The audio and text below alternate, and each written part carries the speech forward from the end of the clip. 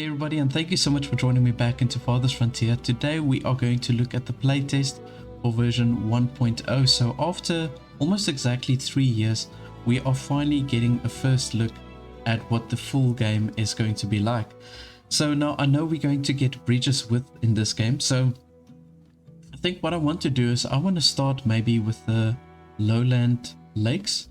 I think that's going to be appropriate to really get a good feel for the bridges, and seeing that we'll be able to build bridges, we can maybe build potential choking points, you know, when the raiders attack our town. So I want to see if we can get something like that going. So I'm going to call the town New Orkovia. Let's just go with that. And I'm going to choose the map size to be large, and we're going to just basically go with the standard settings. So I think I found a suitable map, right, that's going to work for everything that we want to do. We've got a big body of water here, and we could potentially build a bridge here, and then also here at the bottom it's connected to a smaller little lake over here. So if, for example, we had to build our town center over here, it can create a very nice choking point here, and then we can probably build bridges towards this side, which will also help us maneuver around the map a little bit better. Now we do have deer hunting spots here, 1, 2, 3 deer hunting spots. We've got a lot of willow that we can harvest, and we've got some herbs on this side also. Now scrolling down, I did see somewhere, I did see some sand. Oh, there we go. So we've got sand over here, and there we've got some clay. So we've got a whole bunch of resources that's not too far from us. We've got a wolf's den over there, we've got some a relic there, and let's just see if there's anything else of value. A lot of wolf dens. We've got a raider camp over here at the bottom. It's at least far enough from us, so we don't have to worry about that. Okay, so obviously with the lowland lakes, iron is definitely going to be a problem. I do see there's a small iron harvesting spot over here, and we've got also charcoal, an infinite charcoal mine and an infinite sand mine that we can utilize on a later stage, and then we've got infinite gold over there. So ideally I think this would be a good location to start my city. We've got some stone over here, plenty of trees, and yeah, like I say, we've got those hunting spots, we've got good fishing spots. So all in all, this is a good spot to start with. So let's get into it.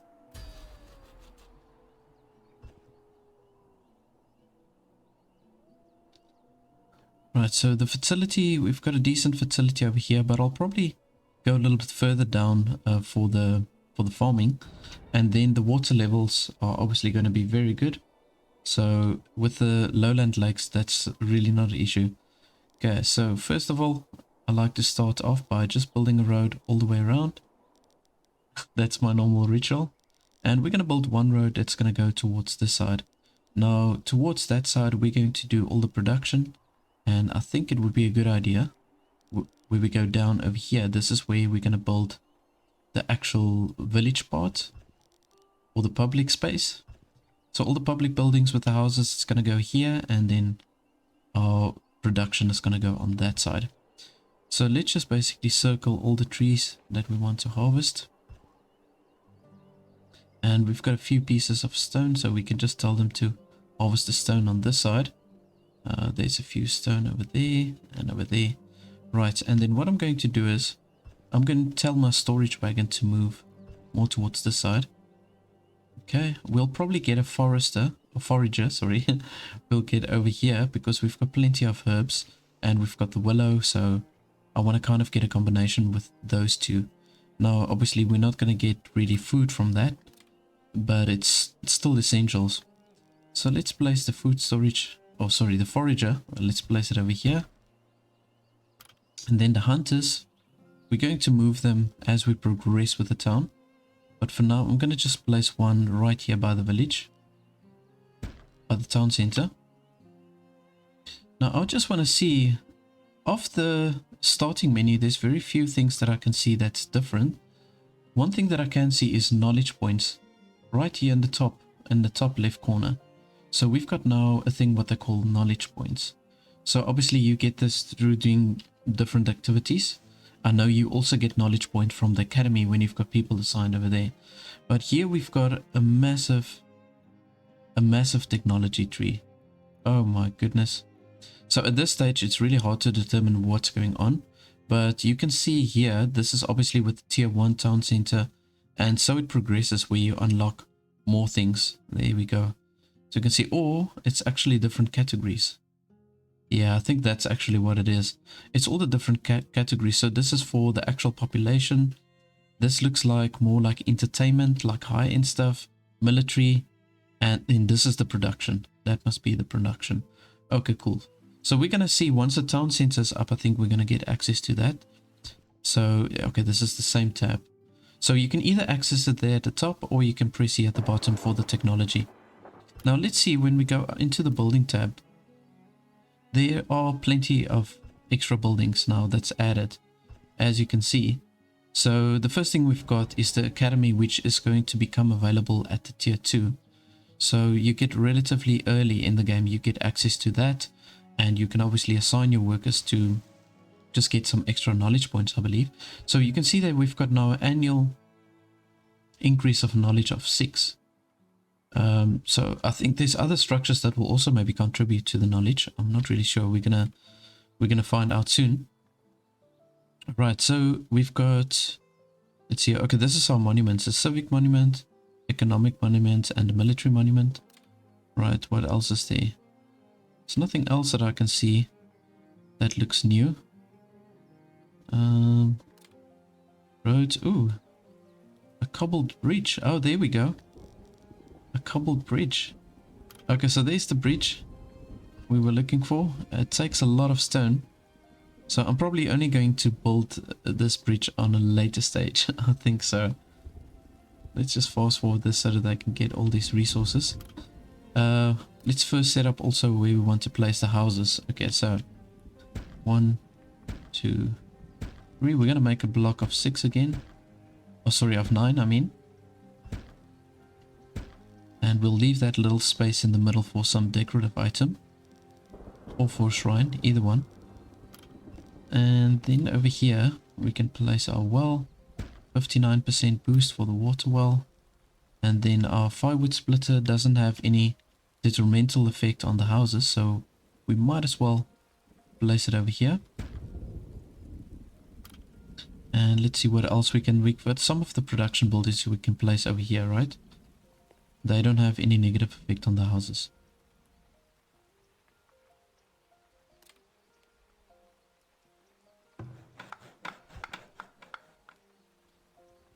Okay, so let's just see.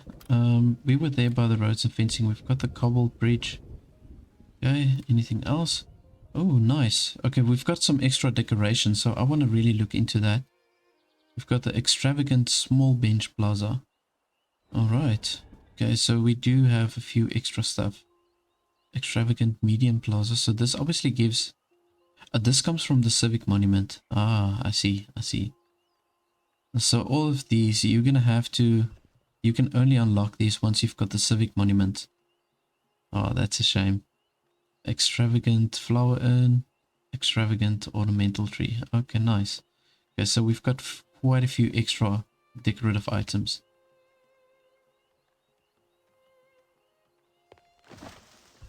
I'm going to just prioritize the firewood splitter, so we need to get that going firstly. And we do have a hunter assigned here. 3 hunting spots. This is lovely. Now for the early game, this is going to be perfect for us. We shouldn't have any problems with food. We've got another hunting spot over here. Very big hunting spot. Okay, so this is really great. We've got a lot of herbs. We've got a lot of willow. I can even, if I position this right, we can harvest some eggs over there. Yeah, let's just do it like that. Then at least we can get some eggs. And then also, depending on the season, we can then get the nuts. Okay, let's just prioritize the firewood splitter and prioritize the well.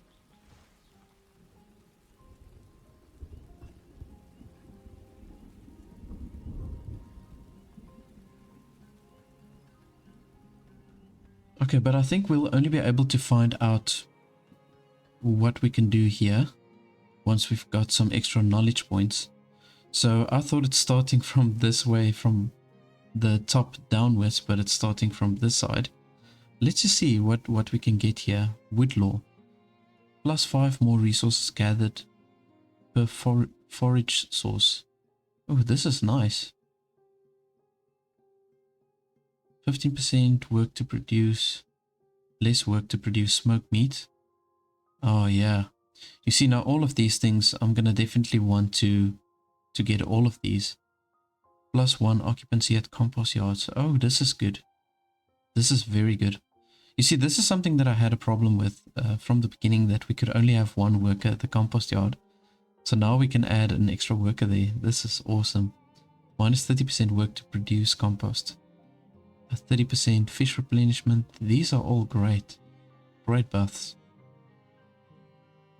Plus 0.20 tax generated per home. Good. Oh, okay, so these are all, this is all so good. Plus 20% base knowledge generation. Now that's something that I also want to really get going at the beginning stages. Defensive barricades. Oh. Plus 15% health for stockyards. Plus 15% health for storehouses. Okay, cool. 20% damage from villagers. 20% armor for villagers. 20% view. Okay, right. So there's so many things that we can use. -20% work to produce shoes. Oh wow. Tree regrowth. Okay. Now this is all great buffs. I mean, you want to unlock all of them. So I think the point is just to prioritize which ones you want first.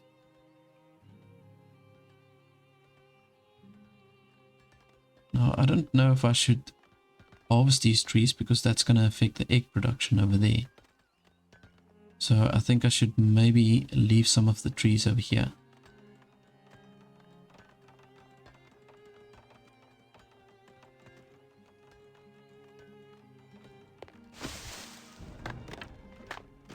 Okay, right, we've got a firewood splitter now.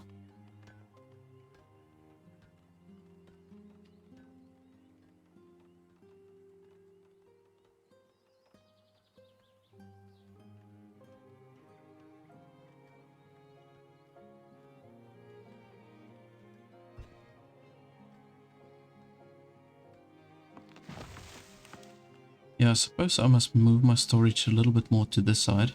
Kind of like in the middle of everything.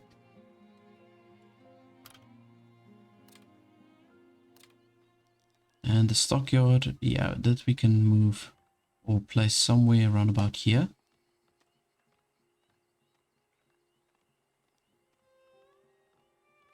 I think let's just maybe do this.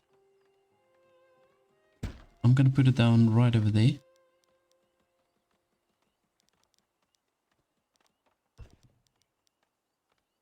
And I'll leave this little space open. So what we can do with that little space, we can maybe place an apiary and then also a watchtower on a later stage.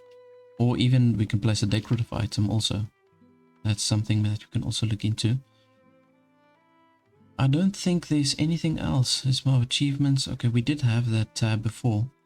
I'm trying to look and see if there's anything else. Let's just see here. If I want to research this. Oh. Knowledge available, 0. Okay, I don't know if you first need the academy to start accumulating the knowledge. It says here, months until next discovery. Oh. Okay. So we're going to make some sort of discovery within 3 months, and then with that discovery, we're going to get knowledge points. I thought that 3 or the 6 that was there originally represents the amount of knowledge that we're going to accumulate per month. But it's actually in 3 months we are getting some sort of knowledge.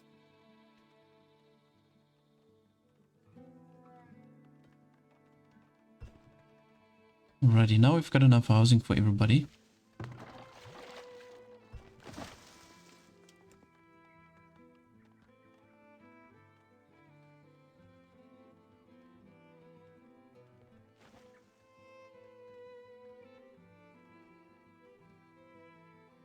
Oh, this is going to be really great. So you see this little narrowing end here by the lake. This is going to be a perfect spot to place a bridge. Just like that. So we could potentially create like a choking point. You know, I can maybe place a barracks over here. We can enclose this side with walls. Place a few watchtowers, and then we can kind of like try and lure them. Keep like an open wall here with the barracks or with a fort. So that it will force the raiders to come this way. I think that actually might work.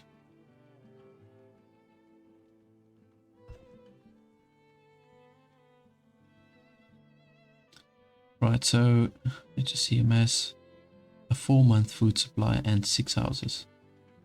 Okay, I think we've got that already. Okay, so we should be getting a decent amount of people that's going to come to the town soon. Now I want to look at building my smokers. We need to get that going relatively soon. Okay, so it doesn't look as if they are affecting the houses from this distance. So let's maybe go ahead and add a smoker right over there.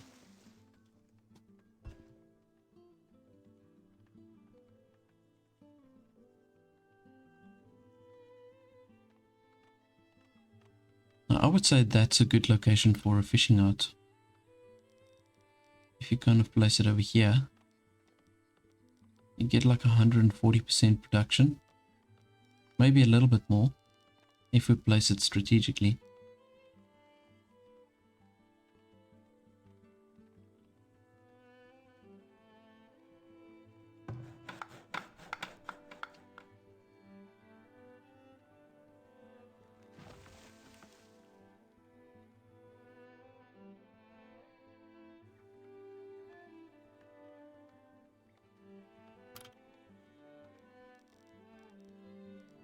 Let's see here. I mean, this is also a good location for a fishing spot. We've got a bigger fish productivity on this side, actually. So maybe we can do that. Let's place ourselves a fishing shack over here.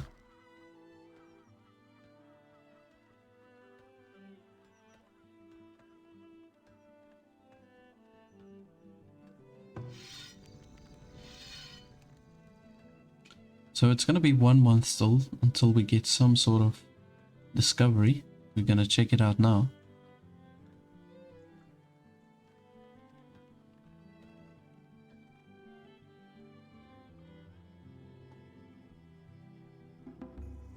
Knowledge generated.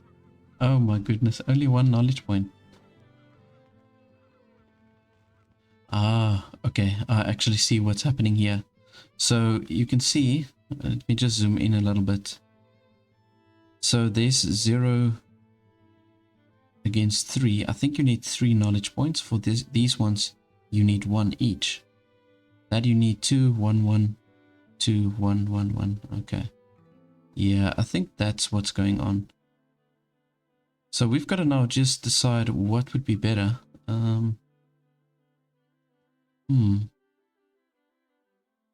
I think this is going to be the best one for us. This one over here. Yeah, let's go with that. We've got so many hunting spots. So if we can get our smoking houses to work more effectively, I think that's a good thing. So it looks like every 6 months we are generating a knowledge point. I don't know if it's like an exponential growth or if it's got the same ratio of growth month after month. As I've said, I think with the academy you can generate the knowledge points quicker. So I suppose the idea is to get to the tier 2 town center as quick as you can and to get the academy built.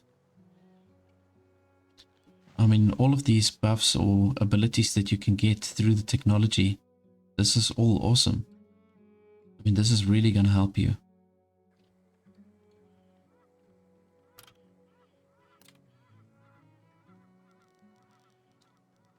Alrighty, so the sawmill has got a bigger debuff on the houses, so we need to move it further away. Ah, 7 people, there we go. See, we've got a good food production, so there's a decent amount of people that came in now.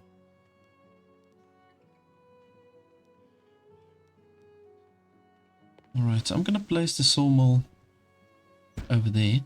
Now it's quite far from where everything else is, but I'm going to extend the town a little bit more towards the side.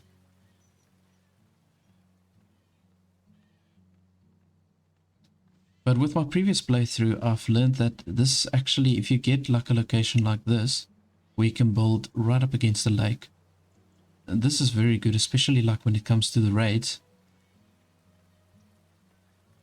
It takes less effort to defend your town, I can tell you that much.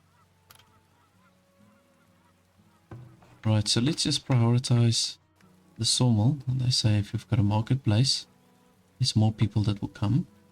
So we do want to prioritize the sawmill. We've got quite a few extra workers now, 20 people now in total that lives here. And we could also look at placing our graveyard. And I don't want a big one, but we need something to start with. People can get very easily sick, so you want to get this graveyard also up and running as quick as you can, because if the corpses lay around, it will upset the people very fast.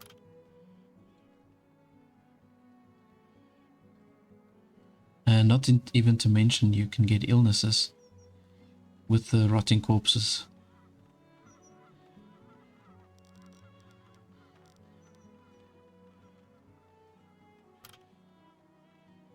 Great stuff. Okay, so from here we want to now add our other storages. So we're going to do the storehouse. Can be placed like... let's leave a little space.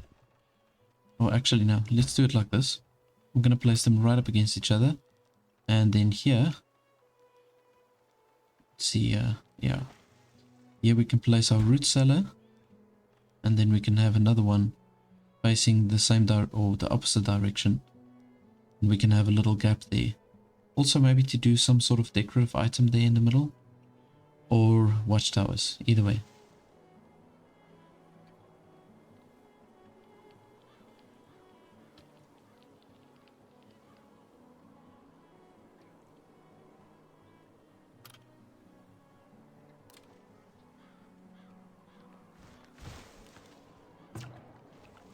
Okay, so I want to move this so that we can get the maximum benefit. It looks like 170 is going to be our peak. So I'm going to place it just like that. Then we're going to optimize our fishing there. Right, and now from here, see, we've got already access to the compost yard. Oh, that's because the sawmill was built. Good, okay. Fletcher building. Doesn't have a negative effect on the houses, so I suppose that's also something we can place here. But I'd rather leave it open here for a second root cellar.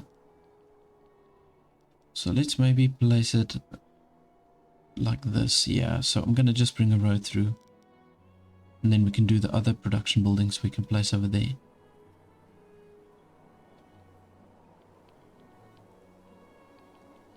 I'm going to just let them prioritize the stone over here, because I feel like that's something that we really need to get going, is the stone production.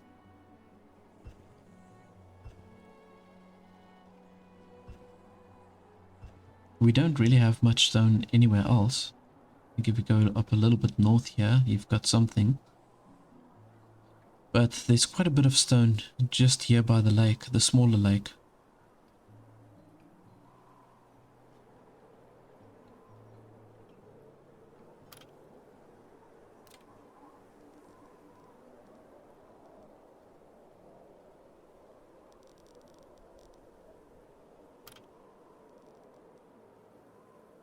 So what I think I'm going to do now, I'm going to place an additional 6 houses, or at least just leave space open for an additional 6 houses.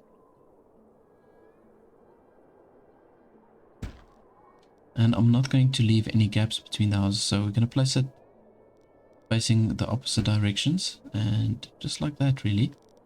I'm going to pull the road down and just make sure there's enough space for another 4 houses. And then we'll probably do another block of houses, and then we will leave some sort of space for a decorative item over here.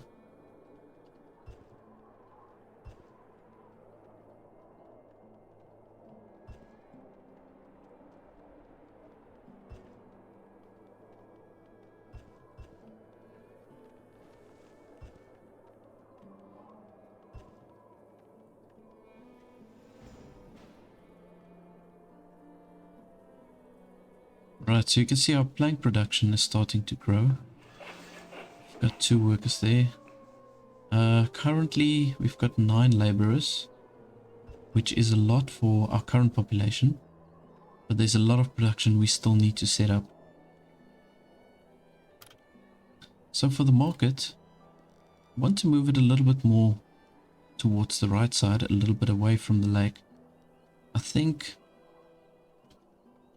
yeah, I think if we're going to place it like here, this would be a good location for that. Let's put it down right over there.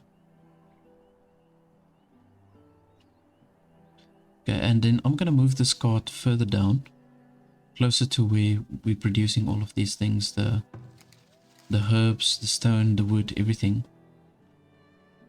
Because we've got storage on this side for any production that's going on here.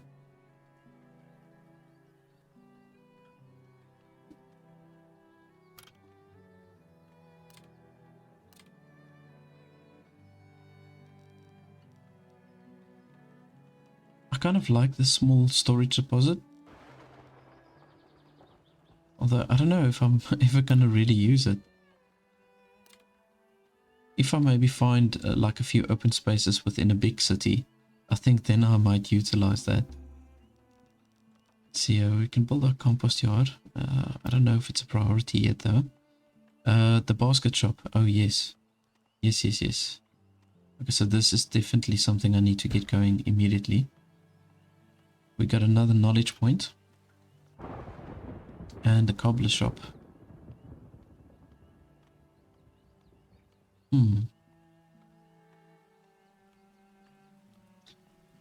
Yeah. I think let us leave the cobbler shop and the tannery. I'm going to leave that for now. Because preferably I would want to set up the market stall first. Because that's going to make the people happy and we're going to generate some sort of income.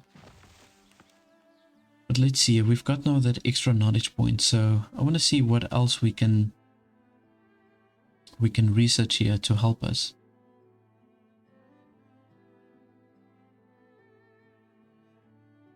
Ooh, plus 20% base knowledge generation. You know what? I feel this is something that I maybe need to invest in as soon as possible. Confirm. Yeah. Because then we're going to generate the knowledge faster, so I think it makes sense to have this one. The natural philosophy, to have that as one of your first things to research.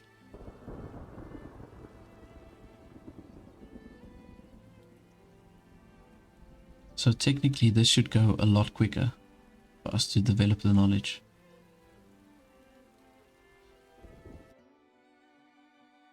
Base knowledge generation. Yeah.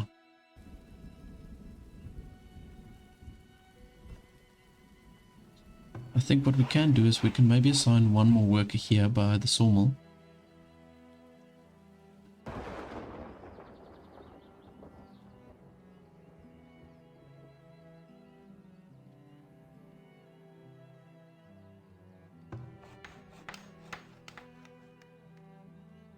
And I'm just going to prioritize the market here.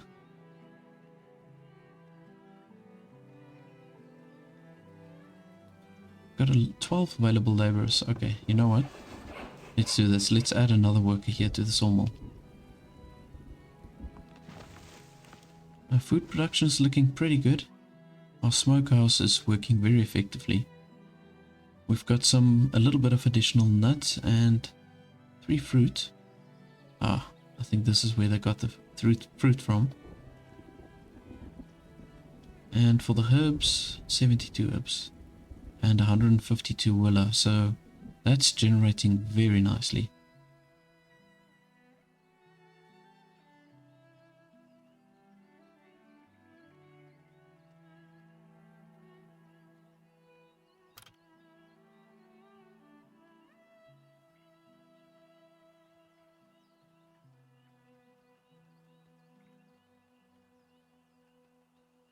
Might not be a bad idea to add ourselves another hunter.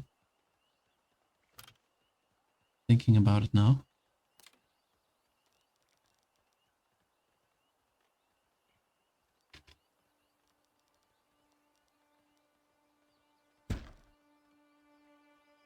And we need to get that Fletcher building up.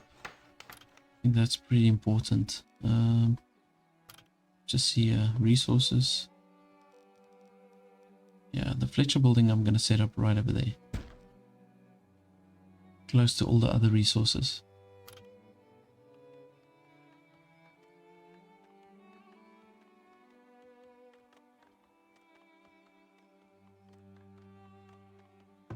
Market is nearly done.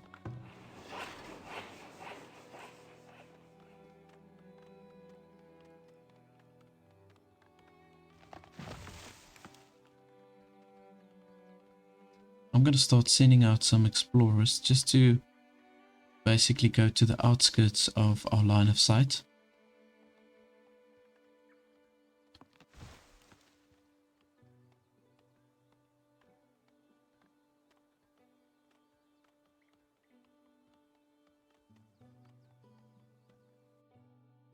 So let's just see what we can research next. Stone cutting. Work to mine stone. Okay. I do like this. Damage and armor. Oh, this is also good. Especially if the wildlife starts to attack. More tax generation.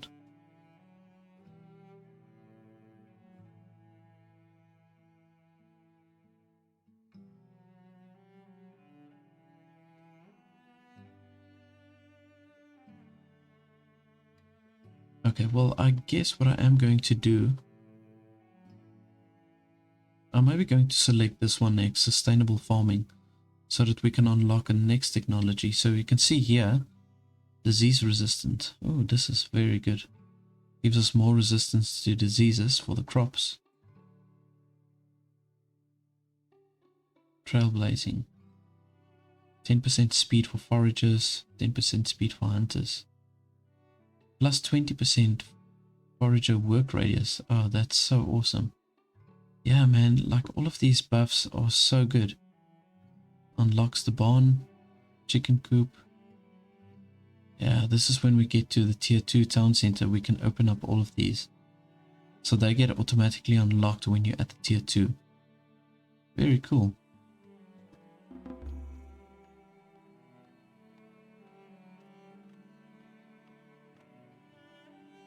Yeah, I can see our food is looking good. We've got about 5 months supply of food. We're pretty much only doing meats, fish and venison. And then we've got a little bit of nuts, look like it.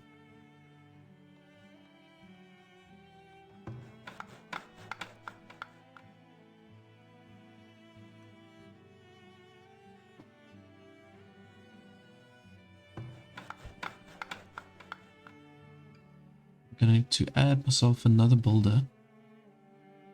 We've got so many things that we've got to build, so I think it's maybe good to just add another one there. Right, just let them harvest these trees. Okay, let's just see here. We did open up a little bit more territory. So we've got a clay deposit over here. Oh, this is lovely. Okay, this is working out very nicely, you see, because I want to build a bridge over here so then we can easily reach that clay deposit, and it's also going to create the choking point for the raiders. Otherwise, I don't see anything of value. Not within the range where I scouted, at least. But we do have a very good clay deposit over here, 13,580. Now that will take ages to deplete this clay deposit. We've got another knowledge point over here. It's going to take 1 more month to unlock another knowledge point. So I'm thinking, I wonder if I should just let it build up and then we can research the wood law. Because then we get more resources from the forager. Or alternatively, this is a good one. Yeah, I think let's do this. You know, if the wild animals attack us, I want to be prepared. So we'll just research that one. Right, and the market is done, so we should be getting a few extra people coming in now. So we've got a slightly higher desirability because of the market.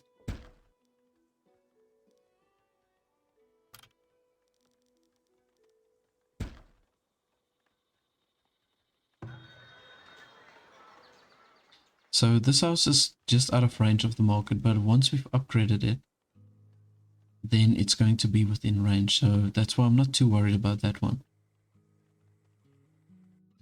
Here we've got a chunk of extra people that came in. 7 extra people. That is perfect. Lovely. But I want to specifically focus on the academy. So we need to upgrade our town center to tier 2. So we've got everything that we need for that. So I'm going to upgrade that. And then we'll be able to unlock the academy. So you can see over there, there's the academy. Now we do need quite a lot of resources in order to run the academy. So you can see that we need 50 planks, 120 stone, which is quite a lot at this stage of the game, and we need 500 gold, which is also a lot. So I think before we set up the academy, I'm gonna have to place my trading post so that we can just make a little bit more extra gold. Now we can make gold with our shoes. So I've got my cobbler shop already set up. I did that off screen, and I accumulated some of the planks, you know, just to set us up for this episode specifically. So I want to see to get the workers just basically to harvest some extra stone. We need to get that 120 stone so that we can obviously just build the academy. I'm not sure if the academy gives like a bonus desirability. I'm sure it does. It doesn't say anything here.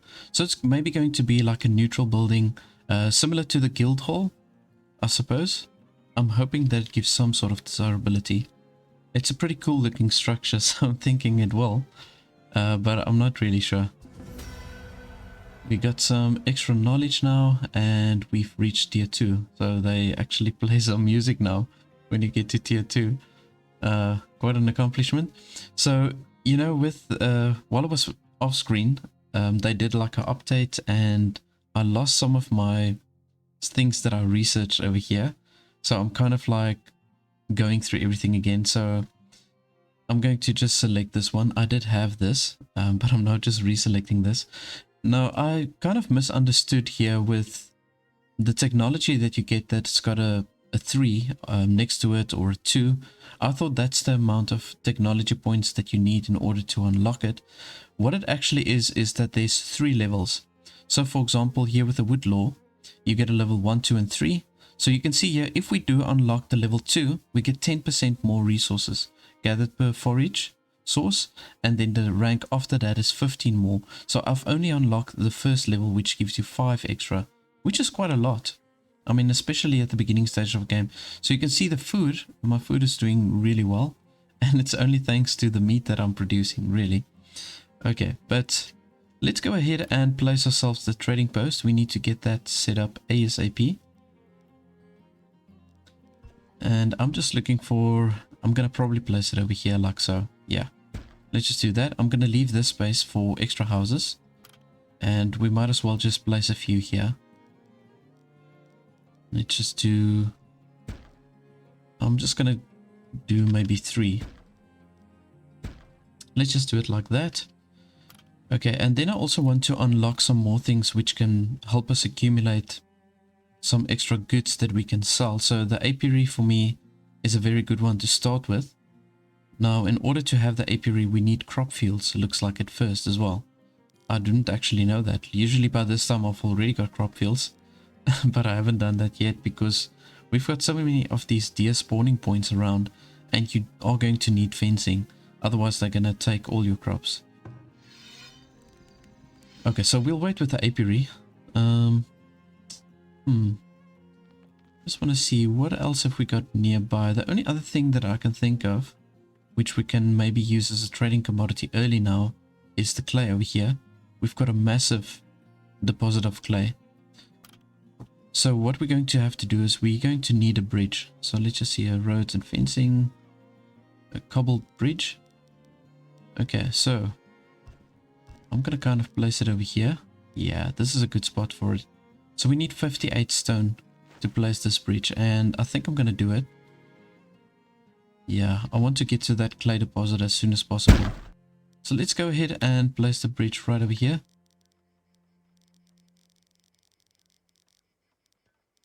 And we can link it to the road on this side. So it does look like a straight road. Yeah, okay, that does look pretty straight. And we can just bring a road down towards this side. Now, there's a lot of people that they've got very strong opinions about grid style city building games. They really don't like it. Now, the reason why I do the grid style, and I know you can do a free build, the thing is I can just squeeze way more buildings into one little space if I do the grid style, and it's also just more organized. So it's easier for me to manage everything when I do this grid style. That's why I prefer building this way.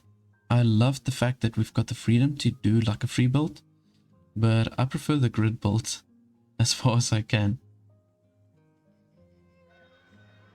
Alright, so let's see. I know we don't have a lot of goods that we can sell. I suppose we can sell herbs. We've got a lot of that. We're not going to get a lot of money though. But I'm going to just see. We're going to sell some of the herbs. And over here, what we can do is we can maybe sell some hides. Okay, so we do have a lot of that also. And we get a decent amount of coin for it. Not too much, but it's going to help us at this stage. So as things are looking now, I think we'll only be able to build the academy within the next year. I'm obviously using a lot of the stone now here to build the bridge. For some reason, it does look kind of a little bit skew. I don't know, but we're going to just have to go with that. And yeah, I just want these guys to gather the stone, man. They're taking ages to build the stone. Or to gather the stone, sorry. What is it?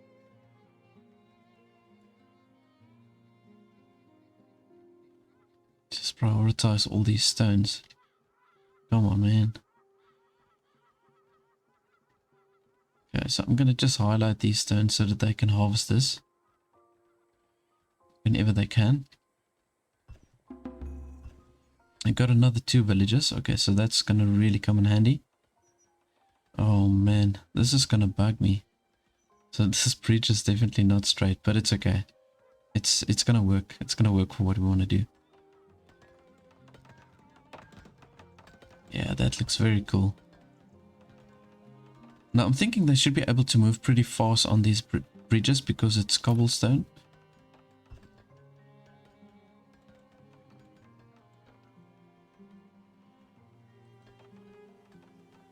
Yeah, I would have really loved to see us get like fisher boats. I don't know if it's going to happen. If you look at the bridge, it's really low, close to the water. And if they're intending to bring in boats or ships, that's definitely not going to work with the bridges.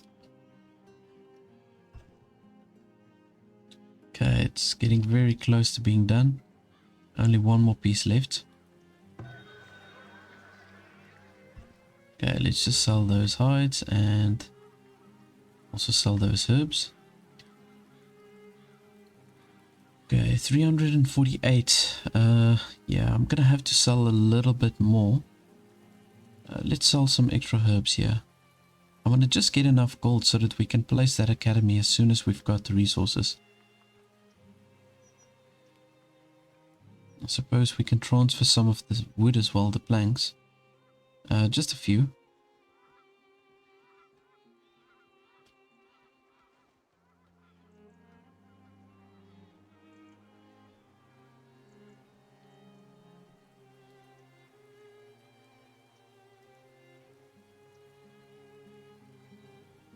Gotta just keep an eye on these traders. They're going to be departing soon.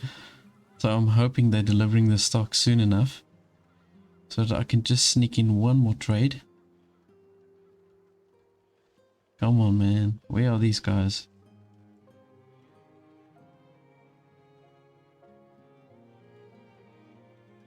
Oh, there we go.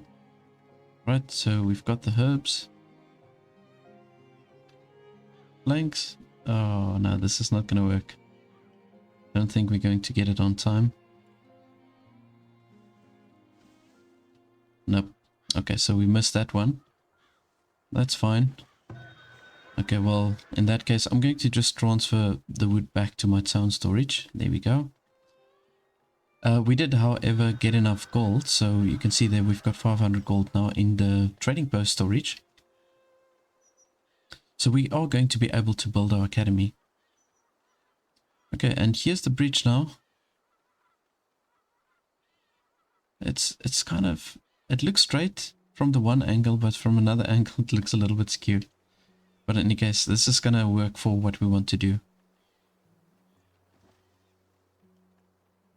So I'm gonna just wait until I get maybe another 2 or 3 workers to come into the town, and then we're gonna start harvesting some clay.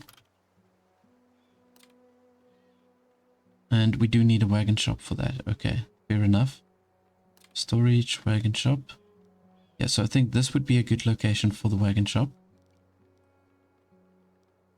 I'm gonna maybe keep a little space open here because I'm going to probably do the city wall. I'm gonna place over here. Yeah, we'll still figure it out. I'm definitely not gonna place the walls anytime soon. Right, and we've got a capacity for 112 people within the graveyard. Just built a tiny one. Okay, so the only thing that I really need still is my stone. So I need these guys to really hustle in harvesting the stone. Just want to see, I'm going to just let them prioritize the stone here. Wherever I can find some pieces of stone. I'm not selecting the stones here by the river because sometimes they don't collect it, so I'm going to rather look for some other pieces. We've got one over there, harvest, prioritize. So any stone that we can find relatively close nearby, just prioritize it. And there we've got some extra villages. Wagon shop is almost done.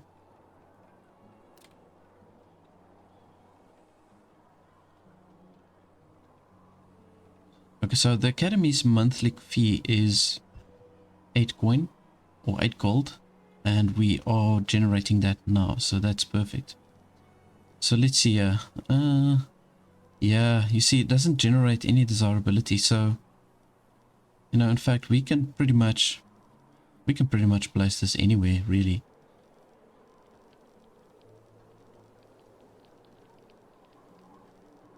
It is a good looking or cool looking structure though. So to keep it on the residential side, it would look nice. It will just not maybe be as practical.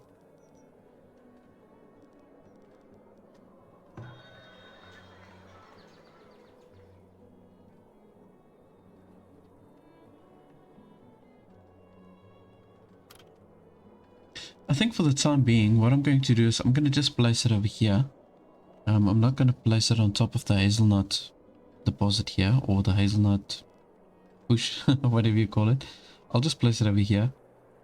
And I think I'm definitely going to move it on a later stage. But let's just wait for that stone to accumulate. What is this, a wolf? Will do. Come on guys, I'm sure you can attack him. There we go. Yeah, should have done that from the start. Okay, so let's see here. We got another knowledge point. We are generating knowledge a little bit faster with this one thing that I researched. And this is a thing that I did unlock before, but I'm gonna have to do it now again. I think this is really important. 20% plus damage for villagers, 20% plus armor. Yep, we're gonna do that. There's so many nice things. It's like really difficult to to determine what I should do next. Deep wells. Ah, you see, now we do have to research this in order to unlock the deep wells. Architecture, 10% construction speed, that's pretty nice. Ratting dogs. Oh wow, 20% work area and effectiveness of the rat catchers. This is a really good one. I love that. Everything is actually good. Unlock the healer's house. Oh, okay, well this is obviously a necessity. Don't have a choice. 10% birth rate for villagers. Oh, I would say that's also a very important one. 15% research speed at the academy. Okay, well we're going to check now how the whole research thing works with the academy. Wax sealed barrels. Oh, cost 1 wax. Oh wow, this is really good. 20% carry capacity for wagons. So it's for me so hard to determine what you want next, because these are like all valuable technologies. Pretty much all of it. 25% yield from candles. Oh my goodness. Okay, so yeah, it's really hard to determine what I want to do. So you can see that the more knowledge that you generate, the longer it takes for that knowledge to get that knowledge point. But I'm thinking now, if I've got the academy, that will probably boost the speed. Also depending on how many researchers you've got. So currently we've got 15 available laborers. We only need 6 to operate normally or effectively. But I'm going to just maybe keep that workforce. I'm going to keep them open. Because I think some of them needs to be assigned at the academy.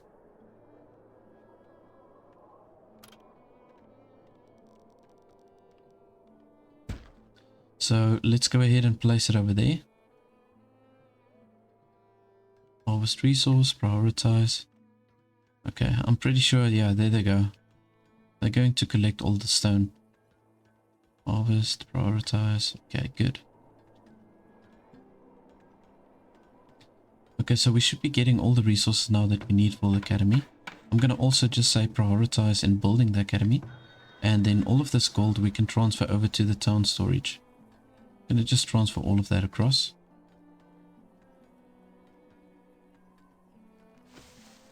We've got a capacity for 68 people to move into our town. And we've got currently 39 population. So let's just see here for... Okay, we can do the clay now. Oh, this is interesting. They said we needed crop fields to do the clay deposit. Oh, sorry, it was the apiary. We only need the wagon shop for the clay deposit. Or for the clay pit. So let's go ahead and place that. We've got a wagoneer to collect the clay.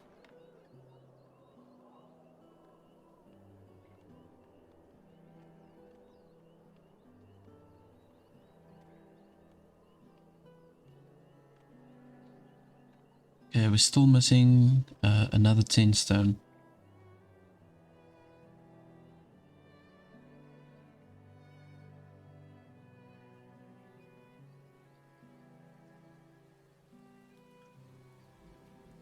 Okay, but I must say food is definitely not a problem. And this one smokehouse is doing really good. So I've got actually, let's see, it's three hunting cabins and 1 fishing shack.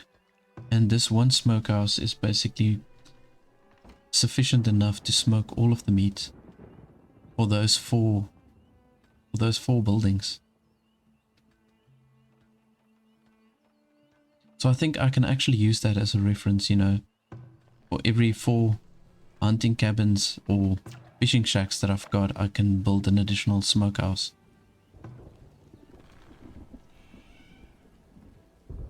Okay, we definitely have enough stone now. So we're going to get that academy done, and then we're going to just see what we can do there. Right, so now I'm so glad I built the cobbler shop, because now we can start selling shoes. I'm going to just maybe go with 12. But you can see there that we're getting a very good amount of coin. or gold for the shoes.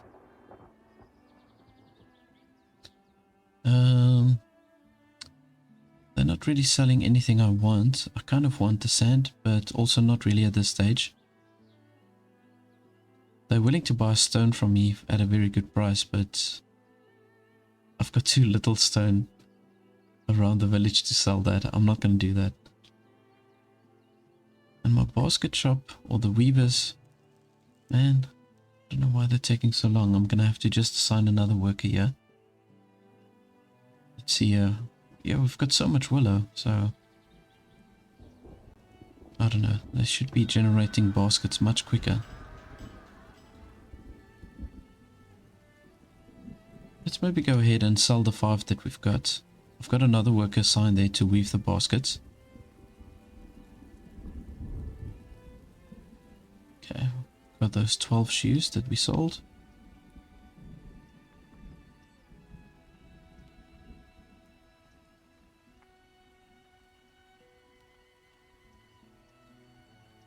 And I want to get the hide coats going. Let's see here. Got plenty of leather, so let's maybe open up the tannery. The tannery has to be placed very far from the houses. It has got a bad effect on it, on the other houses.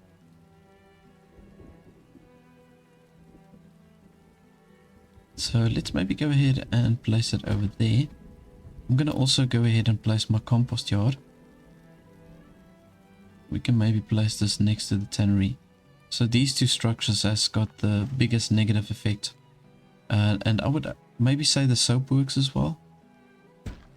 But yeah, they've got a pretty bad effect on the houses and a very big radius of how they affect their houses. So let's see here for... just do one more there. Alrighty, so here we can see the academy. Really cool looking structure. Kind of looks like a old school, like a medieval church. But I like it. Okay, so we can assign 6 people here to work at the academy. And I think it is a good idea to maybe assign as many as you can.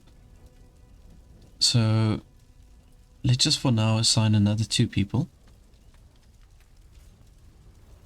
Oh, you see, you need educated people to work here. So this person's working at the trading post. I'm gonna just say yes. I'm gonna remove them from the trading post, and then somebody else can just take the place. Oh my goodness, why are you not taking out this fire? Come on, guys. There we go. Right, so we need educated people. Fortunately, we've got our clay pit now. And we've got 2 people working here. Let's maybe assign another 2 people. Now they've got quite a far way to walk, so I think it might be a good idea to have a temporary shelter over here.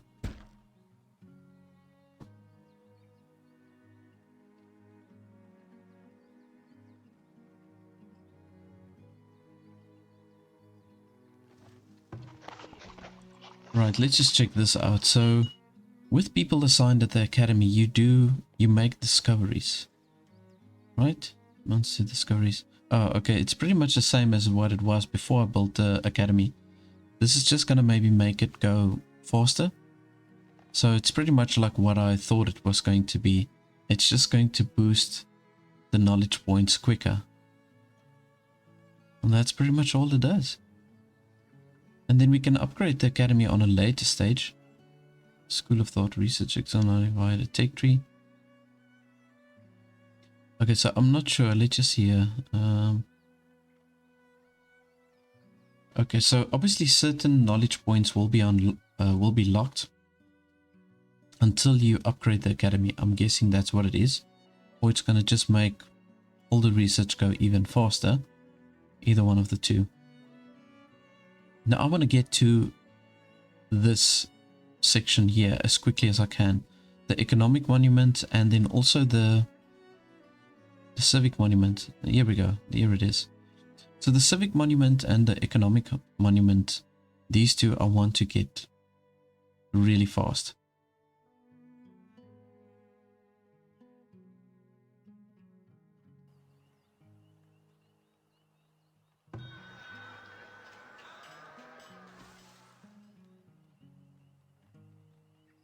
So we're just letting our clay stocks build up so that we can then build a school.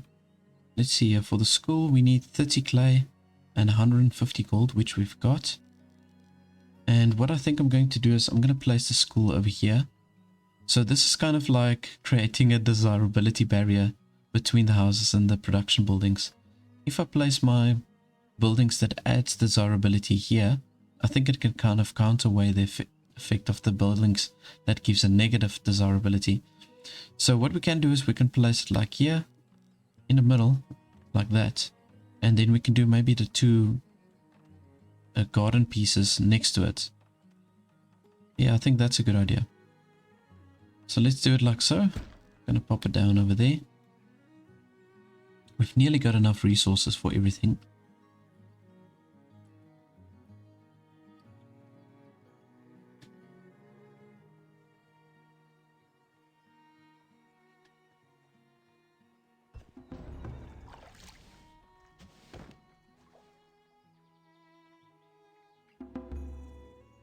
Ah, there we got another 2 villages, right on time. Yeah, see, we need educated people for this. Okay, so now I think unfortunately with the school, the older people are not going to go to the school. So it's going to take quite some time before we get some more educated people into the town, unless there's a whole bunch of immigrants coming in. I think in that way, maybe we might get lucky and get another educated person in. Okay, yeah, we've got enough laborers, enough builders. I'll just keep it like that for now. We've got 2 tanners and 1 person working here at the compost yard. So we're kind of in the minus now, so I'm going to just transfer all this gold over.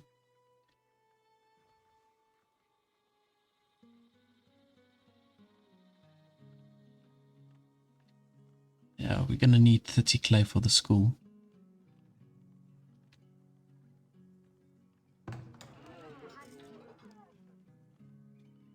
But these guys are living off meat at this stage. I wonder, maybe I'm going to probably end up doing like a U-shaped design. So my production buildings are going to stretch out towards this side. Then I'm going to use this space over here for my crops. And then the town will go down, and then afterwards it will also turn towards this side. Yeah, I think that's what I'm going to do. I don't want the town to go too far down, because then it's kind of like hard to move around from the southern part of the town to the northern part. So yeah, I'm gonna rather than just let them go this way up, and then this middle space we'll just use for the crops. Alrighty, so we've got another trader. Fortunately, we can sell hides. I'm gonna sell quite a bit. Let's just maybe do 25, because now we're using the tanner as well. And the hide coats are a much more valuable commodity to sell, if we can do that. Now what we can do is we can buy some crude weapons, although it's not necessary at this stage. Still got 2 weapons available, a few bows. Okay. Yeah, and they're selling it at a very steep price, so I'm not going to bother with that at the moment. I think there's nothing else that I'm going to buy at this stage. Okay, so the heavy tools are also selling for like a ridiculous price. So we'll just wait for the next trader to come. See if we can get maybe better deals on the crude weapons and heavy tools. Also the iron. The iron's pricing is way too high.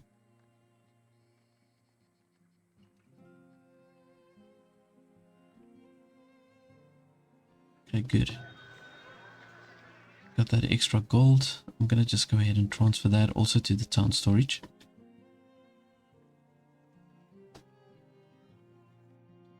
Okay, so it says here that if we have the new school, then there'll be a whole influx of people that will come. So we're going to check that out and see if they come. And for decorations, I want to see...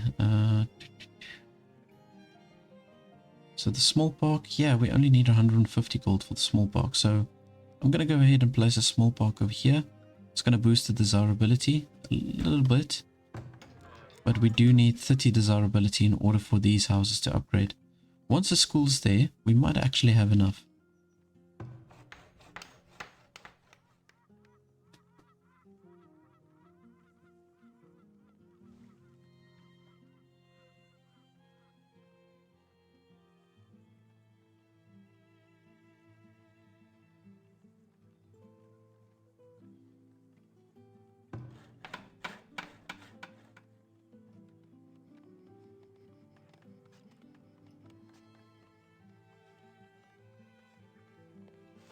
Because we've got quite a decent amount of nuts as well. Just want to see here.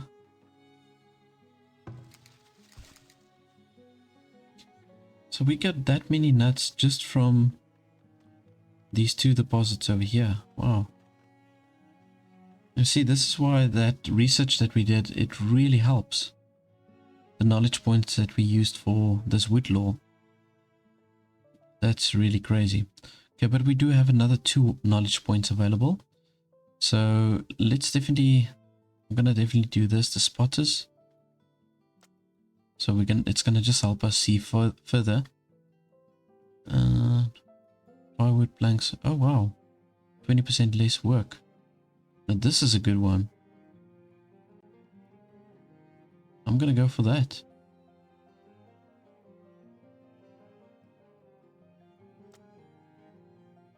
Alrighty.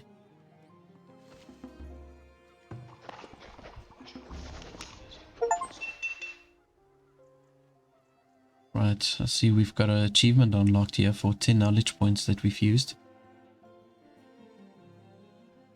So because we built the school, we actually got an extra knowledge point. So the school also contributes to that. Looks like it. Alrighty, let's just see scholars.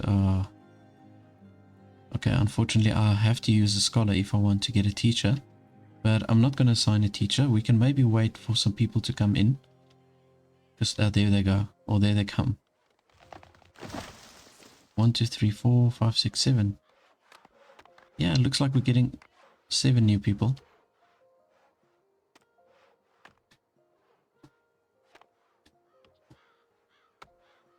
Oh my word. Here's a guy wearing a dress. Oh, it's a woman and a guy that's clipping into each other.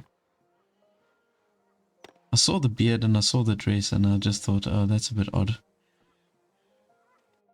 Ah, it's 8 people. So it's a man and a woman that was clipping through each other. Okay, there we go. So one of the new immigrants, they can work there. And another one, we got another educated person. So we'll just assign them there by the academy.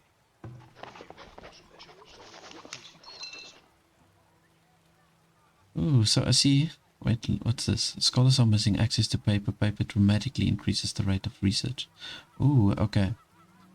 That's good. So we do want to get to the stage where we can use paper. That's going to help us really significantly increase that knowledge points. So let's see what else we can research over here. I'm trying to think what's the most pressing things that we need at this stage. 40% honey production for the apiaries.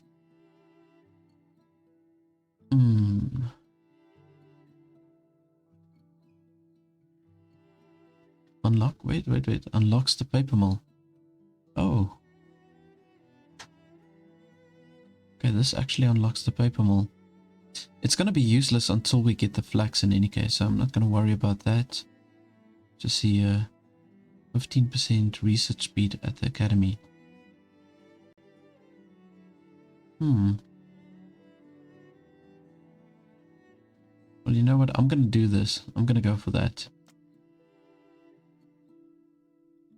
I feel like the quicker you can produce your knowledge point, the more easily it's going to be to unlock all the other stuff. So I'm going to just invest all of my knowledge points in improving the research speed. 4 more knowledge points.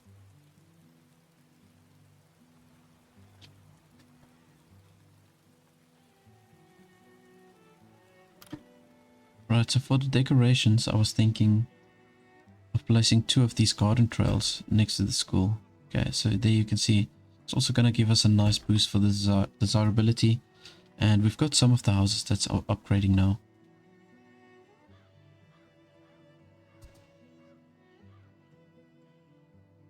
Right, at least wood is not a problem with this map. It's only the stone that we're going to struggle a little bit, and then things like, for example, like the iron ore is definitely going to be a problem, unfortunately. But I wanted this map so that we can utilize the bridges, you know.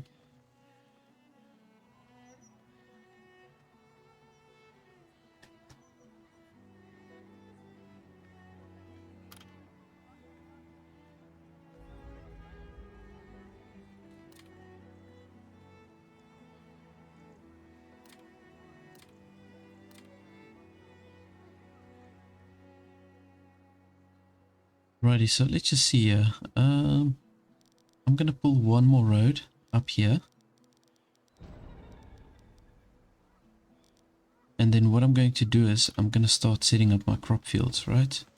I'm probably not gonna have any workers assigned there. Not yet, at least. So I want to leave a little space open here for the walls. And then another space open for a road. Another space open for the fencing. And then, yeah, I think we can place the crop fields over here. So let's see. I want to make it, let's make it 10 by 5. I think that's a decent size. We do 10 by 5. And then we can make a few of those. Now, as if you've watched my playthroughs, I prefer to stick with the smaller crop fields. Because it doesn't require as many workers, and then you've got also a bigger variety of goods. So in the same year you can produce like a multitude of different crops all in the same year if you do your planning right. So that's why I just stick to the smaller crop fields. So we've got somebody that's sick over there. That's probably not a bad idea to research the healer's house. Although it does cost a lot on a monthly basis to have a healer. Let's just see here. How much is it for the healer's house? 25, yeah. See, that's pretty steep.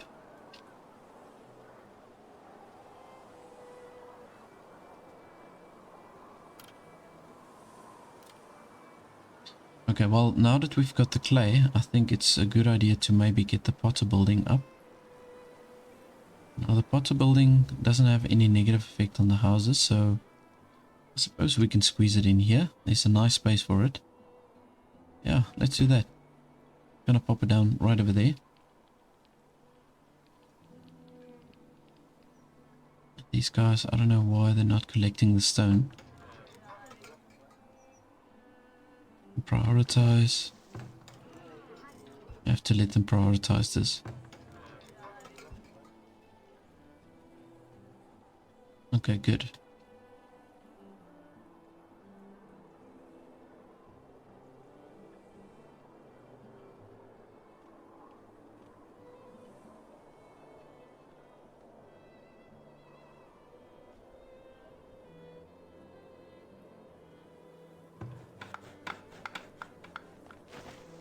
Yeah, we do have enough stone to complete the potter's building. And that will also give us some extra tax revenue, or I don't know if it's tax revenue. Yeah, or market revenue. Yeah, I think it's going to be market revenue.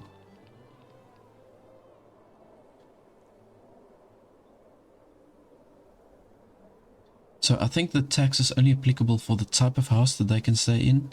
And then the market revenue is for all the different goods that you can supply the people. Oh, somebody died of an illness. Oh, man. Okay, let's see. We've got another knowledge point, so I want to just see what would be the best thing. 15% yield from the Hunter Lodge, from traps. Yield from Hunter Lodge traps. Meat and fur. But then you need the traps. Okay, so that's not going to be applicable now. 30% fish replenishment. Nah. Don't think that's necessary. Ooh. Minus 25% work to produce shoes. Now, I do believe shoes are going to be one of my main trading commodities for this playthrough. So I think let's just do this. I'm going to unlock that one.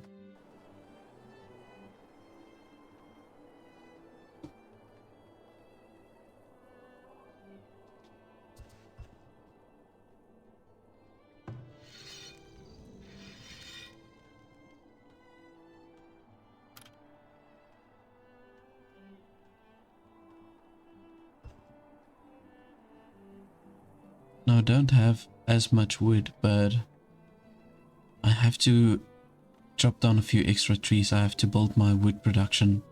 I have to build it up quite a bit because I've got to now do the fencing here for the crop fields. Otherwise these deer, they're going to just dig into all of my crops. I've got to get a fencing up before I start producing any type of crops. I just want to see the work camp. Yeah, we can set up a work camp over here. Got a good fertility on this side. So yeah, I'm gonna maybe place it down over here. We could do with some extra workers, but I'm gonna just go ahead and put this down anyways. Okay, and the pot is building, and they're already operating. So that's good. We can start producing that. And that is a very nice commodity to sell also. Once you get some momentum with that, I actually really like to sell the pottery or to use that as a trading commodity.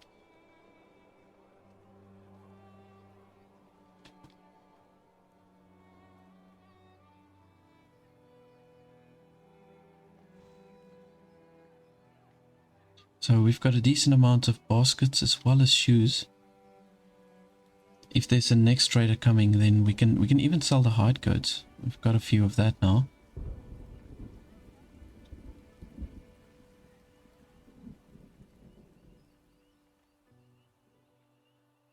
And there's that infinite gold deposit that we saw when we opened up the map.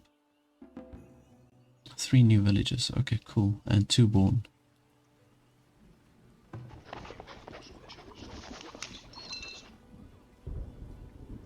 Just thinking, I'm going to assign another person over here.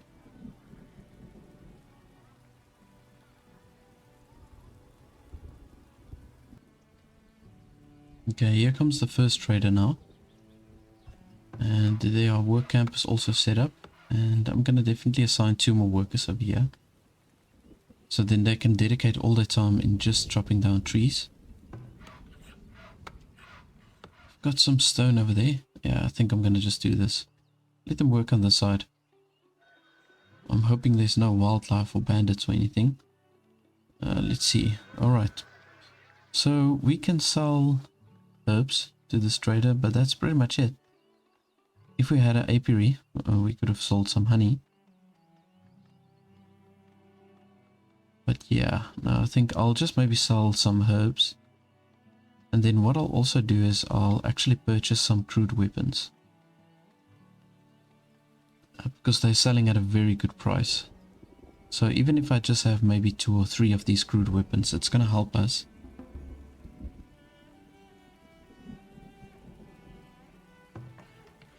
Yeah, now I can see the knowledge is getting produced much quicker. So with the 5 workers that we've got here, or researchers that we've got, it's only taking 5 months now for every knowledge point to be researched. Let's just see. Yeah. Okay. I'll have to wait before I assign somebody else. Let's see what we can research here now.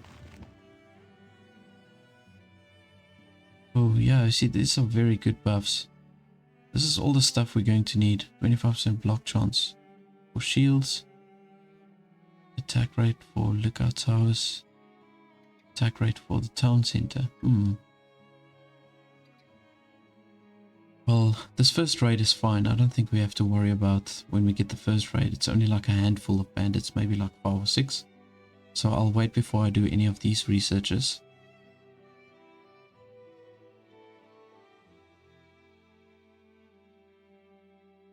Carry capacity for the wagons. Oh, this is good. I like that. You know what? Let's do this. Let's see. 15% more or 15 more resources gathered per forage source. Oh, that's so good. I feel like I just have to do this. And that forager is gonna just become so much more valuable now for us. And then you've got one more research that you can do for the forager. So you can see that it's plus 10% speed for the foragers when they're off-road, 10% speed for hunters when off-road, and a plus 20% work radius. Oh man, yeah, that's too good. Confirm. Yes, that's too good. Oh, we do have another knowledge point. No, we don't. Okay. But when I get another one, I'm gonna definitely go and research that one.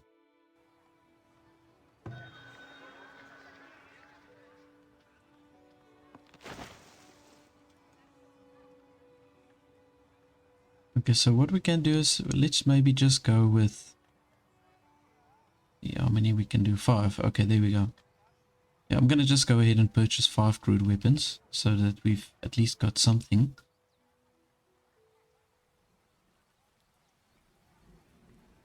And I'm waiting for these guys to drop down the trees. They're taking forever.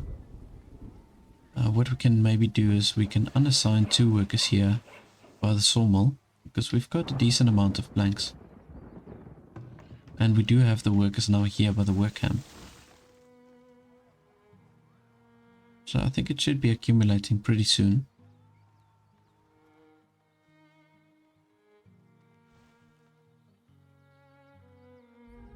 There's another hunting spot over here.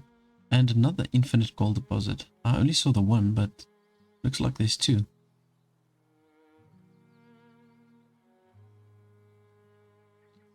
We definitely don't have any issues with the food. So I can, if we do struggle, I can maybe just build another fishing shack over here. And then one more smoking house. So it really helps at the beginning stages. If you're starting villages surrounded with hunting spots. That's really the way to go for the early stages of the game. But in the late game, it would actually be nice to have some more mining spots closer by.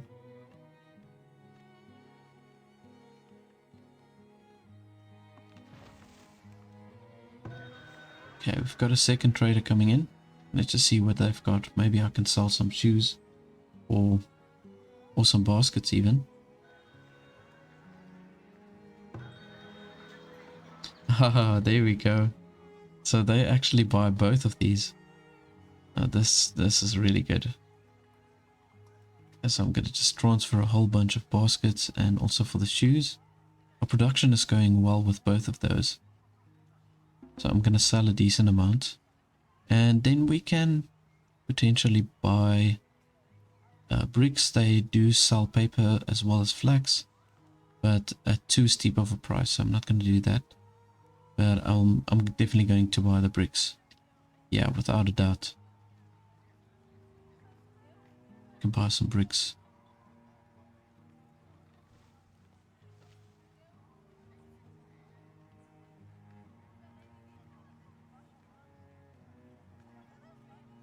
Okay, so let's just see for the bricks.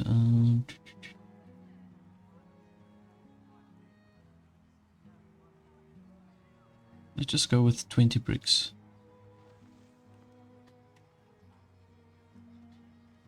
Yeah, we're not going to need a lot of that. I mean, I want to maybe use it for some decorative items that we can upgrade or for the wells.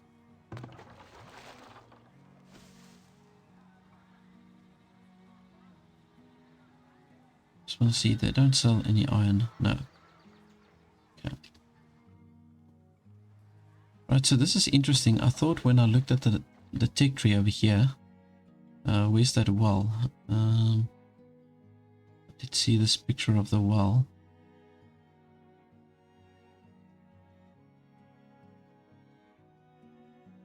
Oh, here it is. Yeah, so I thought this was for the upgraded well, or to be able to upgrade the well, but I can see that you can upgrade the well either way. You just need the iron, then we can upgrade the well. So that means this knowledge point over here makes it go improve it even further, which I'm happy with, because I was at some playthroughs that I had issues with the water, so that's definitely gonna help. Okay, yeah, there's nothing else that I'm gonna worry about now.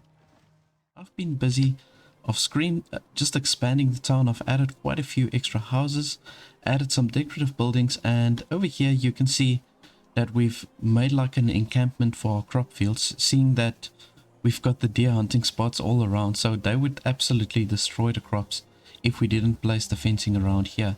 So we've got the fencing, we can fit 6 of these crop fields we can fit in. Now I need to get my labor force to go up. Now there's quite a few researchers or technology that I want to research, and I waited until I record again for you to see what I research. Okay, so we're going to go to the knowledge tab.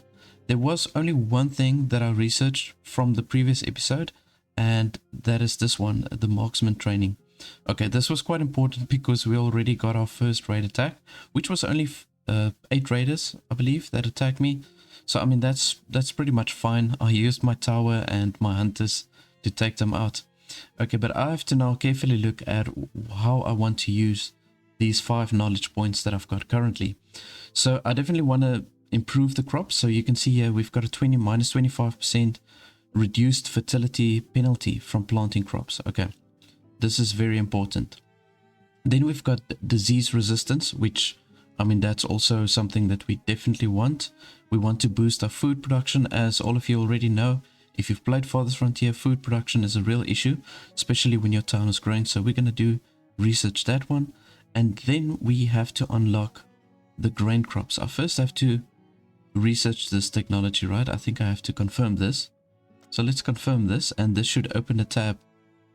Let's just see, a disease resistance. Oh, I need to research both of these, I think, in order to unlock this tab, because this is still within the level 2 tier, right? Now I can't build or plant grain crops unless I've got this researched. So I'm not sure if I need 2 of these. There we go. Okay, so I need 2. Oh man, that kind of sucks. Okay, but I'm gonna go for that. Let's research the level 2, confirm, and then I want to open up my grain crops. That's pretty important, I think, at this stage of the game. There we go, and now we've got one more knowledge point left, and I think what I want to do, midwives. So I think let's maybe do this one, the scientific method. I want to maybe do this one first, right? Yeah, let's do this. So this will increase the research speed.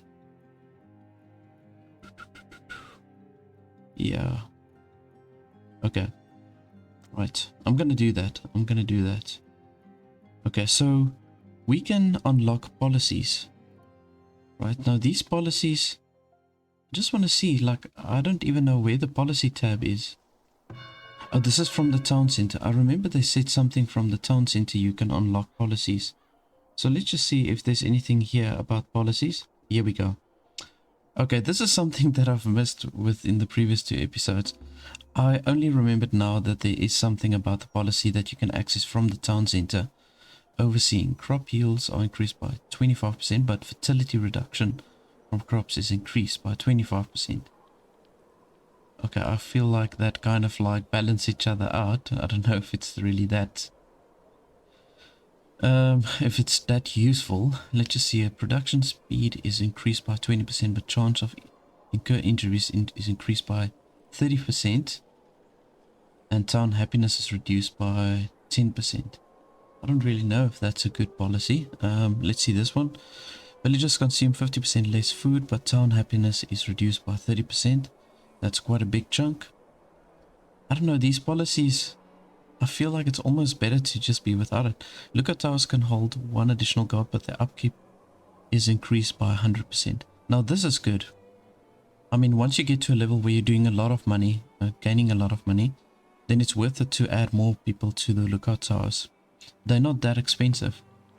I mean, let's see, what is the current cost for the lookout tower? Let's just check this out. 5, yeah, you see. So it's going to be 10 gold coin. Now at the later stages of the game, it's not going to really be such a big of a deal. So the policies, let's see, this is the last one that we've got open.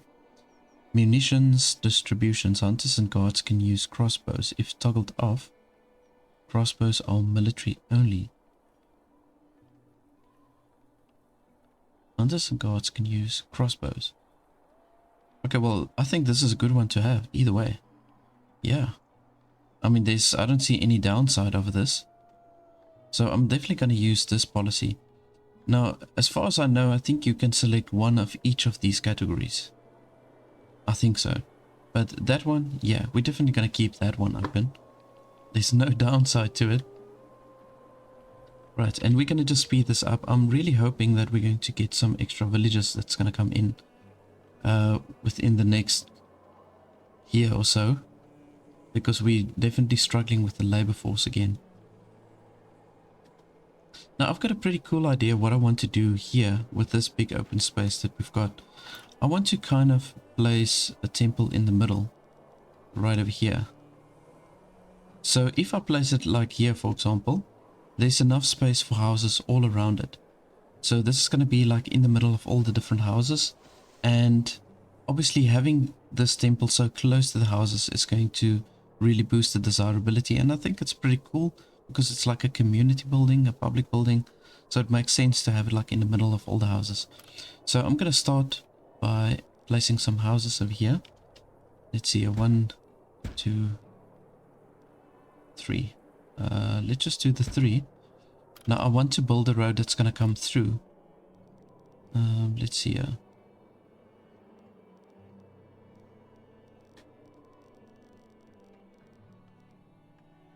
Okay, this is perfect. So what I'm going to do is I'm going to let the temple face this way. Right? So we can make one road that's going to come through like this. There we go. And you can see all of these houses are within range of the marketplace, so that's pretty cool. So now once I've got enough resources and a residual income on a monthly basis, I'm going to set up this temple over here. Right, and I'm going to just let it face this way. It can actually face this way also. Doesn't really matter. But then we can surround it with all the different houses. And it's going to look like a mini monument in the middle.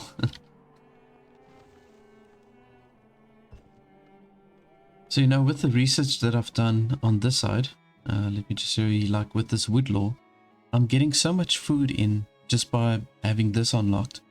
Now, I still want to do this one. I think it's going to really benefit us to have this one also unlocked. Maybe I'm going to go for that next. Now, I have seen on Reddit that people have complained that the water, once your town grows, the water goes down exceptionally fast. So we're going to have to look at researching the deep wells. You're going to be forced to research that deep well. But at this stage we're still good. I mean, our water is looking really good. I've built another well over here. You can see it's completely full.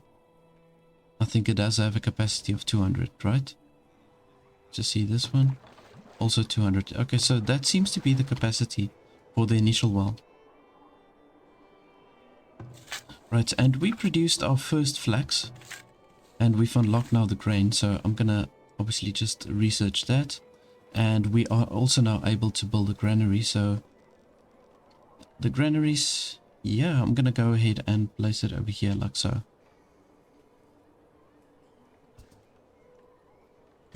Let's do this. And we're gonna bring the road up. Oh, in fact, you know what? Actually, let me take this away quickly. I would rather want to place the granary on this side.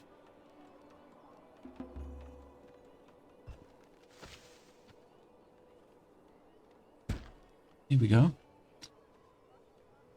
Okay, so now we're just hoping that we are going to get like a whole bunch of villages that's going to move in to our town again. I really need that workforce, as you can see. I'm thinking I can let's maybe take away a worker over here by the work camp. just to help with the general labor. We've got enough wood at the moment and planks.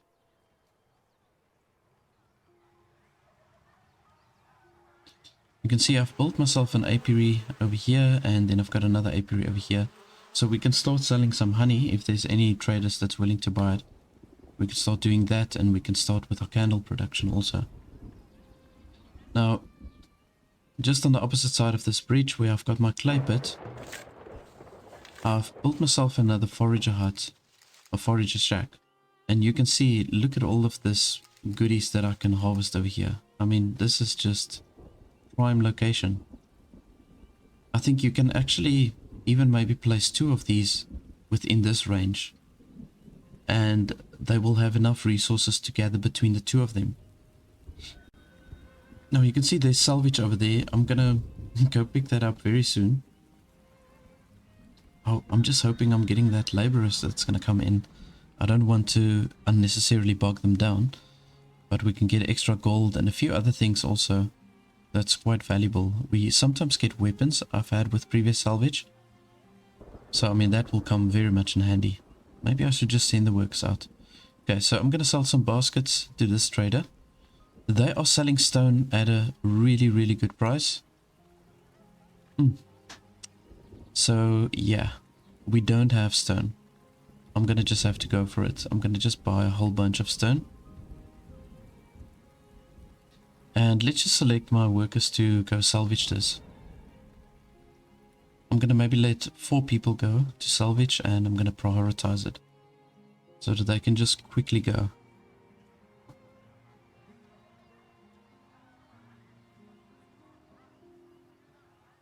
I don't know, with this 1.0 playtest, I feel like buildings are burning much more easily. So I don't know, there will probably be like some sort of research that will enable you to get less burnings, house burnings. Yeah, I mean, there we go. Look at this. I know it's a lightning storm, but I feel like the frequency is like crazy. Every year I've got houses burning. Oh my goodness, now there's 2 burning. Alrighty, there we go. So we've got our baskets. I'm going to sell that off. We've got a second trader. Let's see what they've got. Okay, they're willing to buy some herbs from us. I'm going to definitely transfer more herbs to the trading post. We've got so much because of that second forager that I've got now. So let's just, yeah, we can sell a whole bunch of herbs, man.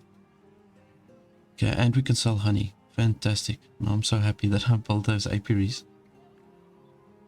Okay, there we go. Anything of value? Not really, eh?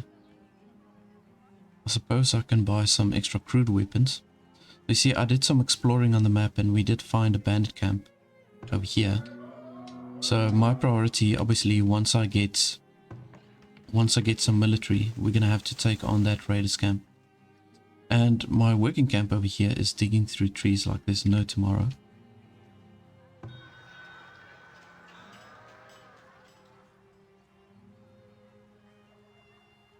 I think I'm going to just go ahead and buy some extra stone because we're going to sell a lot of herbs now. And our gold levels are looking pretty good. I mean, let's look at this now. There we go, 690. Boom. Okay, that's going to really help us. And let's just maybe purchase another... Yeah. Let's do another 3 crude weapons.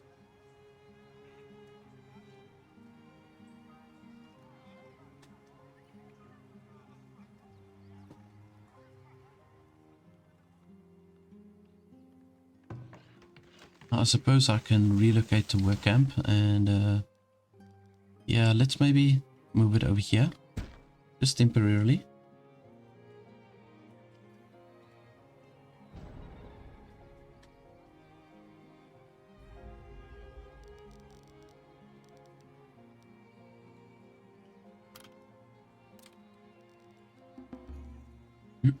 Alright, so we've got now enough housing if we need to level up to tier 3 town center. We've got enough housing to do that at least, but we need that population to grow now. We're only halfway to the level 3. And then we still need another 2 houses to upgrade to homesteads.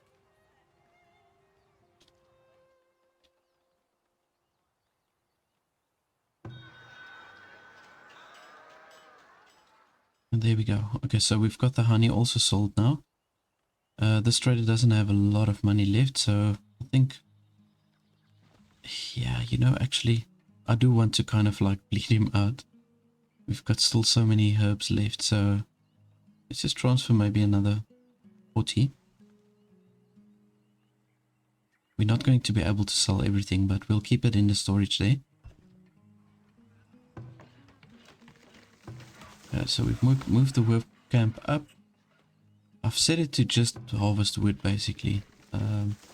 We've got almost no stone around us. Just a few pieces left over here. And this region over here. We don't have any people that's gone to do the salvaging here yet. You see, that's because of the lack of workers. But there we got now 3 new immigrants. Yeah, so that's gonna really help.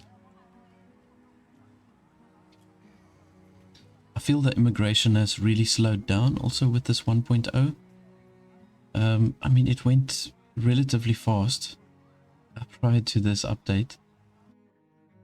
I think you're gonna have to maybe do like some sort of research again at a later stage here by the civic side, I think. It's a barrel making. Oh, there you can unlock the Cooper. I hardly ever use the Cooper. I know the barrels are good, but what I do is I generally just buy barrels. At that stage, I'm making so much money, so I just buy barrels. The Cooper uses too many planks and iron, which is very valuable commodities for me to produce more important goods.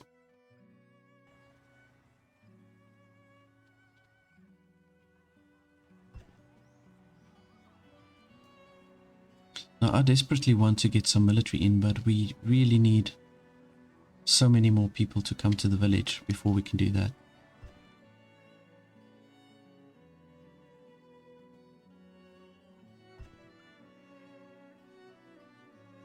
Okay, I think once they've done this road over here, I think they maybe will be more keen to salvage this. There we go. Okay, they're starting to salvage now. Let's maybe assign 6 over here.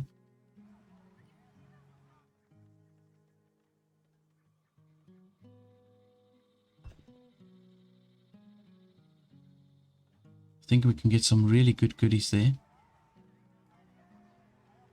I forgot to do my herbal trade. Oh man, how many times does that happen to me? Okay, so I think our crop fields, we are good to go over here also. The wheat levels are down and there's no more rockiness, so I'm gonna go ahead and assign all the different crops here. Let's just see what's currently here. We've got the veggies and then grain.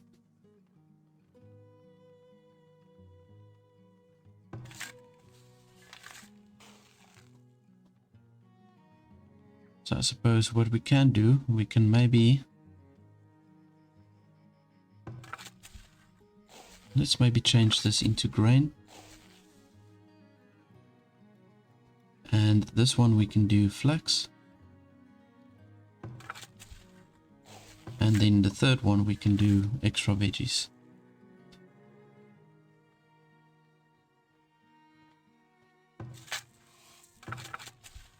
So I'm going to place the turnip, clover, and then the peas. There we go. So we utilize the crops in that year in full. And what's nice about the peas, it actually does give extra fertility.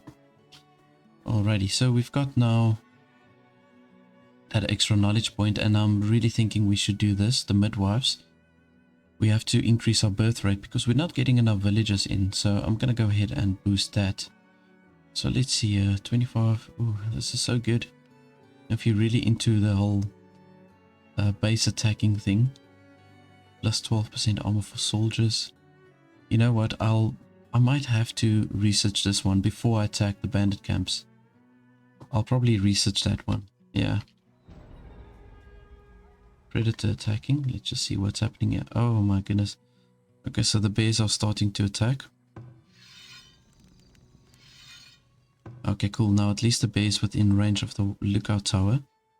So I think we should be able to kill it. Yeah, there we go. Nice. That's a good yield of meat. A good yield of meat and of fur. Oh, now look at this. Okay, so we've got the hide coats, we've got one crude weapon. That's why I say it's worth it to get salvage these things. 140 gold. Okay, lovely. And tools. Oh, that's good. So, yeah, I'm happy we did that. I saw another salvage point. Can't remember where. Oh, there we go. There's another one.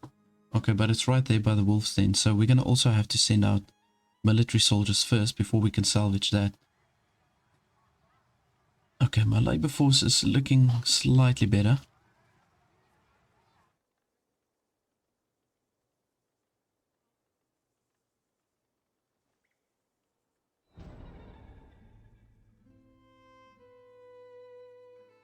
Oh, okay, we've got another wolf's den over here. Oh, man. Okay, this village is not going to make it. I can see that already. Ugh. Okay, that's unfortunate, but it is what it is. You've always got that risk, you know, when you send out the explorers. But you have to do it at some point, and you might find valuable things. So we did open up a sand deposit here, also 4,200 sand. I think it's decent. Once we get to that level where we can harvest the sand, we can build a sand pit already. But it's not really necessary. I mean, only once you start producing the glass, I think then you can get the sand. And it's mightily close to this raider camp, so we're gonna just wait until we can attack the camp. Now I need to look at where I can place myself a fort. Let's just see, or a barracks rather. Okay, so I think we will obviously on a later stage we'll move it down. But I'm gonna place the barracks here at the bottom.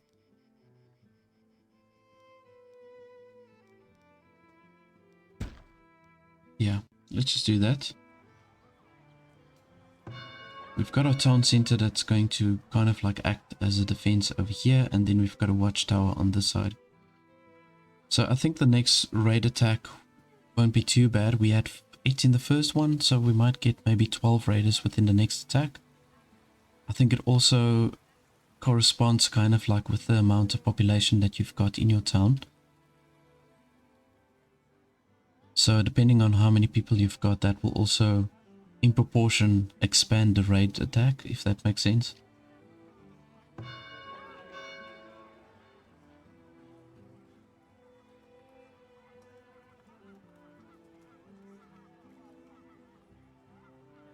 I just want to see, so we've got locks on these other ones, but let's just see what we can get here. Intensive animal farming.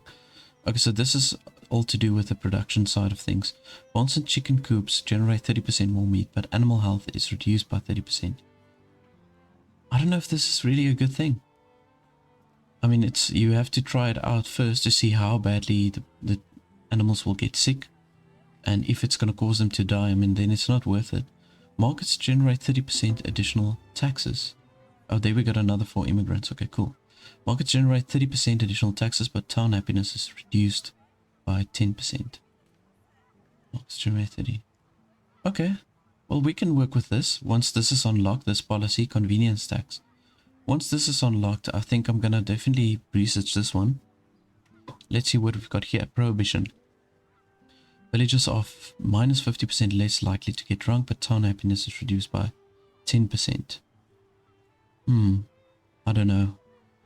Coal-fired stove shelters can use coal instead of firewood for heating. This is a good one.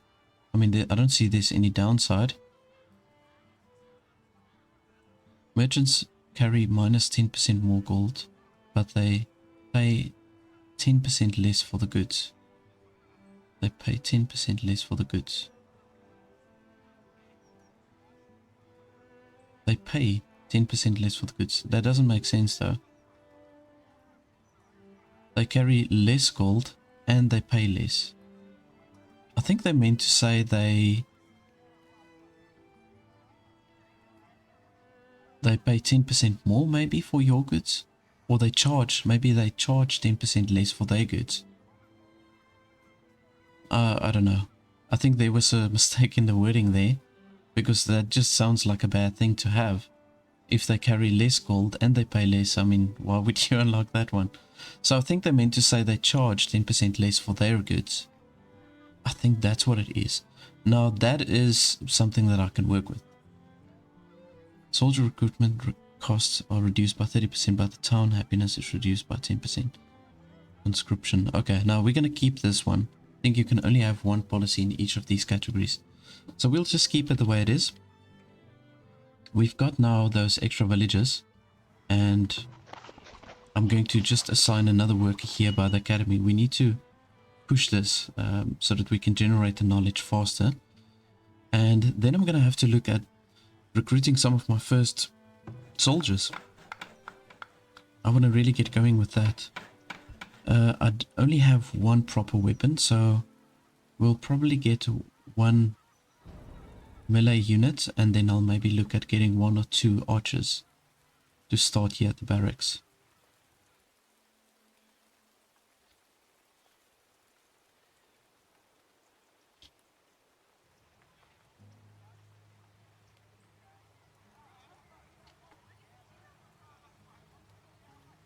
Okay, yeah, look at the food.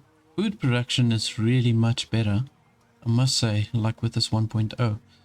Because I've researched all those extra tech, and now my food doesn't seem to be a problem at all.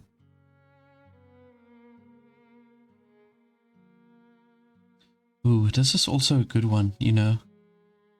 Plus 20% tree regrowth. Because as you can see, oh man, my work camp, they are digging through the trees. So we need to also research that one to make the trees grow faster. But it's like, how do you prioritize all of these things from what you do first? I think I'm still wanting to do this one, right? The 10% speed for foragers, hunters, and a 20% work radius increase for the foragers. That's really, really good. And then we can maybe look at getting like the paper press also very soon. Because if we can generate paper, it's going to cause the academy to also discover knowledge much faster.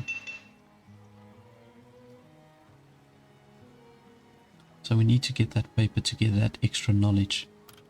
So let's just see if to get the paper mill, we can build the paper mill within. Unlock the paper mill. Yeah, I think we can build it in our current tier of town center that we've got. They did say it will be bound to the tech tree instead of the town center. So let's just see for the paper mill. Alright, we need 75 bricks. I remembered something about that we need bricks to build the paper mill. So I'm probably going to have to purchase some extra bricks from whoever. We're not going to be able to set up the brickworks until much later, so we'll have to purchase a whole bunch of bricks.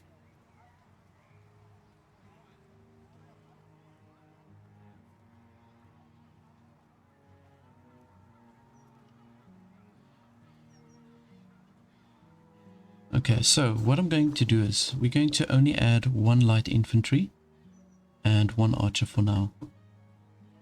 Okay, we'll just do that. The labor force is still kind of on the low side, but it's okay. It's not that bad.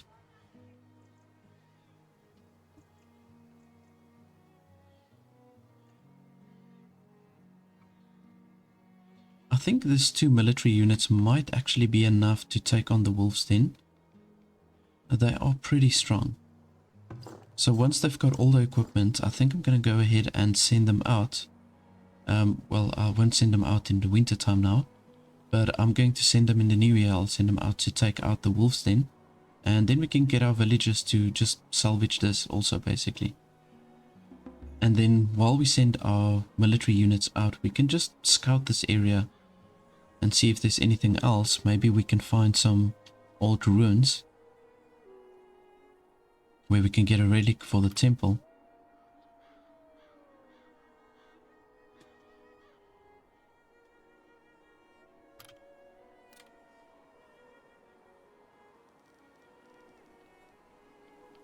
And I think I'm going to place myself a festival pole over here by the trading post. It's a very nice spot for that. And we've got all the goods that we need. Okay.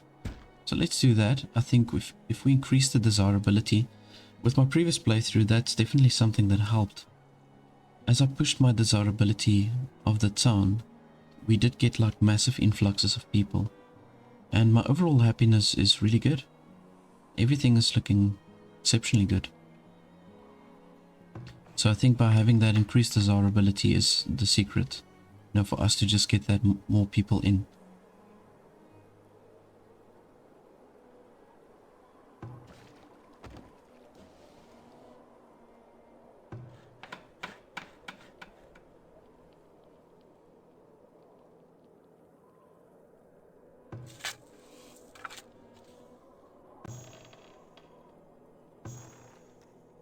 Yeah, we've already got 513 grain. I think when the next traders come, what I'm going to do is I've got plenty of gold in my trading post. So we're gonna then purchase some heavy tools, and then we can set up our windmill.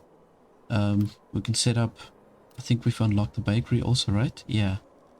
So then we can set up a bakery also.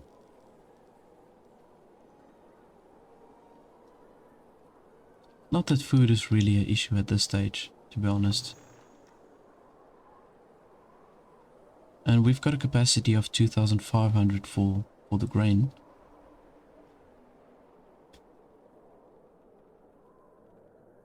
So I suppose we could leave it for another year. Okay, so there you can see the houses are upgrading. We've got the desirability up now for pretty much all of the houses. Looks like it. It's over 30%. Okay, this is good. There's only this one over here. These two, actually. They're very close to these buildings. That's got a negative effect on the desirability.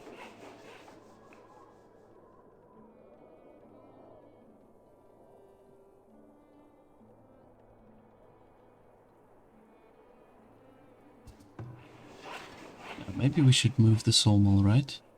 Because it has that bad effect on the houses. So I think let's move the sawmill a bit further down.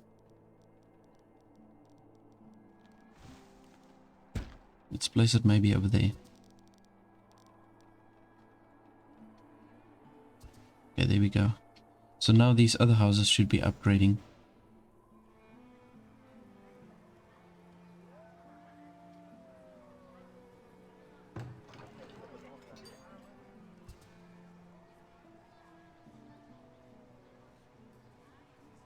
Yeah, there we go. Okay, that makes a massive difference. Wow, so it was really the sawmill that was causing the desirability to go down.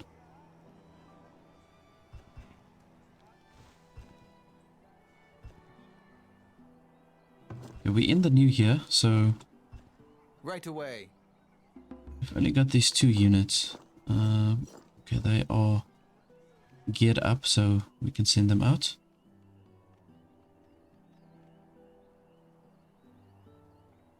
I think it's going to be fine for the wolves.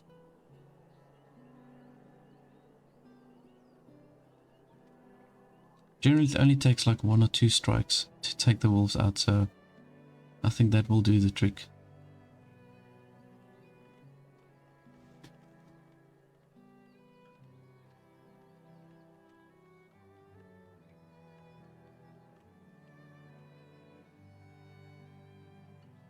I've just got to keep an eye, obviously, like I don't want to run into a raiders camp. That's going to be problematic. So now we've got now 2 wolf dens over here. It will be done. It's a little bit of a problem.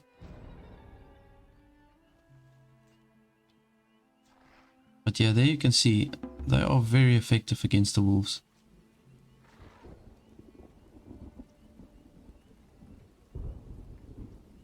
At once. As you command. At once.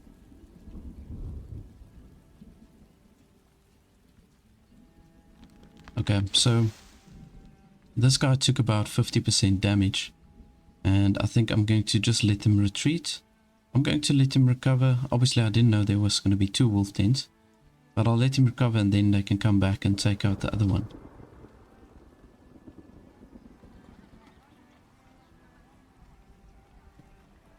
We've got some extra laborers now, it seems to me. So I'm going to add another worker here to the wagon shop. I think we do need that extra workers for the wagon shops.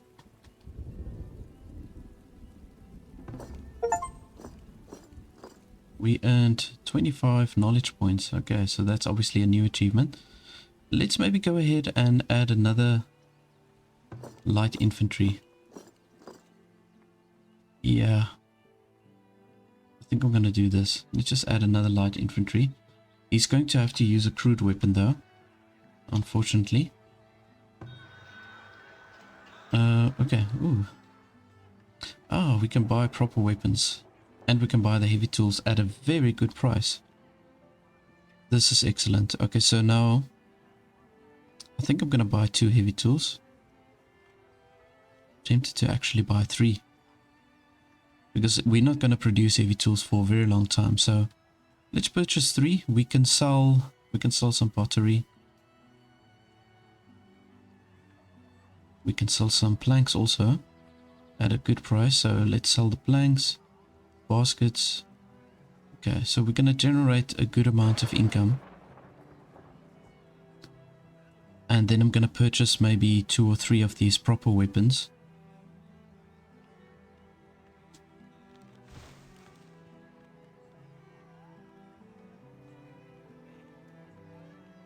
They do sell stone at also a nice price, but I think we're good for the stone now.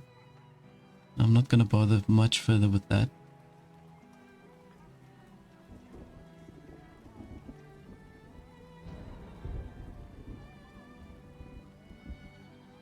I see the people keep on getting typhoid fever. Just see infection. Uncleanliness. Oh, you know what? This is why I keep on getting the typhoid. Because we don't have the soap yet. Okay. Okay. Let's do this. I'm going to set up the soap works. And we can place it maybe over here. I'm going to place it like this. So that we can squeeze in our weaver's hut very nicely over there. I think we can build both of these, right? I don't have to necessarily place the workers in there. But I'm going to just start building that. Okay, right. So let's just sell all of these goodies. And I'll just maybe... Let's do 3 of these good weapons.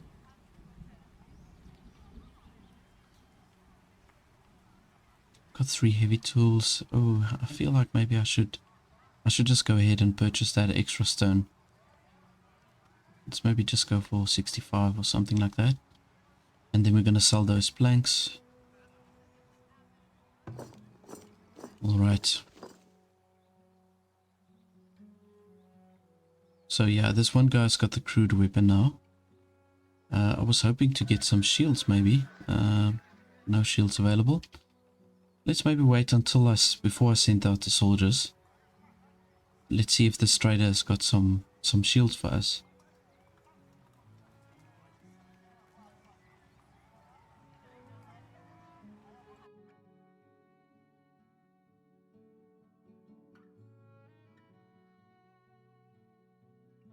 Ooh. Plus 12% armor for soldiers, plus 5% damage for soldiers. You see, now I'm tempted to research that one, but I think let's just get this one done first. Then that is done. And then I'll maybe follow it up by researching this one. The extra armor for the soldiers. Yeah, that will be my next one.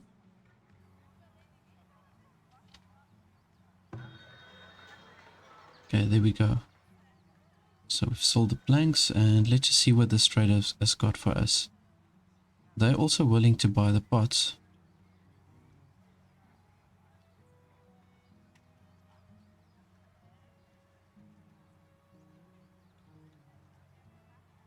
Actually only with one gold more. Okay, so that's not as big of a deal. Got plenty of clay, and I think we can sell that because we've got way more clay deposits around us. So let's just sell a whole bunch of clay. And then... Okay. Otherwise, there's nothing else we can do with this trader. So I'm going to go ahead and send out these soldiers. We've got our 3 soldiers. supposed to have 3, right? Oh, there we go. There he comes. You can see he's got his little caveman hammer over there. Or the caveman club, rather. Okay, so we're going to go up and we're going to just take out that other wolf's den. And then once that is taken out, then we can assign the villagers to just come and salvage this.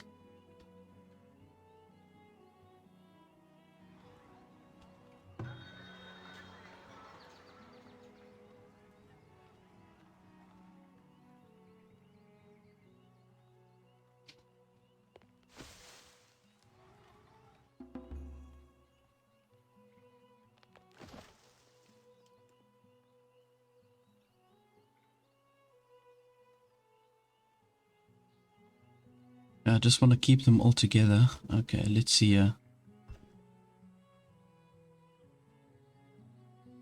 It's hard to see what's going on in the woods. These are massive trees.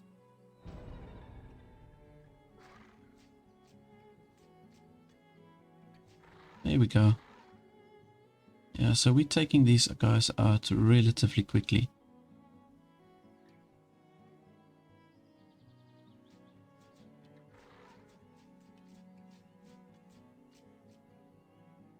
So now I just want to make sure there's no more wolves that's walking around here.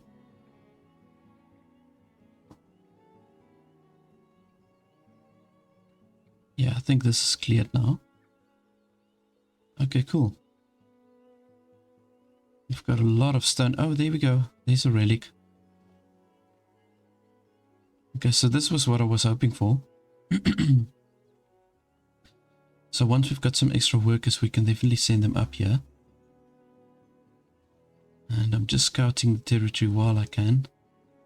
Okay, nice. So it's like a dead end over here. So I think we can be safe. It's safe to say that we're not going to be attacked by raiders from this angle.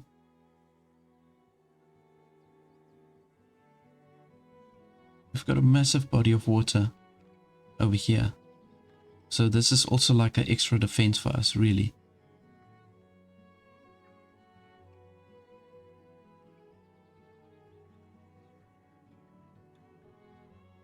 Okay, awesome stuff. So I'm going to send these soldiers back. We've got what we've came for, and then I'm going to tell the people to just basically salvage this. It's quite far to go now, but I'm going to maybe just tell them 6 villagers to come and salvage.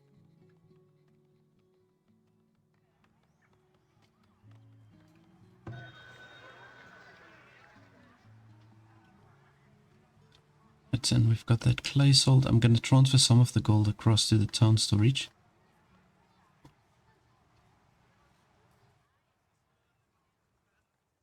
Yeah, so you can see all this deer running around over here. It's got 8 here, 8. So it's like over 20 deer that's running around the crop fields over here. And then we've got more on this side. So that's why I say if I didn't build the fencing over here, they would have absolutely destroyed my crops.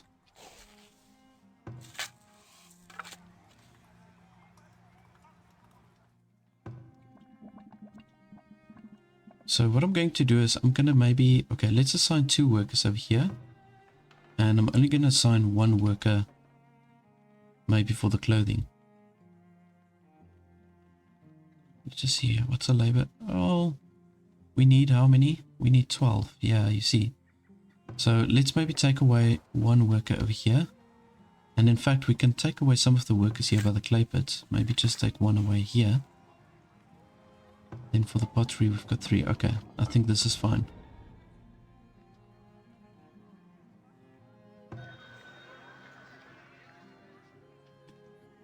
No gold storage. Yes, I know that. Ooh, okay, so that's why they complained about that now. So what we can do is let's use the trading post as a storage point, right? So I'm going to transfer the gold back. And we can just use the trading post as a storage place. I'll have to purchase some iron so that we can build ourselves a vault. So the vault requires 25 iron. Okay. And I'll probably place the vault over here next to the granary. Just like that. Let's see, maybe we get a third trader where we can purchase some iron.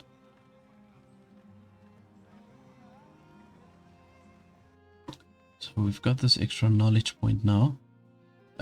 Yeah, so this is what I want to do. We're going to add that armor for the soldiers. Good.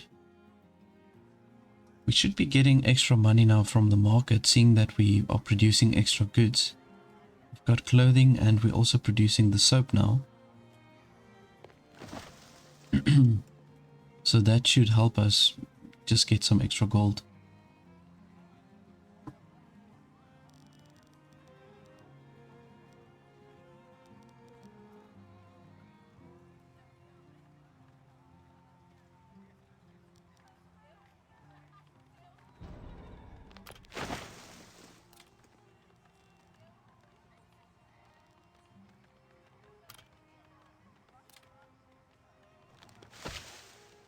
Yeah, see, so the temple is going to fit in very nicely over here.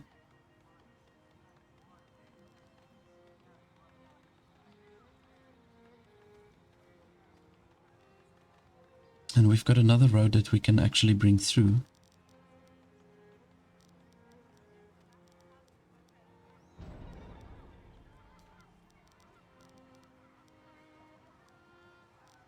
There we go.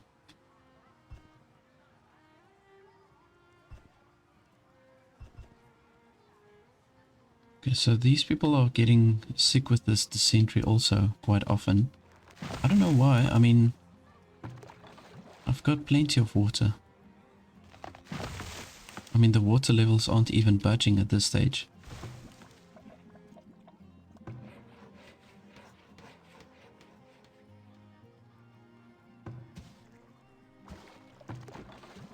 I'm thinking of just moving this well up, right? Because all the production buildings that requires water are on this side. So I'll place the well maybe a little bit further down. We've got another two over here, which all the people can utilize. I've also built myself a little shrine here. Okay, so they've got some extra spirituality. So pretty much all the needs are met. Villagers have all the beer their hearts desire. Oh. I didn't know that. They're keeping the beer where I can't see it.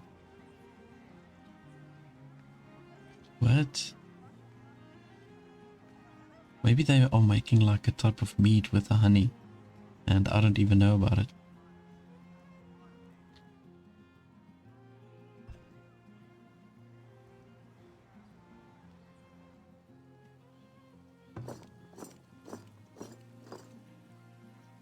Okay, so I see my one military unit, he automatically grabbed himself a proper weapon, so I'm happy about that.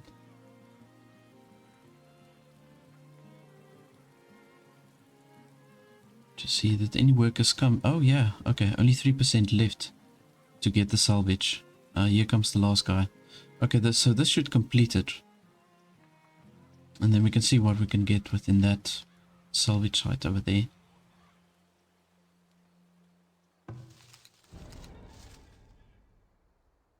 Ooh, succumb to illness. Well, I think that is actually... Yeah, I think I've only lost 2 villagers now to illnesses. And then 2 that was attacked by predators, I believe. So we can see now the radius has increased here for the forager shack. So I can move this maybe slightly.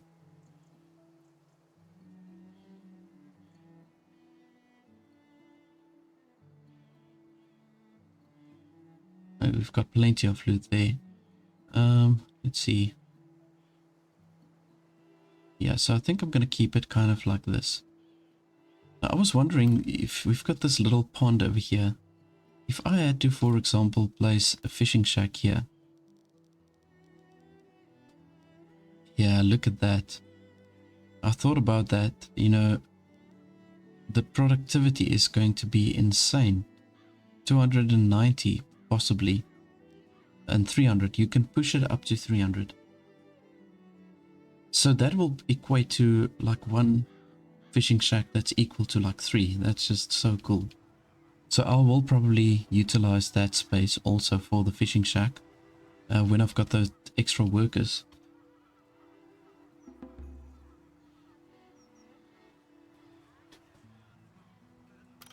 So we've got a good space now here for the temple. Just gonna pull this road through, and there we go. So now we've got the perfect space for the temple.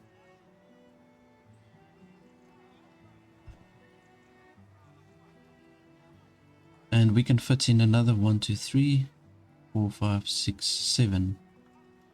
Yeah, we can fit another 7 houses around the temple. We've got a capacity for 171 people in the town. We're currently at 93. As I say, the growth has been really slow. We haven't gotten those massive numbers of villagers that come in at one time in quite some time.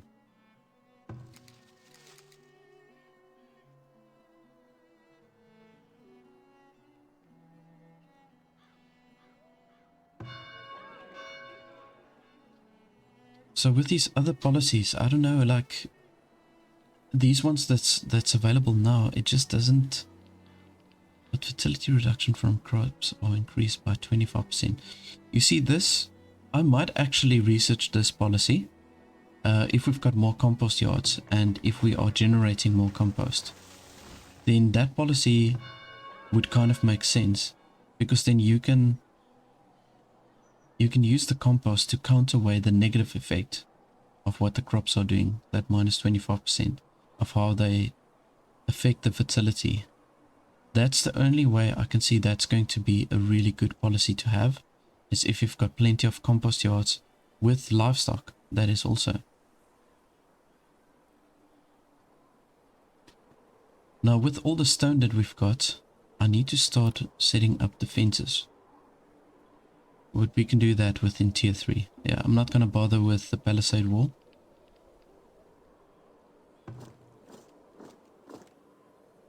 Let's just see, how many children have we got currently? Okay, so we've got 14 infants and 18 children. So you see, a big chunk of the population, we can't use them for work at this stage.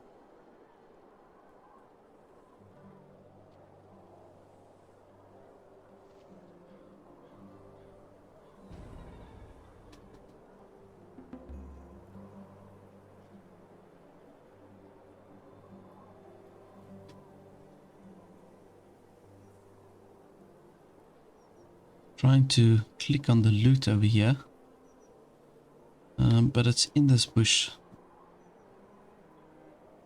No, I can't select it. I want to see what's really left over here, but it's fine. Not gonna bother with that. So we've got a very slow clothing production as well as a soap production going. It's not enough for what we need in the current population. I think I maybe need to add another worker here by the soap works.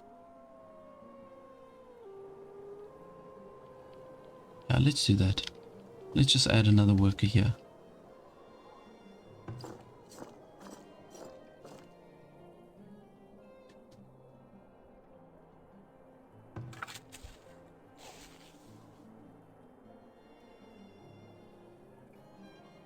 Okay, I can see our flax is built up very nicely. We've got so much willow. Obviously, like with all these deposits that's around. That's maybe also a commodity that we can look at selling, or I can make some more basket shops. Yeah, and we can really push the basket production. I mean, that we can sell for a much better rate.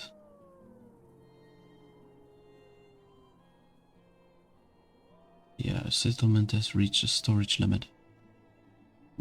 Okay, we're gonna have to build another storage over here. So I think what I'm going to do is I'm gonna build another storage over here. So this can also kind of like be a barrier for the buildings that causes a negative desirability. We can build our storages on this side. I can even maybe place another root cellar over here. And my stockyard is also kind of getting full, so I suppose we must add another stockyard. So let's do that. I think this is the best thing you can do, you know, is to just keep your storage buildings close to the trading post. It will make the transactions so much more smooth.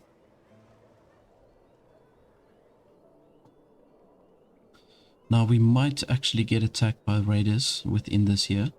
It's been quite some time since we had a raid attack. But at least we've got now 3 military units, and I think that should be enough in any case. If we do get attacked. Come on guys, you can attack Hello this there. wolf. Yeah, there we go. Let's just go together.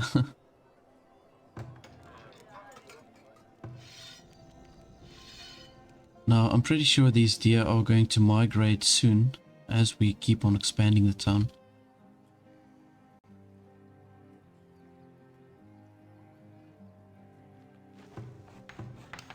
Just gonna prioritize the storehouse.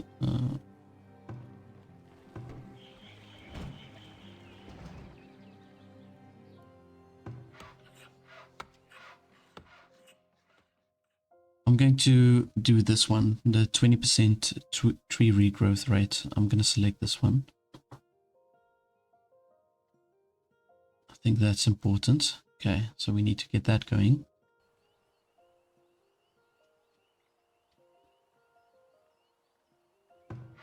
Because as you can see, the work camps are going so fast through these trees. New villager. Only one. You've got to be kidding me.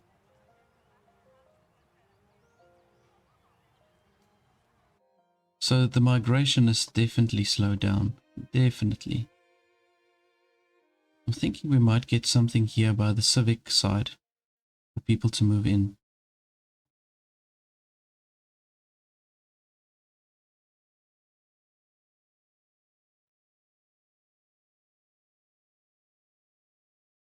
I'm going to go for the healer's house, the next one. I think that might be a good thing to do.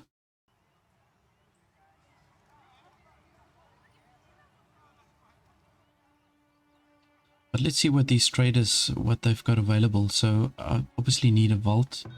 So I need to get that going.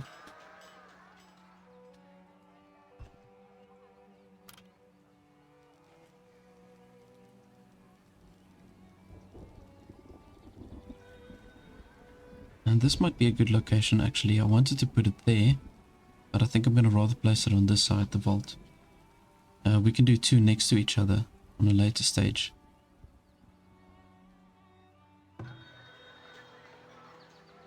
Oh, they're actually willing to buy clothing at a very good rate, but we have to still step that up.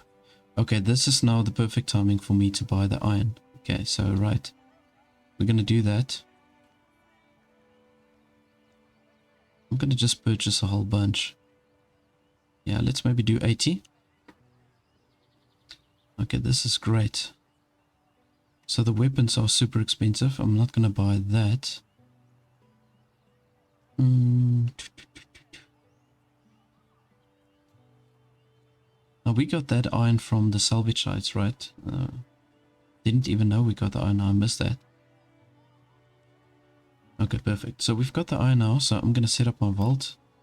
It's really not ideal to place your gold within your storehouses because, as you can see, it fills it up really quickly. So you need to place your vaults for the gold. Here we go. I'm not going to sell the pottery at that price. That's very low. So we'll just wait for another trader until we can do like a good sale.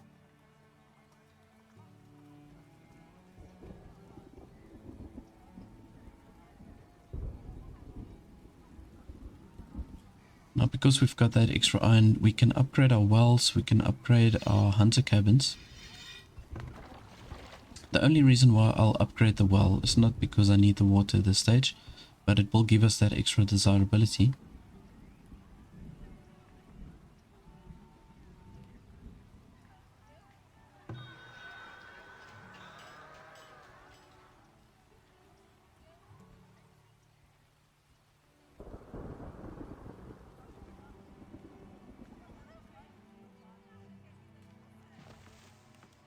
I'm going to also see if we do get traders that sells bricks to us. I want to push my brick storage. I want to push up to 75 so that we can build ourselves a paper mill. And then if we can get that going, we're going to then also be able to research the technologies much faster.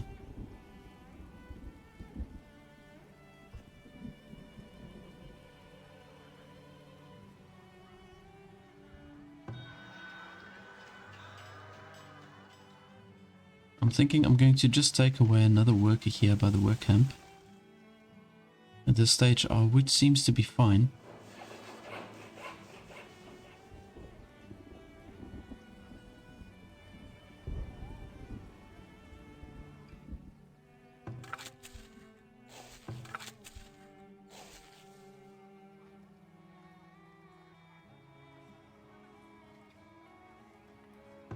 Okay, cool. So there we've got a vault set up now, so they can just basically transfer all the gold that's in the storehouse over here. They can transfer this all over.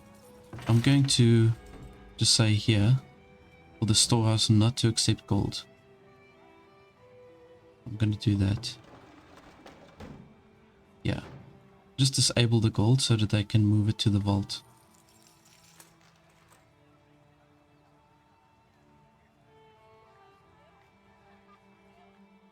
Now currently we've got the lookout tower and then we've got the hunter cabin that can help defend this area.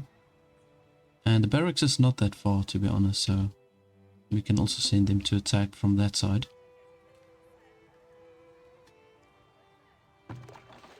Let's see, you'll get 25 stone, 150 gold, 5 iron. I think let's upgrade this. Okay, it's not so expensive. And it is going to give us that extra desirability. That's the only thing I can think of now to encourage the people to move in, because like I say, everything else seems to be really good.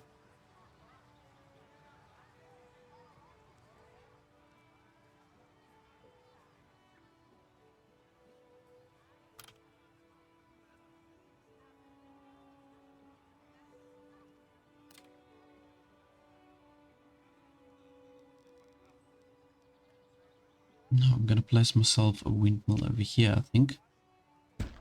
Do that. Just build the road through. Our birth rate is definitely increasing. We've got a lot of children, as you can see there. This is just from the births that we got, that the population increased so much. Oh, there we go. Oh, thank goodness. Look at all these guys coming in. Oh, yeah, man. I've been waiting so long for this. There we go. Okay, that is a massive chunk of people coming in. You see, so that's why I say, like, boosting the desirability. Boom, yes. Boosting the desirability really, really helps. Okay, fantastic stuff. So now, I can add a few extra workers at all these different locations. Let's do one here, another one, maybe 2 over here actually by the weaver. And then I want to add 1 more soldier. We can add another archer. There we go. And I think this is going to definitely be sufficient enough when we do get another raid attack.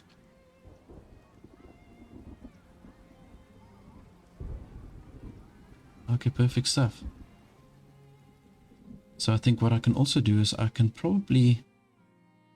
This forager seems to be harvesting everything by himself. So I don't know if I should actually build another forager here. What we can do, however, we can add another wagon shop. And this I will place right over here. Now when I start building my fortified walls, I'm going to probably start by adding the fortified walls over here. Because we've got this body of water and this body of water over here. That's going to help defend us. And I'm highly considering moving the barracks. Maybe kind of like here. We've got these 2 choking points, the breach and then this little area over here. If they attack from this side, we can easily counter them. If the barracks is like a little bit closer up.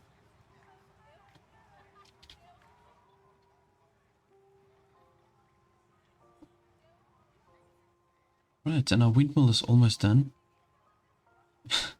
It's just crazy how many laborers you use at this stage of the game.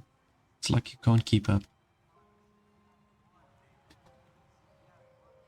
But then my next step would be to probably place a bakery somewhere. Just thinking, yeah, I'll probably place it somewhere over here. It needs to be relatively close to one of these wells. Now for today's episode, I wanted to focus on building the paper mill and also to get my town center to tier 3. So I want to see if we can get that going. We only need 11 more people in the town to be able to advance our town center to tier 3. Then additionally to that, we also need 200 wooden planks and 3000 gold. Now currently I'm standing at 1000 gold, and we can do a couple of good trades, and that should get us to the amount of gold that we need. Now off screen I added myself another crop field. I've also built the candle shop, and I've added maybe a few extra houses, but that's pretty much all I did extra. Now I want to maybe add another 2 military units for myself, and then I want to get my villagers to just basically excavate this site over here. Now before I do the excavation, I want to build myself also a temple. Now in order to have the temple, it's going to cost us a maintenance fee of 15 gold per month, which we can do, by the way. So you know what, let's maybe go ahead and build this, right? Yeah, because we're getting the traders also now that's coming in. We require 1200 gold to place this. Oh my goodness. Okay, so I'm gonna have to make some really good trades to compensate, you know, for the amount of gold that we need to actually advance the town. So here we can see we can actually sell our herbs. We've got so many herbs. You know, the reason why the herbs are so crazy is because of all the upgrades we did here with the knowledge tree. So we did all the upgrades that we could with the wood law, and that gives us a massive boost in our production with the foraging. And then we've also got increased speed for the foragers and the hunters with the increased work radius. So that has boosted our harvesting of the herbs tremendously. So what I can do is I can maybe transfer some more of the herbs. I can really go crazy with this. I've got so much of this. So let's just transfer a whole bunch over, and then we can trade with that. We can sell honey if we really want to, and I think I'm gonna just go ahead and transfer a whole bunch of the honey also to the trading post. Otherwise there's nothing that I'm going to purchase from this trader. We really just want the gold, and sadly and unfortunately they've only got 1200 gold. So that's pretty much all we're going to get from him. And let's just speed this up quickly. So I've got currently a labor force of 19. We need at least 16 for the town to function properly, and then we've got 7 builders, which is enough for what we need. And yeah, I think, you know, I want to maybe add another 2 light infantry, but that's going to cost us an extra monthly fee. So yeah, let's maybe wait with that one. Ooh, got the bear coming in the town over here. Now we've got a watchtower that's attacking this bear, okay, which is great. And we've got our hunters also helping. Yeah, we should be able to take that bear out. Beautiful. Okay, so we can harvest that carcass. So I've built myself an extra hunting cabin over here, and I want to kind of like position them in between these 2 hunting spots. There we go. Let's move it slightly up so that they can just harvest that carcass. Okay, cool. Alrighty, so let's see. We can sell all of the herbs, and then we can sell some of the honey. It's only got 119 gold left, so we're going to try and just milk him completely. I currently don't have any red meat, so let's just see what's happening here. Plenty of smoked meat, we've got some veggies and a lot of greens.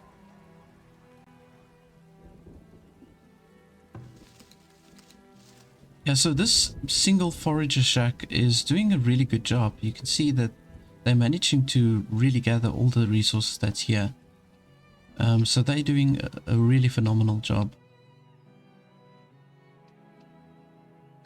I think before I attack this raider camp, I want to get at least 10 military units within my barracks. And that's gonna take quite some time still. But now we've got our temple nearly done, so I think I'm gonna just go ahead and already send my workers to do the excavation over here, right? Ah, okay, I see. So they want you to complete the temple before you can even start excavating. Okay, so we'll wait then. Okay, here we go. Let's just sell the last of the honey.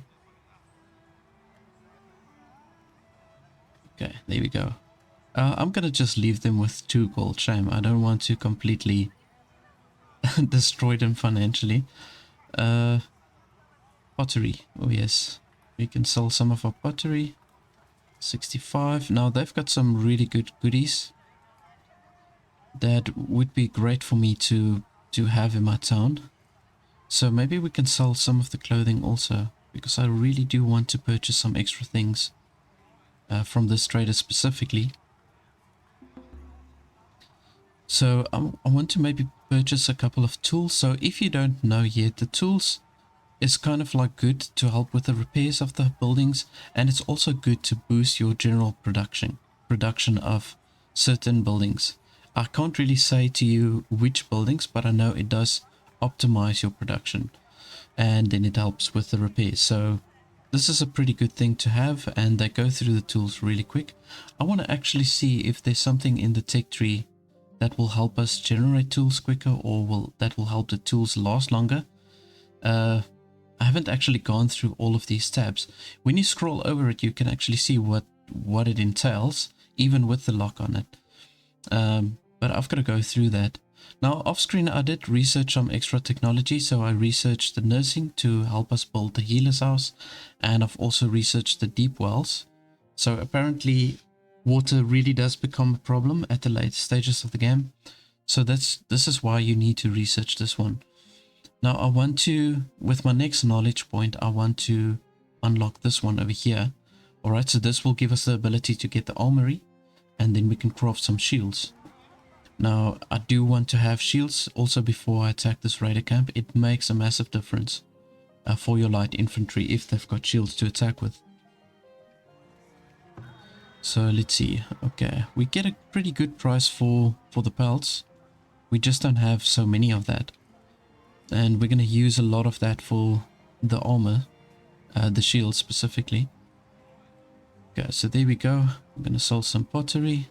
This trader has got way more money, or gold, whichever way you want to call it. So let's sell, I'm going to sell more of the pottery. And I think ultimately I'm going to sell some of the pelts. Let's do that. The idea is to try and get as much of the gold as I can from this trader. We don't have anything left in our town storage, so let's just move all this gold. I'm going to just move everything across. Now, with the trades that I'm going to do here now, I'm going to purchase a couple of things. So I definitely want to buy the tools. We still got enough heavy tools, so I'm not going to worry about that. I'm very tempted to buy some of the hooberks. But yeah, no, let's leave that for now.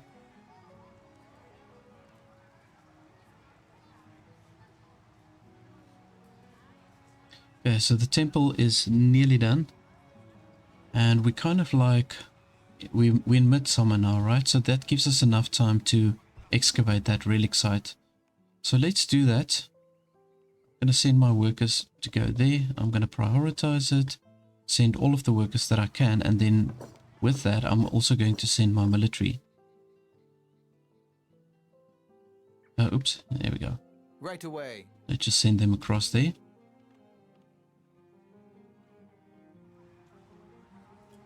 Right, and then we only need one priest to work here in the temple for now.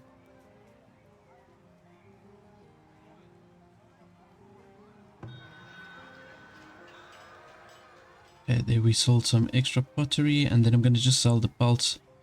Let's see, so the tools, I'm going to just maybe buy 10 tools.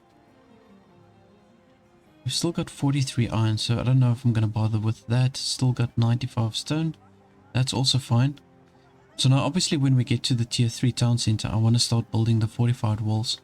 Now I'm not sure if we need some sort of knowledge to build fortified walls. We're going to check it out now. But let's just say confirm, right, so that we can do build the armory. Let's see, what is this? Cavalry, wheellock crossbow.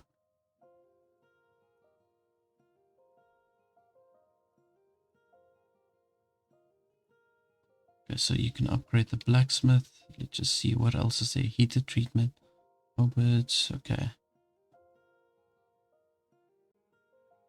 Oh, this is a nice one.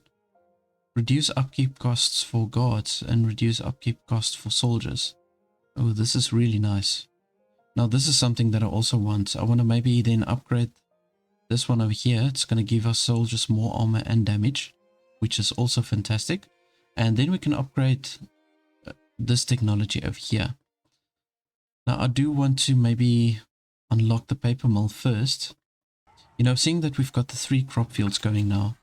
So I think that's maybe for me a priority to get the paper mill also unlocked. So let's just set up our crop fields over here. So they've dug up all the rocks and they've taken out most of the weeds.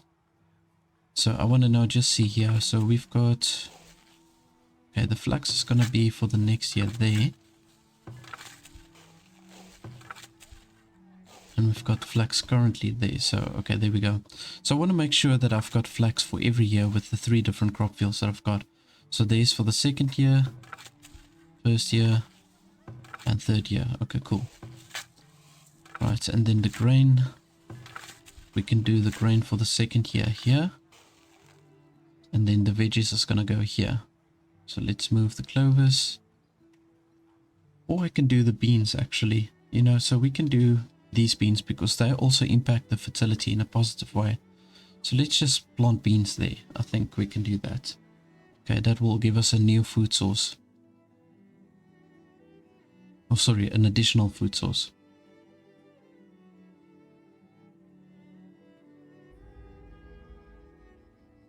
Okay, we've got a drought happening. Got a whole bunch of workers excavating now here.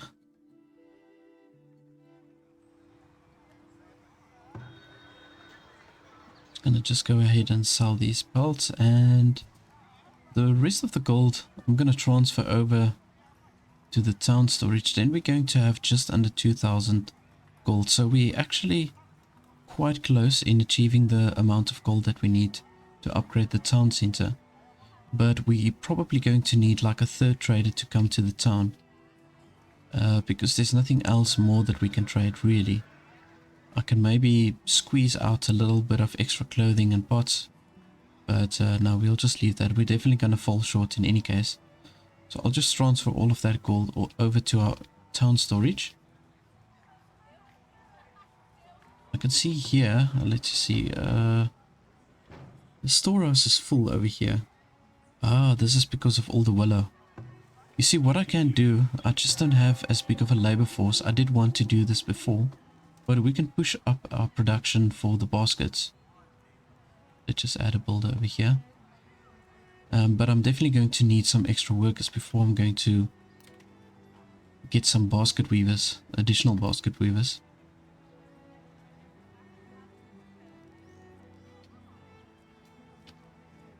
So I'll place another basket shop over here, I think.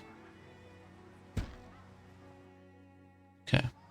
Right, so now in order to upgrade the town center, aside from the 3,000 gold, we're going to need that 200 wooden planks. So yeah, we're going to have to double up or double down on our wood production. So I'm going to just move this over here for the work camp, and let's see to maybe add an extra worker here by the sawmill. And yeah, our labor force is okay. It's on the low side, but it's still fine.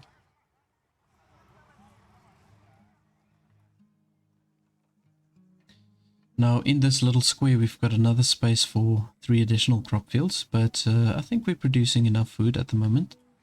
It says here the food supply is a little bit low.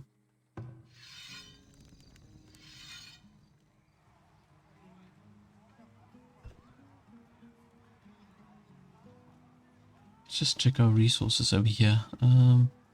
Bread, Smoked meat and greens. Okay, that's pretty much all we have.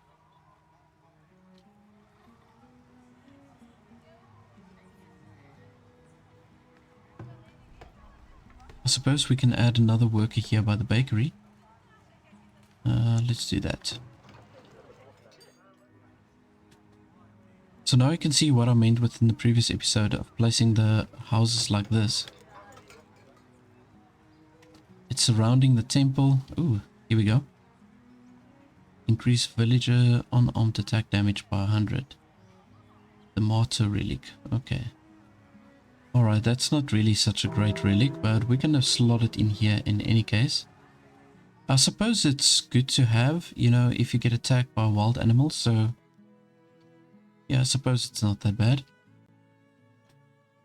Not what I was hoping for though.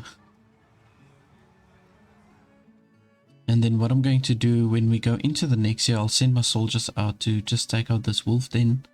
And then we can just walk around, see if there's any valuables that we can find here within the fog of war.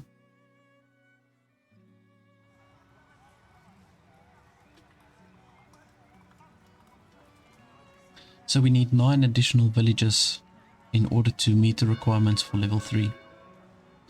Now you'll also see when we go to level 3, some of the technology is bound by the town center, the type of tier town center that you've got.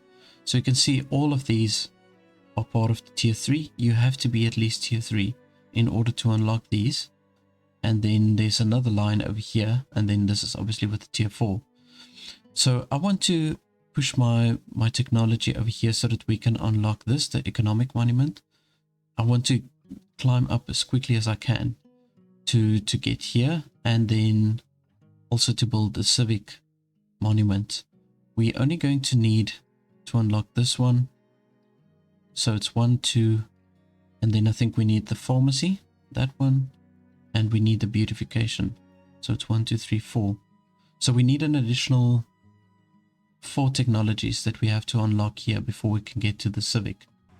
So I want to build 2 monuments within this playthrough that I'm going to do. So I want to do the civic monument and also the economic monument. Those are the 2 that I want to set up. And the economic monument, I think I'm going to kind of like set up over here. I'll obviously build some proper defenses on a later stage before I set up the monument. And then the civic one, we're going to have here at the bottom somewhere. Going to add some nice decorations around it, maybe build some plazas. I think it's going to look pretty cool.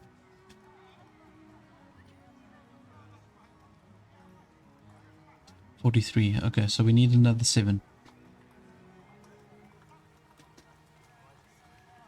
Now I'm getting more people that's getting sick, or more frequently sick. So I think I should maybe focus also on getting a healer's house. The only problem with the healer's house is the monthly cost. So you can see that it's 25 gold monthly to have the healer's house. It's the only thing I don't like, or the reason why I abstain from building it. Okay, so let's do this one. Soldier training, yeah. Okay, see, so if we've got this and then we also do the military logistics, that's going to decrease our upkeep for the soldiers as well as the guards. And then we're going to have enough residual gold that we're getting in, which will then compensate for the healer's house as well. And I think a good location for the healer's house would be over here, so right over here. I think on a later stage, if I do need a second healer's house, I'll probably move one of these houses at the top and I'll place another healer's house at the top over here. But I think for now, we can place one over here.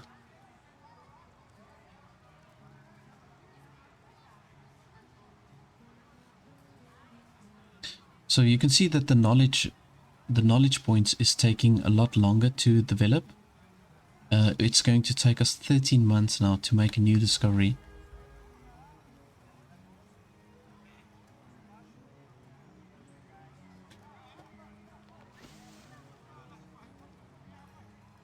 Oh man. Now I do want to do this research over here, right? The military logistics. But now I'm thinking if I can rather get the paper mill maybe going. If we have the paper mill, then we can just boost our research so much quicker. So maybe I should just save up for that. Now we do need bricks, however. We've only got 41 bricks and we can only start producing bricks when we're at tier 3. So I'm hoping for like a really good trader that we can get in that's willing to sell bricks to us. Otherwise we can't build the paper mill in anyways.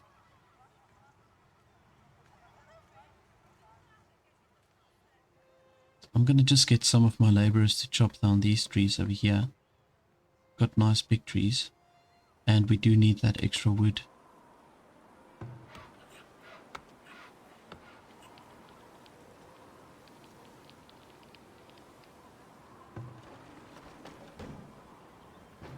Gee whiz, you see, so with this wood law research that I did, look at all the willow that I've got.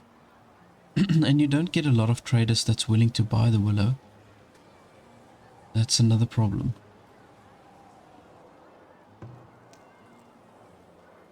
But now at least we've got 3 workers here for the basket chops. And so that's going to boost our basket production a little bit. Got 71 baskets now. Okay, yeah. I'll probably have to build like a 3rd basket shop on a later stage. But then that's going to become one of my best trading commodities at this stage. So I suppose if you've got a lot of bodies of water, your chances of getting more willow is quite high. So that would be a really good trading commodity to have. If you like here by the lowland lakes, then I suppose that's the best way to go.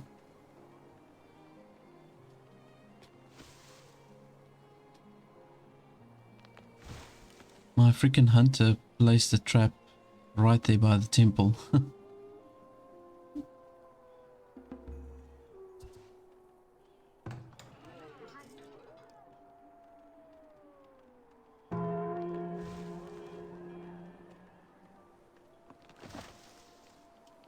You can see here now we're getting this pop-up here saying that many of the villages are missing tools.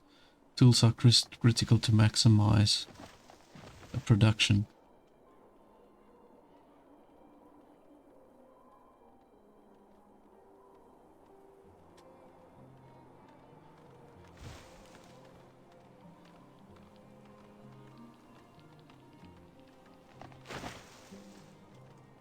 And slowly but surely we're also starting to produce the candles, as you can see there.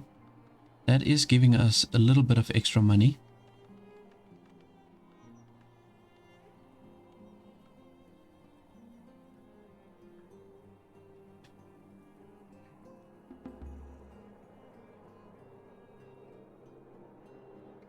Now when we go into the next year, I think I'm going to just go ahead and build the healer's house.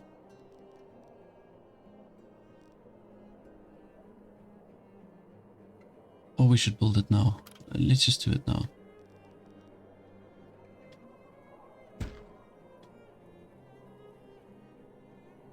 I wanted to research this one over here, but the military logistics, but I think I'm going to rather save that knowledge point for the paper mill. And we can just make sure that we've got really good trade. So we will be kind of like in a deficit, but it won't be too bad. We just have to make sure that we've got good trades.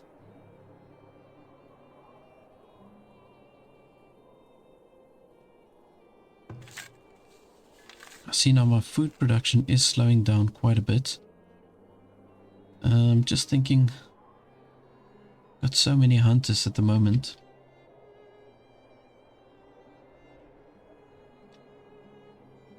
You know, maybe it's not a bad idea or bad time to place that fisherman over here by this pond. Let's see, a food production, fishing shack. Right, so I'm gonna put it over here.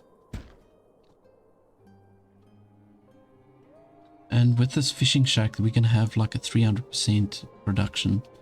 So I think that should help us quite a bit.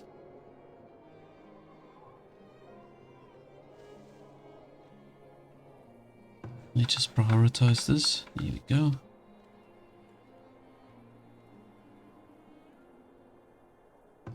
Okay, we're going into the next year. So this soldiers I'm going to send out. And I'm going to just let them take out this wolf den over here.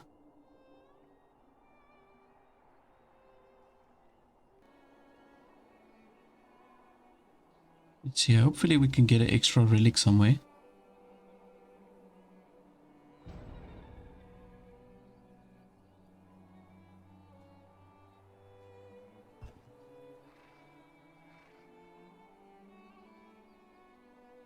It will be done. At once. It will be done. There we go. Okay, so Den is destroyed. We've taken out all the wolves. We'll just go up here. I want to see where this body of water, how far it runs.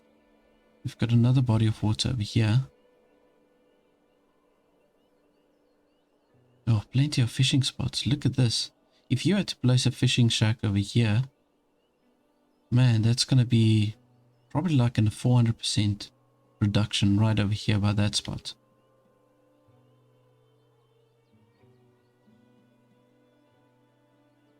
I think it's just safer to explore with your troops, obviously. So once I've got my troops, I just use them to open up the territory. Especially when you're low on the labor force. Okay, so the fishing shack, we've got that. Now, let's see here. There we go. So we've got a 300% boost in production. That is awesome. So I think that is going to sort out our food problem. We've got an iron deposit over here. Just want to see something. Oh my goodness, there's... Oh, there we go. 152. Well, that's very little. I don't even know if it's worth it to set up a iron mine over there.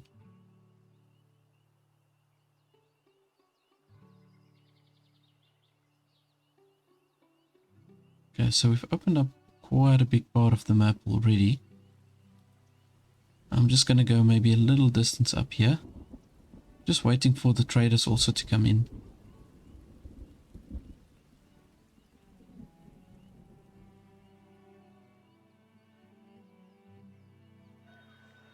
Okay, there we go. Got our first trader. Okay, so I'll just send these guys back. Retreat to garrison. There we go. Let's see what we can do over here. Alrighty, so we can sell baskets and we can sell clay. And that's what I'm going to do. This trader has got, fortunately, is 1,700 gold, so that's great. So we can sell more. Gonna just, let's do maybe 150 clay. And the baskets, we can probably do like 40 something. Yeah.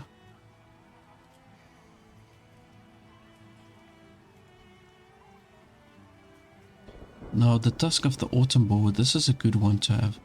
So, you know, this is interesting because somebody did ask me about like if it would affect the tech tree, if it would affect like the relics that you get, but it doesn't seem like it's gonna have any impact on the relics. So you can, for example, stack the tusk of the autumn boar, you can stack on the tech that you're getting.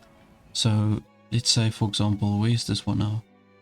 Over here. So plus 24% armor for soldiers, and then you get this one, the tusk of the autumn boar, which gives you another plus 4 armor. So from what I understand, this will be stacking on top of the tech if you do have the tech also. So that will make your soldiers really strong.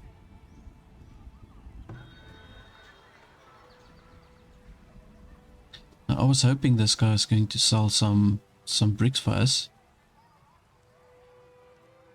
but it doesn't look like it. Okay.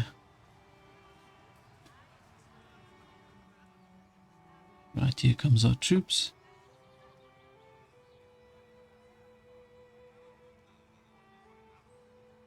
Now we've got plenty of children because we did that other research now. Where's this one?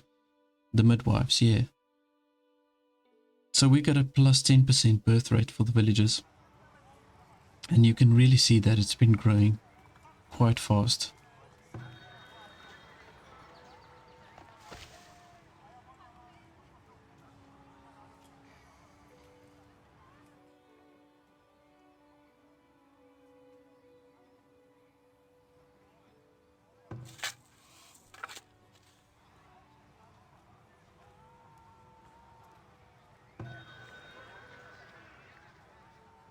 Got all our baskets. I'm gonna just sell that off. If we need to, I can sell more baskets, but I think we're gonna make a lot of money with the clay that we're going to sell. Just want to see, there's another trader coming in. Let's see what they've got.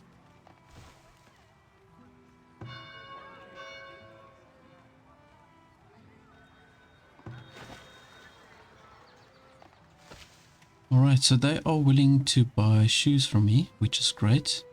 Definitely going to sell some shoes. And then from them we can purchase iron, we can purchase stone. And the tools as well.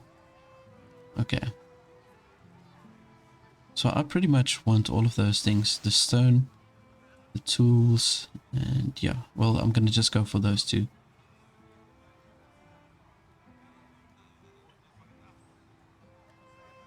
Still no luck with the bricks. So I think ultimately we're going to probably upgrade our town center to tier 3 before we get enough bricks for the paper mill. So then I might as well just build myself a brickyard.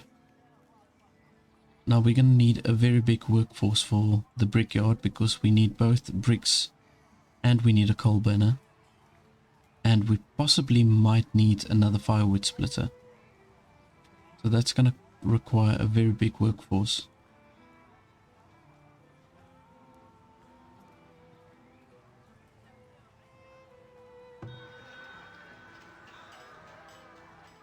Okay, so the shoes have been delivered. Let's just trade that.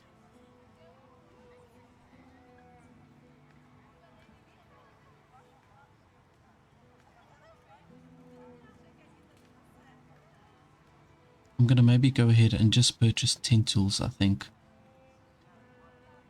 Yeah, I'm gonna just go with that. I'm gonna purchase some stone as well.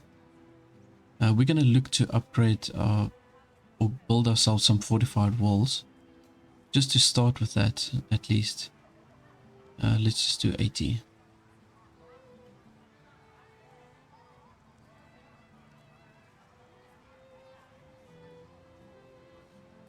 I think I can sell some more clay.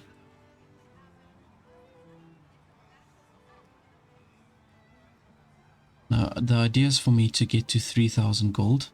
So I need to make sure that I make that trade so that we can get up to 3,000 gold.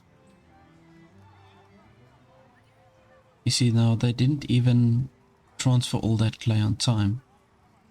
Oh, man. I need to get another trader to work here. But my labor force is so low. Let's just add another worker. Okay, so what I'm going to have to do, unfortunately, I'm going to have to sell the majority of my shoes in order to make up for that money that I need.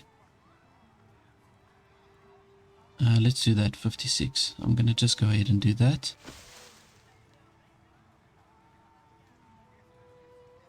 I really don't want to sell the iron because we limited on this map quite badly with the iron.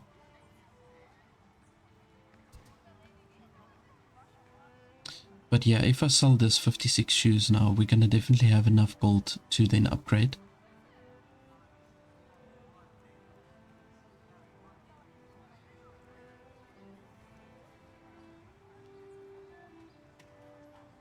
Oh, only just. I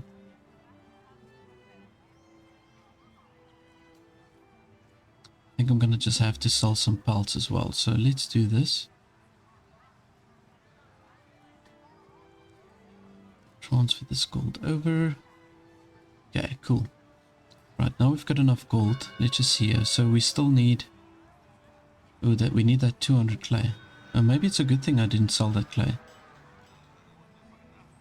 So let's put that back into the town storage.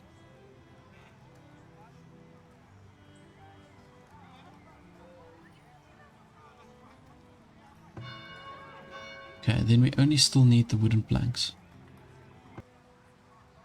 And you know, I think what I'm going to do is I'm going to maybe skip the research for the paper mill. It's going to take quite some time before we get to that level to unlock the paper mill.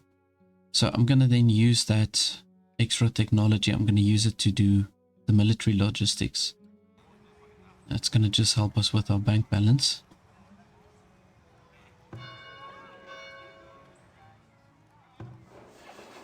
Right, my sawmill is full with the workers that we need.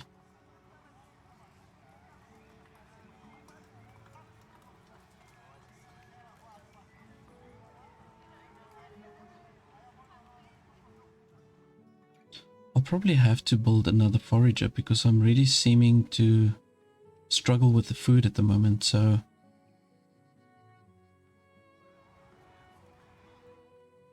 just want to see where would be a good spot for that.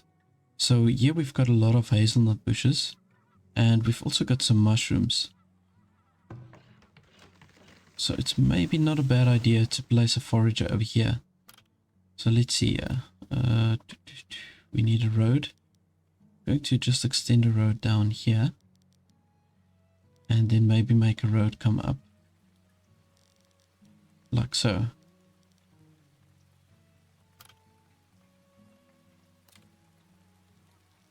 And if we place a forager over here, then we can get mushrooms, nuts, and then there's also some greens that we can get. So yeah, I think this is a good location. So let's place it over here.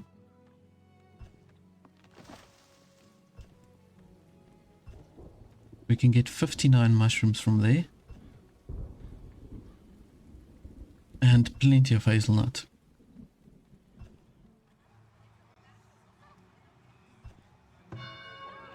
Okay, cool. We've got everything we need to upgrade the town center, so we're going up.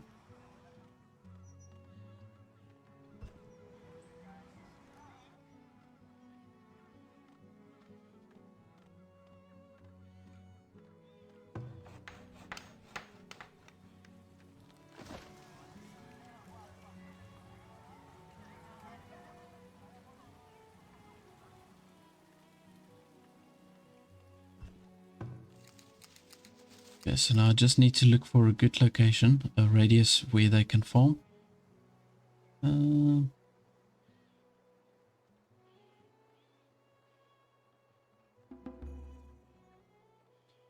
Yeah, okay, I think let's leave it. We can bring them in range of the willow, so yeah, I'm gonna do it like this. Here we go. So now we're getting mushrooms, we're getting hazelnuts, and we're getting berries. That's great, and a lot of greens also.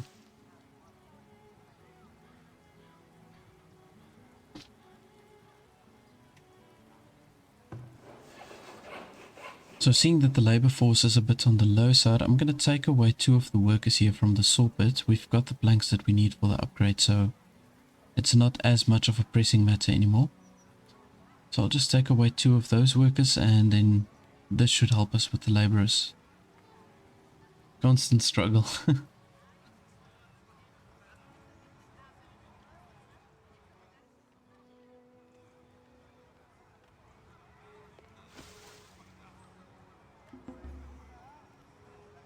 Right, so we've got now that extra knowledge. There's a bunch of workers or villagers coming in. 12. Oh, yes.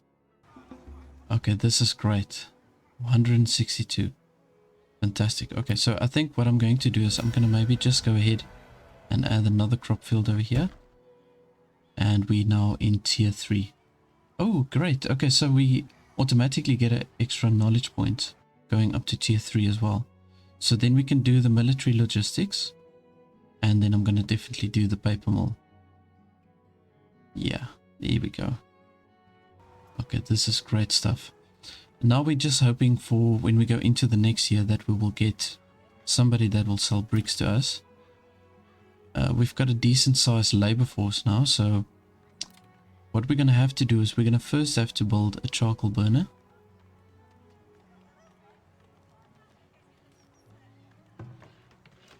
I just need a good location for that. So the charcoal burner I think I'm going to place like so. We need 50 stone. I don't know, I think it's a bit too close to my residential buildings. Okay, they want us to build a theatre, that's fine. Yeah, so I'm gonna just move this charcoal burner a little bit further away. And then the brickyard, I know, has also got a negative effect quite badly. Yeah. So the brickyard we can place also somewhere here.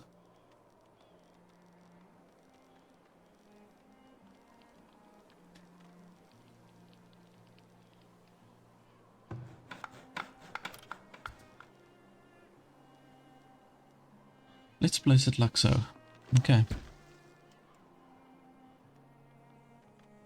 Then from here we'll probably have to assign some extra workers here by the clay pit, because we're going to start using more of the clay now.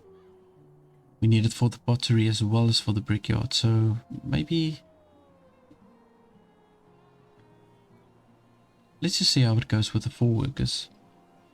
See if we're getting enough clay from that.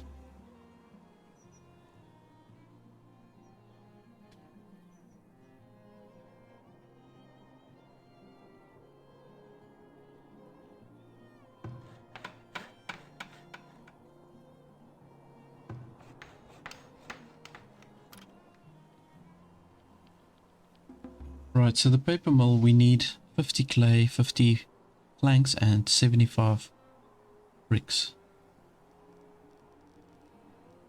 And this has also got a detrimental effect on the residential building, so we're going to have to also squeeze it in somewhere here at the top.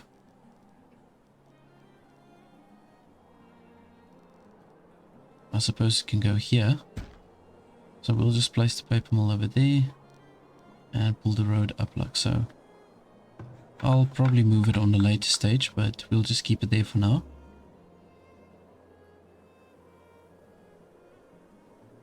So currently we need at least 19 laborers for the town to run efficiently.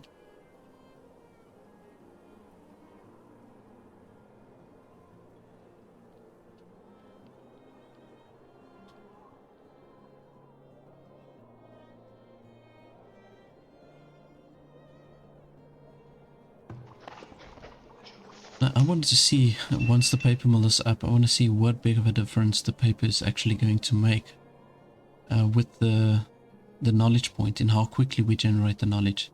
But they do say it makes a massive difference. Paper dramatically increases the rate. Okay, so it does make a big difference. And our flax production is decent. You can see there that we've got quite a bit of extra flax left. We do use it obviously for the clothes also.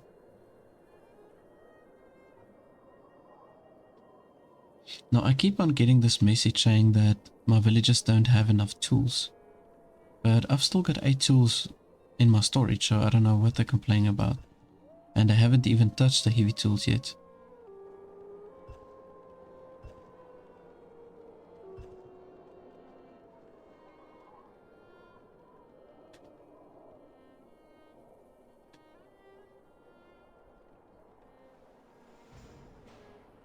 So what I think I'm going to do is I need to determine where is going to be the boundary of the city, which I think is going to be more or less where this road runs. Right, so this will form part of my U-shaped city style. So what I'll do is I'll maybe start by building some defensive structures over here.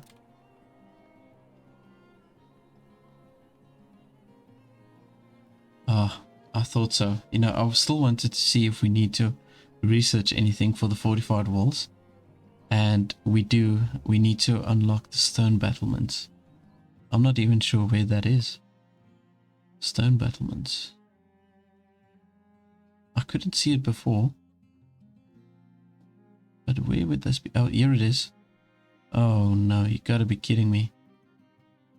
So in order to have the stone battlements, we have to do 1, 2, and then probably another 1 or 2 technology. So we've got to apply 3 or 4 knowledge points until we can get to the fortified walls. So I must say that really kind of sucks. So we're not going to be able to build those fortified walls until a much later stage. So I'm going to have to make sure that my soldiers are really strong in order to fend off the raiders.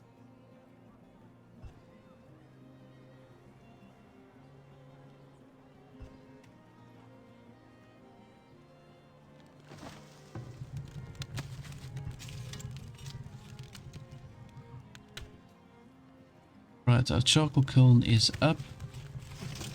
And obviously now we just need the charcoal for the brickyard. Okay, here comes our first trader. Looks like a little bit of a bigger caravan, so we might get some goodies that we want.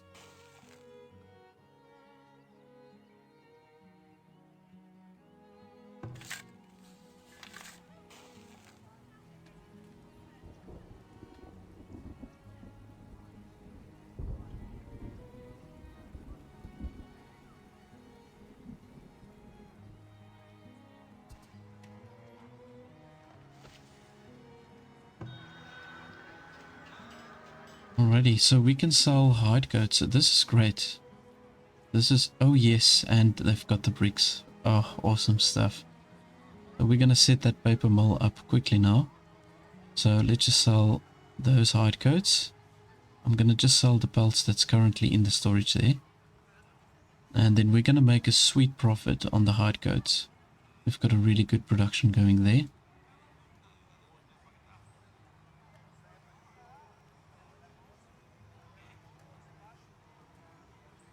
Okay, but other than the bricks, there's nothing else that I want from them.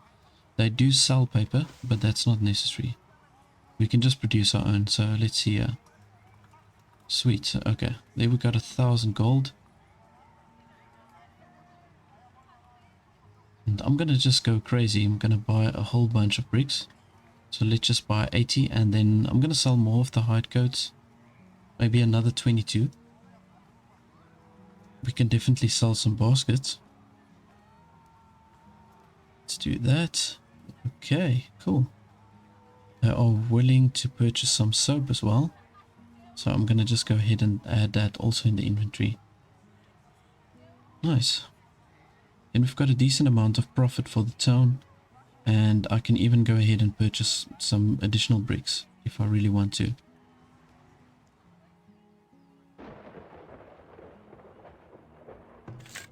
Let's just add maybe one more worker here by the clay pit. And then I want to also add one worker here by the sawmill. Okay, and this will set us up with the paper mill. Then from there we'll start producing the paper for the academy.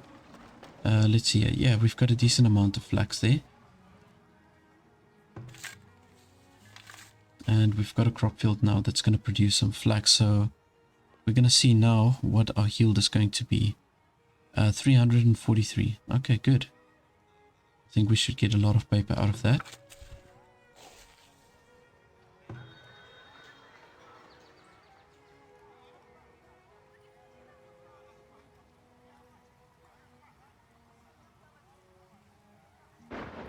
Nice, okay.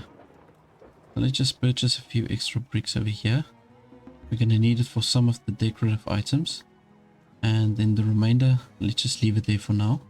I want to see what this trader has got before I transfer all the money across.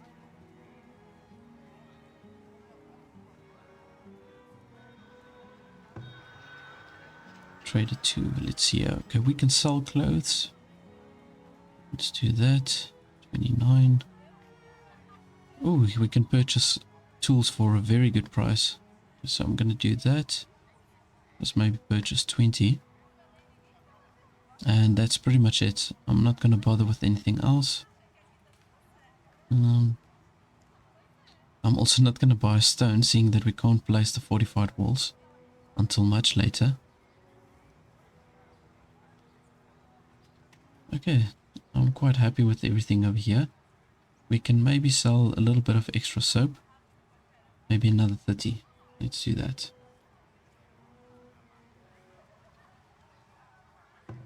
Okay, so the paper mill is operating. We've still got a relatively good labor force here.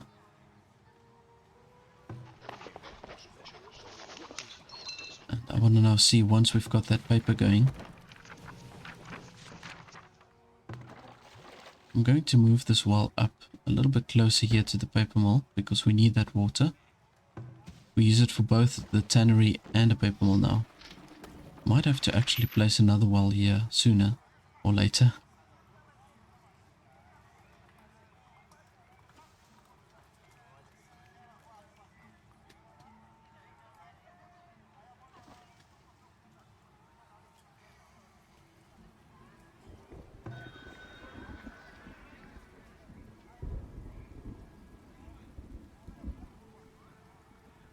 Okay, right, so you can see there's a whole bunch of buildings that I can upgrade now, seeing that I've got the extra bricks.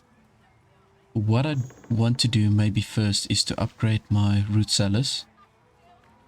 They don't give extra desirability, but you see the food and everything just lasts so much longer if you upgrade these.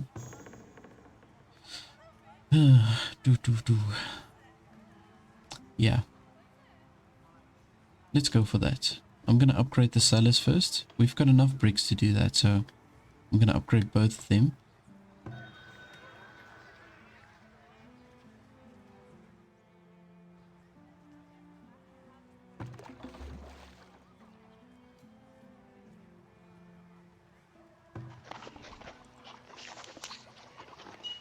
Righty, so we've got now the paper here in the academy.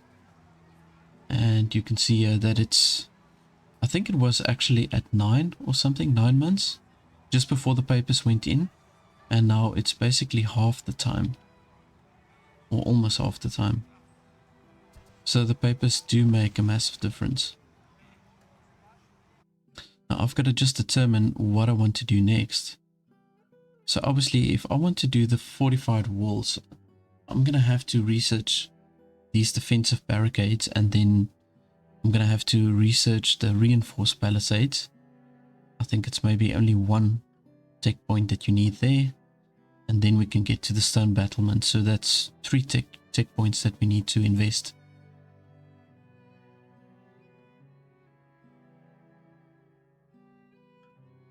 I don't know if it's really such a pressing matter to have the animal husbandry, because we've got so much wildlife around us.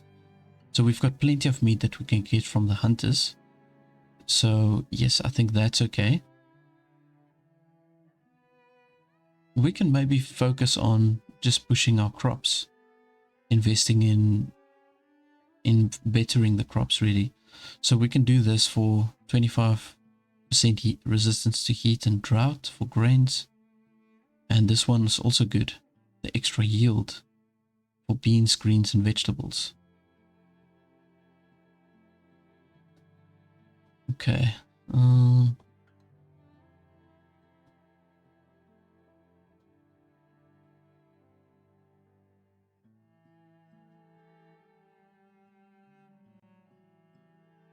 Unlock mines.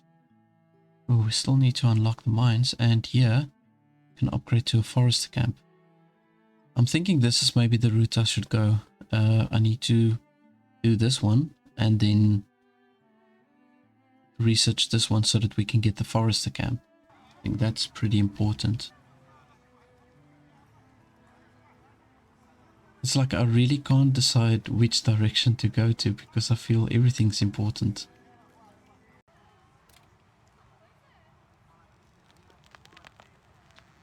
I think I'm going to just maybe place a small garden over here.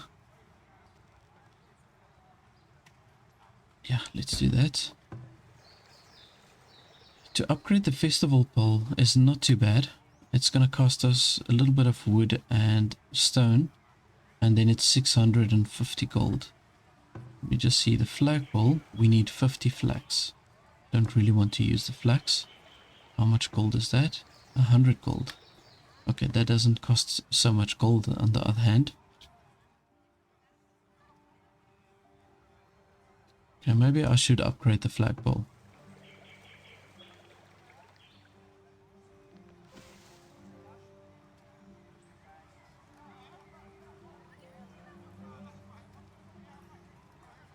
Okay, there we go. We're going to upgrade that one.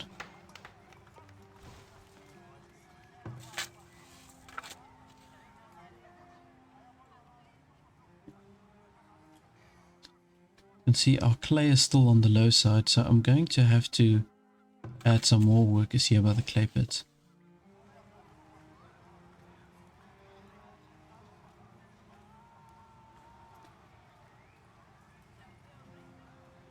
So I think what I'm going to do off screen is I'm going to just place a few decorative buildings in between, just to boost the overall desirability for all of the houses, and then we can start upgrading them to large houses.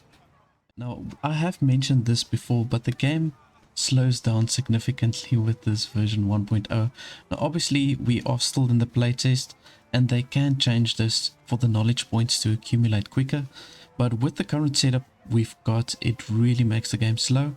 So I'm kind of like in between a rock and a hard place whether or not to decide if I really like it or not. I mean, I like the principle behind the tech tree and the way it's laid out, but because it takes so long to develop your tech, it's really, yeah, it's pretty crazy.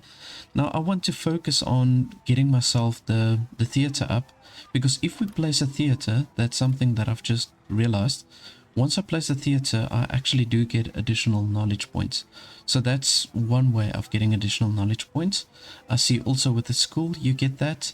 And then obviously when you level up your town centers, that's another way. So the theater I want to place over here. Now we require a maintenance fee of 30 gold per month. And I know we're far below that, but once these houses upgrade to large houses, I think we're going to generate a little bit of extra gold. So we should be able to come by the amount that we need for the theater itself. We've got all the building resources that we need for the theater, so I want to put it down over here. I've added a few decorative buildings also in the town, and then I've done the research basically to upgrade the marketplace. So I thought that's pretty important. So I've leveled up the taxation, and then I've also placed the market forces so that we can upgrade the market to a market square. And then from there, this is definitely the next knowledge point I want to spend, is to upgrade my trading post to a trade center so that we can get much better traders that can come in. So I'm going to go ahead and also upgrade the market. We've got a trader here. I've traded pretty much everything that I want to. I don't want to dig in too much into my resources. We've got a decent amount of stone. I did purchase some extra weapons and shields, and currently we've got 6 military units, which I think is pretty decent. Before I decide to attack the raider camp over here, I think I want to maybe get another 2 military units. Yeah, I think I'm gonna need another 2 before I go and invade this raider camp over here.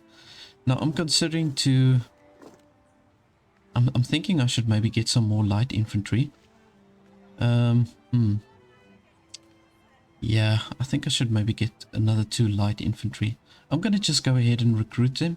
I know our labor force is like extremely low, but it's just taking so long for the villagers to move into my town. So I want to just get that going. I think we're going to get a massive influx of immigrants once the theater is also up. So I'm going to go for it. I'm going to just go ahead and place it. We've got quite a bit of extra gold to compensate for the deficit that we're going to be in. But I don't think it's going to last long in any case. Right, so we've got a couple of houses that's already upgraded because I did off-screen place some extra decorative items. And you can see some of the structures are just reaching the 60% desirability that's needed in order to upgrade to the large houses.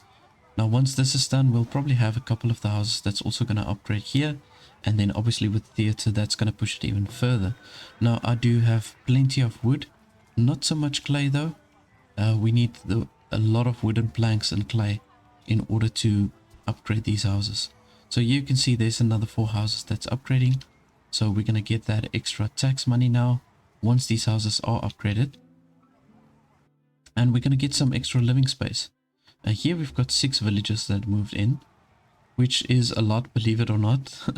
For the last 3 years that I've been playing, that was actually a lot of immigrants. I don't know, it's just really slow. And I seem to have everything that I need except for the food.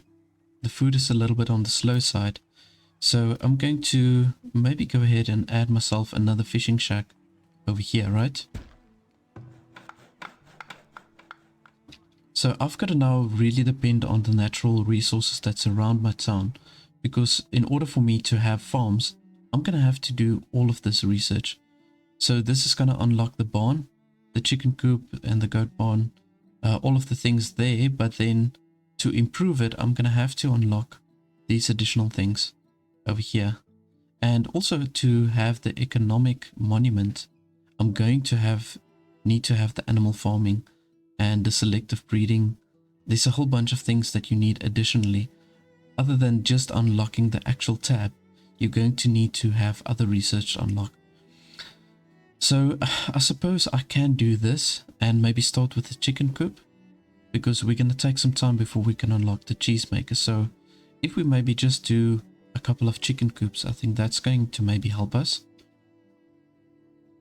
So what I'll do is I'll maybe first unlock the trade center, and then from there I'll maybe unlock all these animal husbandries. So as you can see, we've got now 4 crop fields over here, and I think it's doing its job pretty well. We've got a decent amount of grain. We are lacking on the flax though.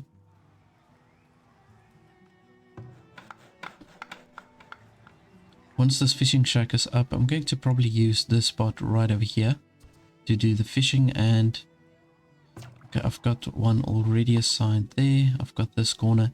So the best way to place these fishing shacks is just to look for these like little corners that comes out, because you can draw a bigger radius around the fishing spots, if I could say it like that. So it just makes these fishing shacks more effective. I did also add myself another smokehouse. I think the 3 should be also enough. Yeah, my ratio between the smoked meats and the raw meats are pretty good. So I think the 3 smokehouses that I've got currently, they are doing the trick. Okay, we're very close to completing the theater. And then I'm hoping that we're going to get that influx of immigrants after the theater has been set up. It's going to obviously boost the desirability significantly. But yeah, let's just check it out. While I was off screen, I also had to actually upgrade or build an additional firewood splitter. My firewood at one stage started to run really low. Okay. Well, you know what? I do think that we've got enough soldiers to attack the raider camp. At once. They've been a thorn in my side for quite some time, because there's a lot of resources that I want to get here, but obviously I don't want to send my villagers within range of this raider camp. Look at all this rock, all the stone that we need. And then obviously these mining spots, I mean the sand, I want to get going with that also. If we can place a sand mine over here, I can improve the fertility of my crop fields, and we can produce a little bit of more crops. Oh, there we go. So you can see the theater has now been set up, and there's a whole bunch of houses being upgraded. Okay, yeah, most of them are over 60% desirability now. Okay, good. So look at how it boosts my income just because of the theater. That is insane. Just want to see something over here. Wow, okay. Well, that's pretty crazy. Because I was like pretty deep in the minus, and now that the theater's up, it's actually in a positive. Okay, let's just see. Right, I've got all my troops selected.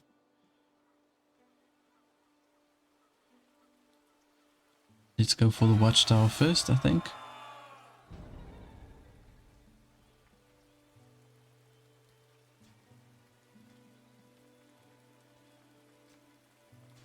Now, I'm really hoping I'm not going to lose any soldiers, but I think we should be fine.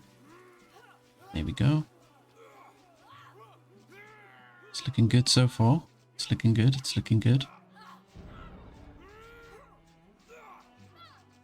At once. Oh, I might lose an archer.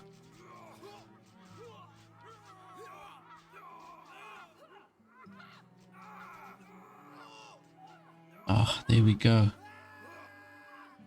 Good stuff, guys. Good stuff. Okay, so we've got some pretty good armor. We've got shields, and we've got gold also that we got from this raider camp. Okay, nice.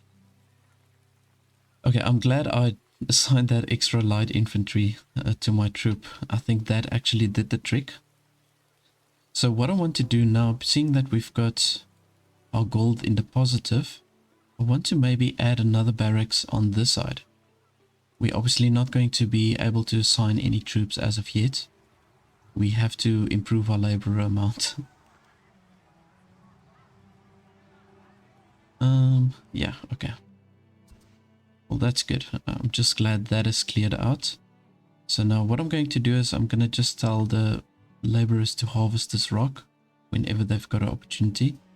There's a lot of stone here.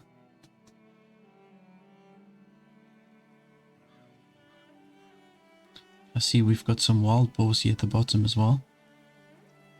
Okay, cool. But I'm going to maybe wait until winter has passed and then I'll send my military units out to just further explore this region. See, we've got an infinite coal deposit over here, which is going to come in handy. Definitely in the very near future. Okay, right. So now we've got another knowledge point and I'm going to assign it to this trade center over here. Confirm.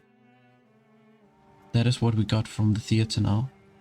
And it's going to be 1 month still, and then we can unlock the animal husbandries. So let's just see here. We've got everything that we need to upgrade the trading post. It does cost, however, 500 gold. We've only got 600. And now we're actually in the minus again. We were so high in the positive. Okay, so... Oh, I've got some gold in here. Okay, so we can do the transfer.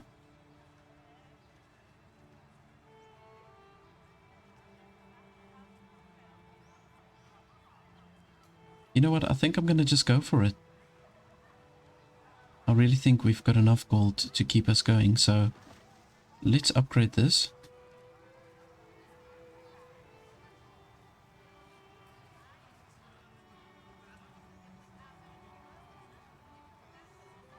So we're obviously lacking clay. That's always a problem when I upgrade to the large houses.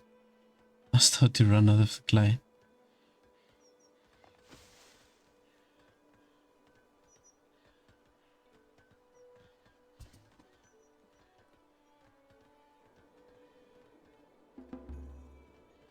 Yeah, as you can see, most of these houses are now over 60% desirability, so that's good. I'm gonna just wait for some of these to upgrade further. Okay, so we're gonna unlock the animal husbandry. Let's just do that. And then of course we're also going to have to look for a location where we can place the chicken coops. Now I was thinking there's going to be a fortified wall on a later stage. We still have to research that also, mind you. But on a later stage we're going to have the fortified wall, and I think I'm going to maybe, just on this side of the fortified wall, I'm going to place my chicken coops. It's not too far from the residential area.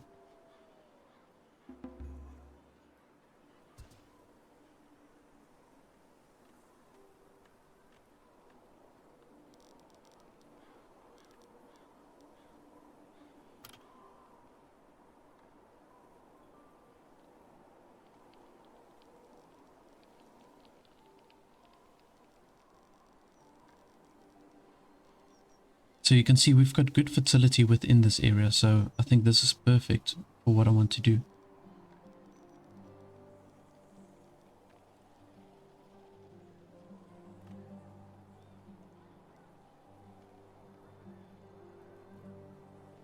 Alright, let's just place it there. I'm not going to assign any workers as of yet, I just want to get the structure up. And then we can also do the encampment. Now I'm going to do like a double encampment because I want to place a second chicken coop within this space.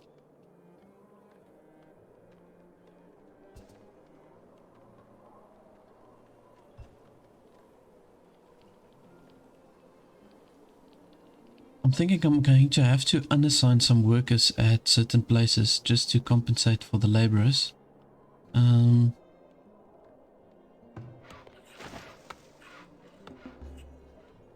I suppose we can unassign one worker here. Predator attacking. Ah, that's the bears.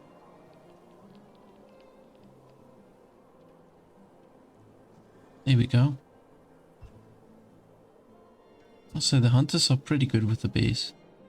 They don't seem as strong as what they were before this update, or before the playtest. Looks like the hunters take them out much quicker, which I'm happy with. Let's maybe take away one worker here about the clay pit as well. Okay, just to improve the labor force slightly. So we can then also go ahead and just take away these trees to just open up the space for the camp.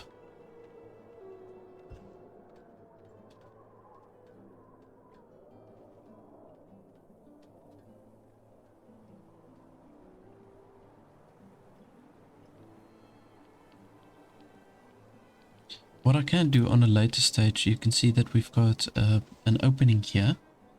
I can either make a road that goes around,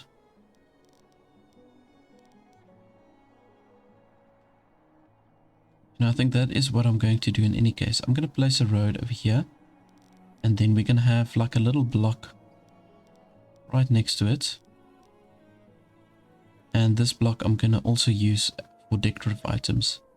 We can just move the storage carts. I'm going to maybe move it up towards that side.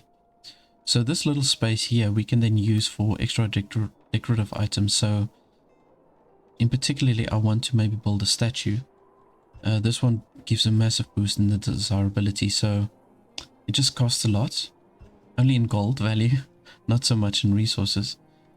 But if we can place the statue over here, this is also going to give us a really good desirability boost.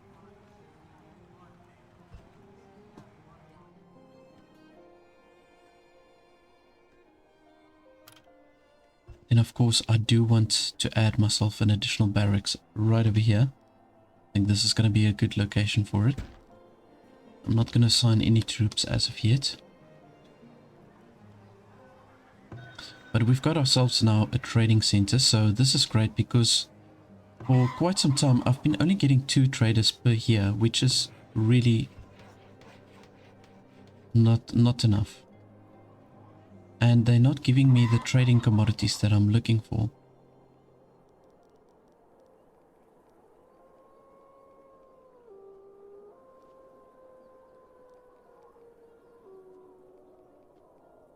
Alright, so I've set the grazing area. And I want to now just see how I'm going to do this fencing. So we can maybe place a gate over here. Just place the gate over there. And then I'm going to bring the fencing around like so. And we can bring it all the way down. I'm thinking of making like a really big camp. I can pull it up here. So let's do like a double camp. Let's see, 1, 2, 3, 5, 6, 7. Okay, so it uses 7 blocks. 1, 3, 4, 5, 6, 7. There we go. Yeah, so in this way I can make myself a really big camp, and we can on a later stage maybe place 4 chicken coops within this radius. I think that will work well.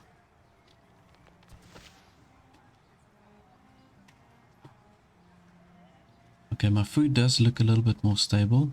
See, we've got a 70% happiness with the food. I still haven't assigned my fishing spot over here. Sometimes I forget about it. Just is what it is. We can get it up to, I saw it was up to 170 here at some point.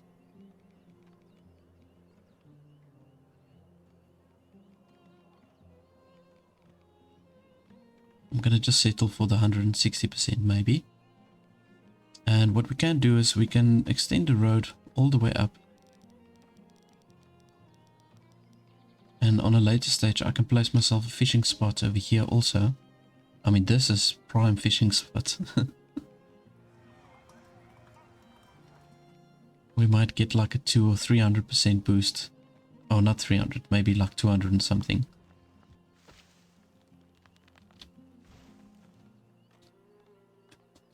Now, I've got a gut feeling that we are going to get raided within this year, so I'm going to keep my military until maybe the middle of the year before I'm doing some extra exploring with them. I'm going to just keep them at the barracks.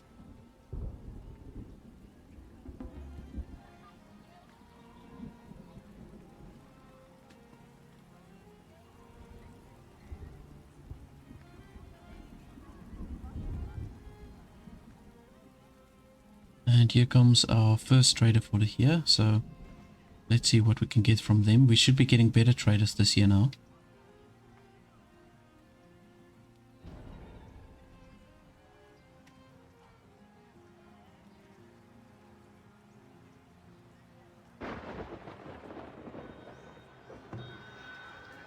Okay, nice. So I'm definitely going to trade the baskets.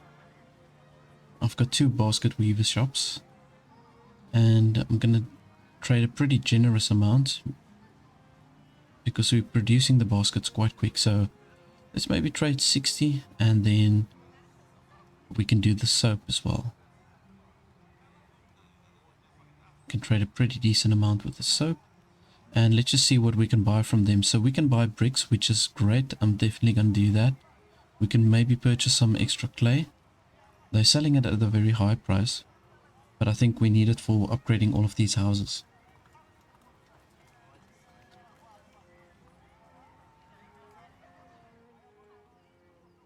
Okay, but we can make a pretty decent amount of gold with this specific trader.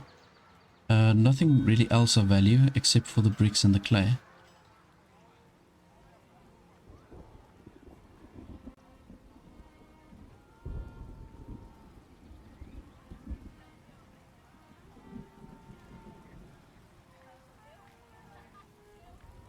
I'm going to see if I can build my gold up high enough so that we can place that statue over there also. So with that increased desirability, obviously it makes the city more appealing also for the people. Now there is a specific technology that you can research. Let me just see. It's like this random technology that's just floating over here. Oh, this one. Here we go. Okay, so you can see we need to be at level 4 though, for our town center in order to unlock this. But this border policies, this is a policy that we can add from our town center, and this is the one that I said that really doesn't have any downside. But it doesn't connect to anything else, which is kind of... I'm kind of reluctant to research this because you want it to connect to this tree over here so that you can get closer to the point of where you can build these monuments. And I've already invested 33 knowledge points. So it's pretty crazy. Like, I don't know how many knowledge points you need to have in order to unlock everything. That must be like a crazy amount. Yeah, probably like 200, I'm guessing.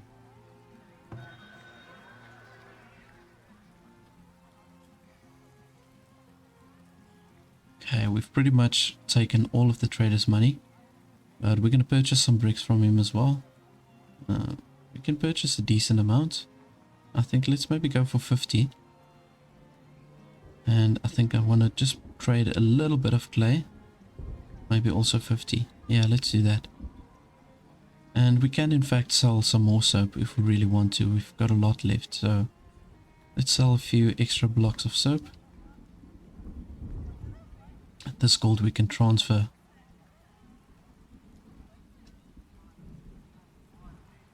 Okay, good.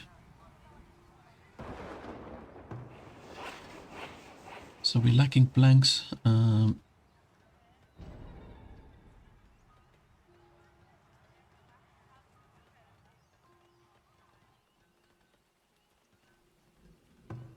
You just make this a priority, this barracks over here. Okay, there you can see our balance is going into the positive again.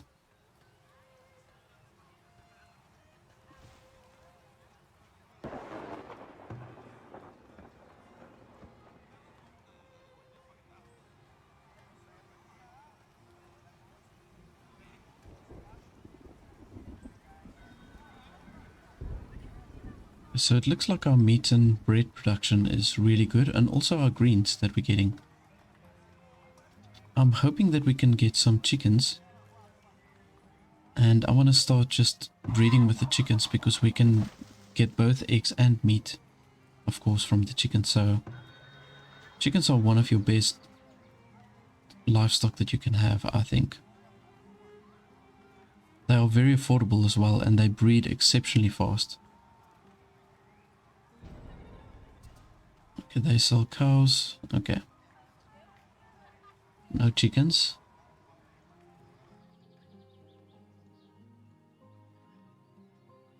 I've got this bear that's attacking my forager.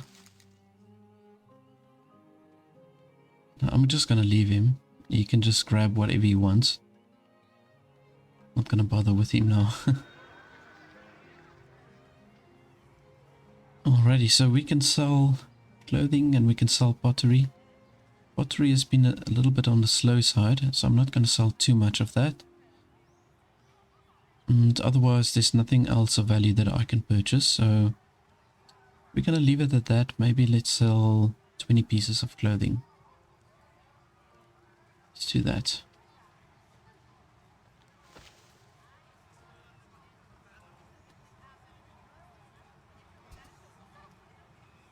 So the town's starting to look really nice now. I think I'm going to abstain from placing the paved roads until I can purchase like a really big amount of stone.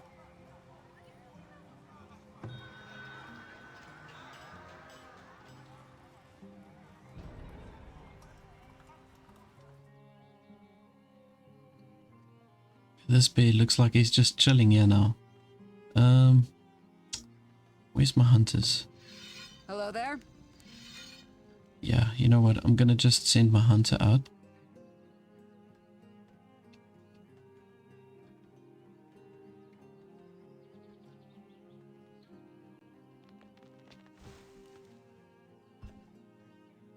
Okay, well there he goes. So, okay, let's leave him.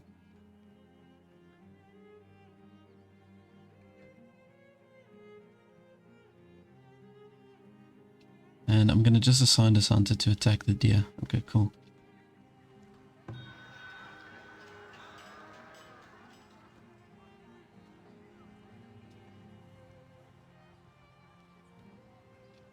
Right, so I want to see when we get the third trader in, what type of goods they're going to have for us. And like once you have the trading center, the third trader comes a little bit later. They come here about autumn time, beginning of autumn. So we're going to see what we're going to get with them. Of course, this is now with the Playtest version 1.0, so they might have changed that. We're going to see.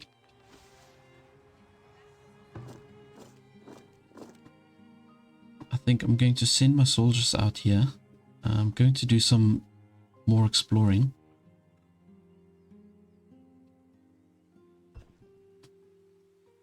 I'm not going to go too far, so if we do get attacked, then my soldiers aren't too far. And maybe we can even intercept the raiders when they do attack.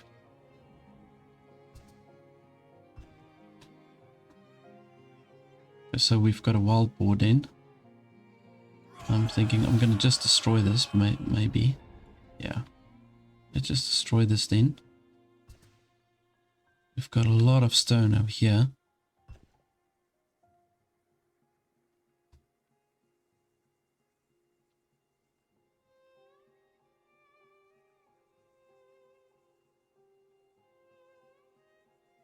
So now the technology is taking really long to accumulate.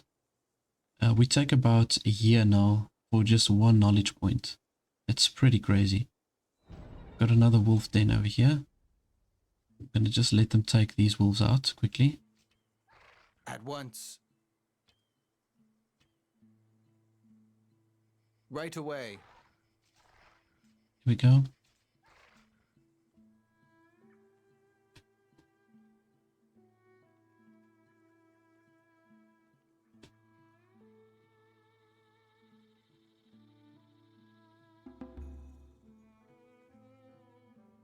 Okay, so I can see the labor force has improved significantly. So we can maybe want to add 1 or 2 military units for my other barracks. We can maybe do 1 light infantry and 1 archer. Because now the raiding parties that attack us, they attack with 2 parties at a time. So I think it's important to have that extra defense.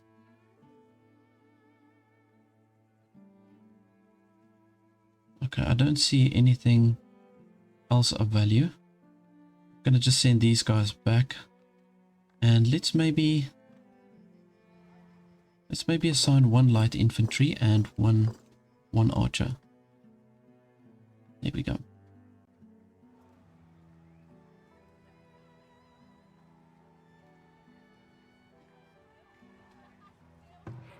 And then for this work camp, we can assign another worker again. We have to push the wood production a little bit. So I've got the ability to now upgrade my work camp. Let's see here. There, so I can upgrade it now to a forester camp if I want to. But like I said, there's a whole bunch of other things that I prefer to go for. Well, maybe now seeing that I've got the animal husbandry, maybe I should look at upgrading that to get the forestry. And then I have to unlock this and then unlock this in order for myself to get the mine. So that's also something that I'm thinking of, because we're going to start mining for iron very soon. Or we're supposed to, but there's really not a lot of iron laying around. We've got, this is quite a decent patch of iron over here, and then I did see another one over here, 1370. Yeah, so I think maybe we should go that route. We've got some iron here, 560, not a lot, but it will help.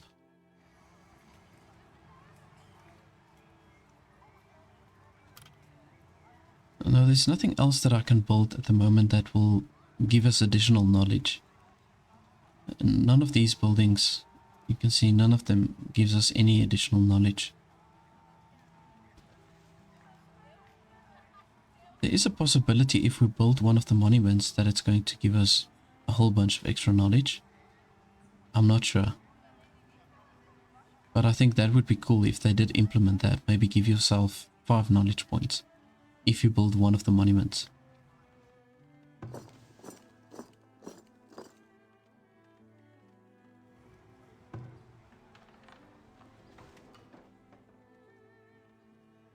Alright, so a labor force is enough now. And I think what I'm going to do is I'm going to add myself another crop field. We can add an additional crop field, and then I want to also build myself another compost yard. Because our population is now at that level where we do need actually 2 compost yards.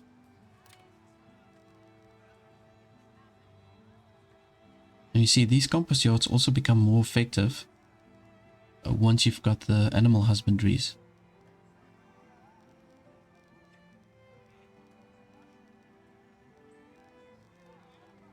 Okay, so if I place it here, it doesn't look like it's affecting the houses negatively, so we're going to just go ahead and place it right over there.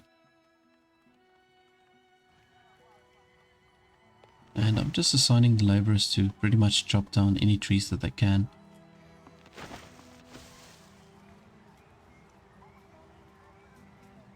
Once I've got that extra knowledge points, I'm going to unlock that forester. And then we can assign an additional 2 workers there. And they can then replant the trees as well.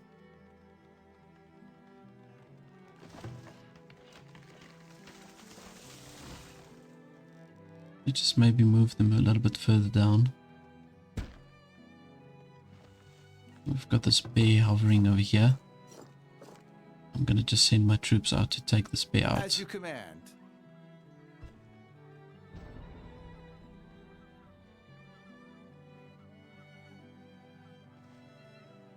There we go. Otherwise it's gonna give my workers a sneak attack over there.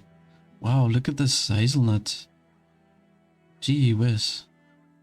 Got a whole bunch of hazelnut here. We've got eggs and mushrooms. Oh, that's pretty sweet. You know, it's not a bad idea to get myself a worker over here to just harvest that, because the nuts last forever. And that's going to really help us with the food. So let's build a forager over here. Forage shack. Maybe a little bit deeper in.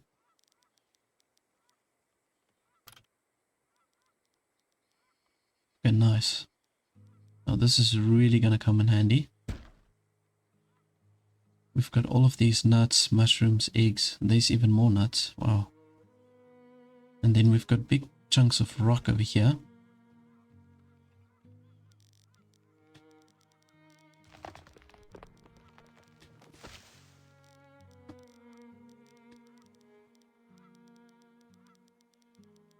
I'm going to just let this road go all the way through, because on a later stage we can assign some workers here to just harvest that rock. Definitely gonna need it. I'm also going to extend this road here to the sand pit, so that we can build ourselves a sand mine over here. There we go. Okay, so we don't need to unlock anything in order to build the sand pit. So I'm gonna just say go ahead and they can build that. We can maybe assign 1 or 2 workers just to start off with.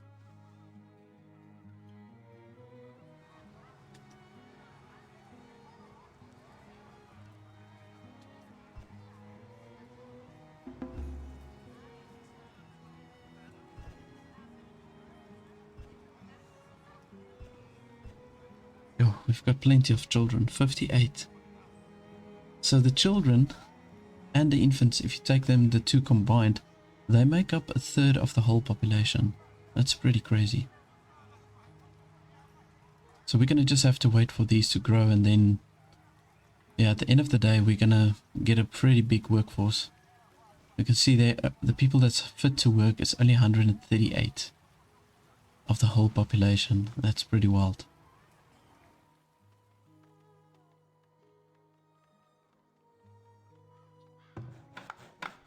So this forager, I'm going to just make it a priority so that we can do the nuts, and got some herbs. Not that we need that though. But yeah, look, there's another batch of mushrooms. 40. Cluster of 40 mushrooms. Oh, and we've got an infinite sand deposit over here. Oh, this is fantastic. Because you see, at the end of the day, we're going to have 2 deep mines over here.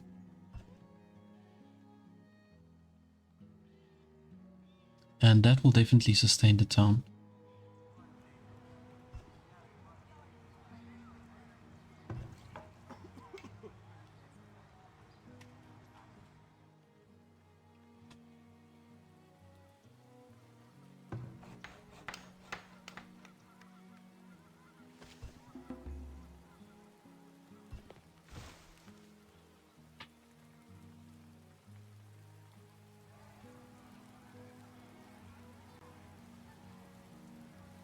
I think once I've placed this forager, then I think our food should be fine. I should be able to push it up to close to 100%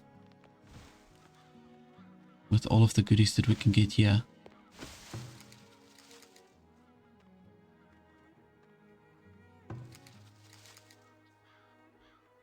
Just look at that. We've got 1, 2, 3. We've got 3 big mushroom clusters and then plenty of hazelnut.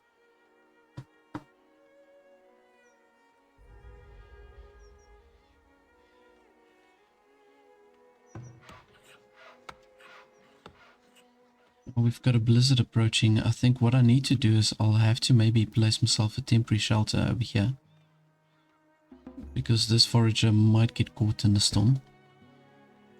Just place that over there, and at least we've got another crop field now going.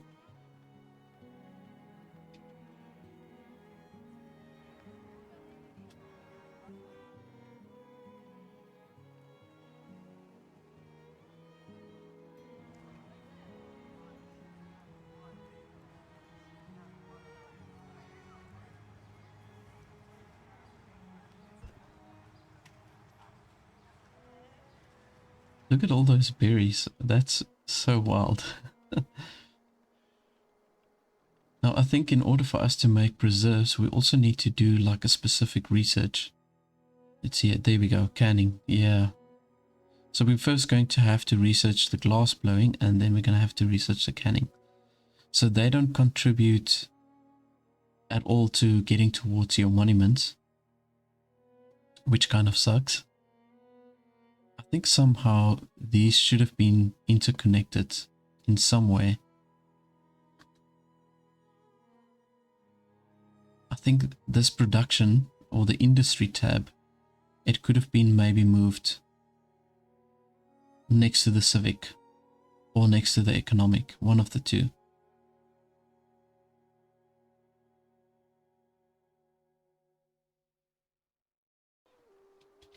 Okay, Okay, so we've got 2 workers assigned in the sand pit. I think I'm going to just leave it like that.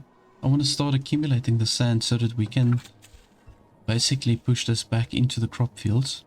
And we can just get that sweet spot, you know, to give us that soil bonus. I want to push that. We really need to get our food up. And then we did get that extra knowledge point now, which we're going to use to build the forester camp. So there we go. Got that unlocked. And let's see, what do we need?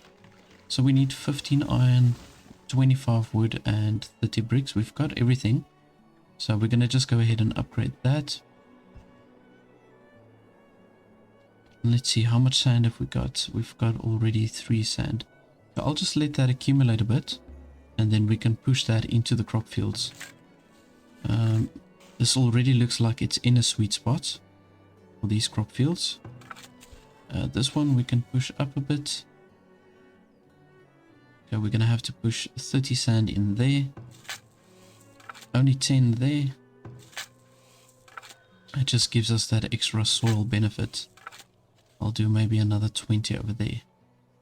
Okay, right. Got our first trader that came in. They are selling the Hubergs and heavy tools. We still got 2 left, so I don't think I'm going to bother with that. Still got a decent amount of iron. What I would like to buy is maybe the additional stone. I just have to see what I'm going to sell to them. I can probably sell some soap. Let's do maybe 30 something soap, and then we can also sell 30 something shoes. Yeah, let's do that. I'm still hoping that I'm going to get someone that will purchase the willow from me. My willow amount is absolutely crazy. We've got 2,300 willow. So I'm just looking for somebody that's willing to buy that from us. You can see there, that's another 13 months before we get the next knowledge point. Now after I unlocked that previous one, it was at 15 months. So it takes now 1 year and 3 months to unlock a new knowledge point, and that is with 6 workers assigned here at the academy and with papers. And yeah, it's just incredibly slow in my opinion.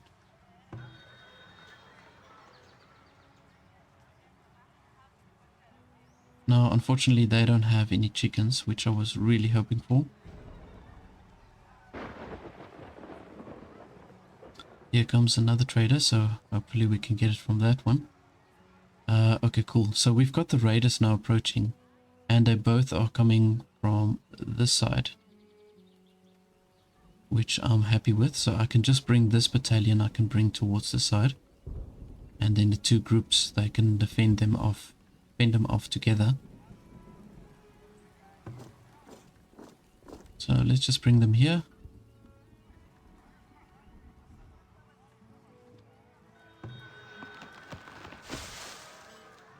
Okay, let's see what this trader has got. Oh man. Okay, so it's nothing that I want really.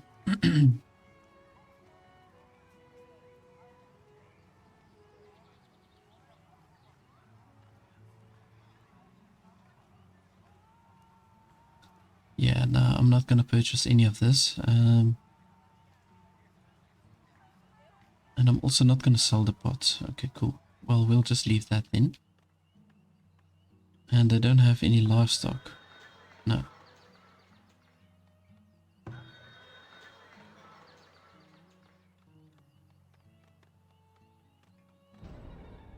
Okay, let's see here. We've got 22 raiders attacking. Well, that's fine. I think we can deal with that. Here they come.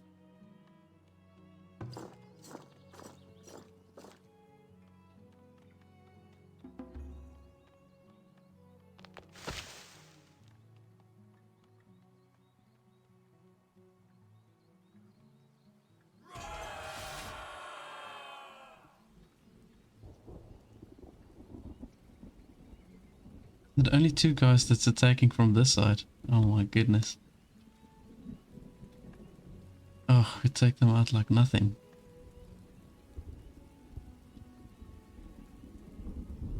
There we go. That was easy. Okay, so if there was only 2 guys from there, That means we're going to have 20 raiders in that party. So we've got to be ready for them. Oh, here comes the other ones. No, usually if you hear that sound, then they are charging. So I was wondering. As you command. Oh, these guys are just attacking with clubs. Oh, we'll take them out quickly. Now these ones with the big backpacks, they're a little bit stronger. Oh, well, okay, maybe not. But it's kind of funny like how they come with the backpacks. They come with so much anticipation, thinking they will actually raid something.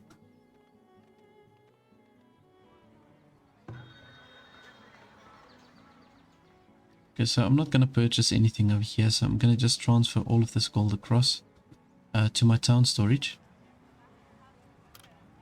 And I think I'm going to go ahead and place this statue over here. I think we've got enough iron, right? No, we don't. Actually, that's something that I can do. Maybe I can purchase that extra iron.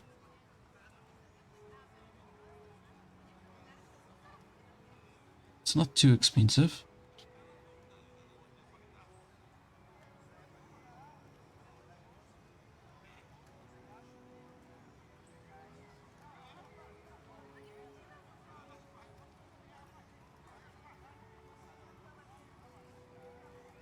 Yeah, so let's just buy 360 gold worth of iron. Got another trader coming in here, so hopefully we get something of value. 7 raiders have been killed, so this is definitely a bigger party coming from this angle.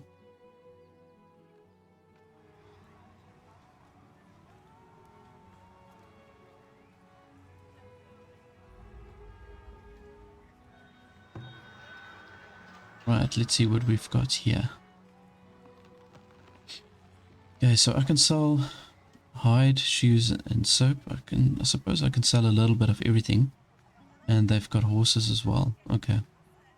Well, we're not gonna bother with the horses at this stage. So we can just make some extra gold with this trader.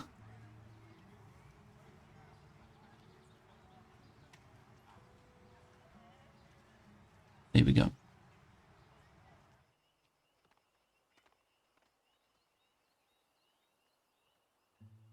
Okay, they're going to attack from the same angle. Now I think it does help that we've got lakes pretty much everywhere around us. So this will force the raiders to always attack from the same locations, either from this side or from this side over here.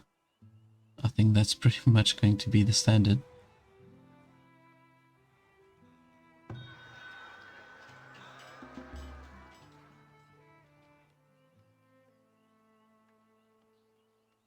Right, there they come. So this is the bigger party. Yeah.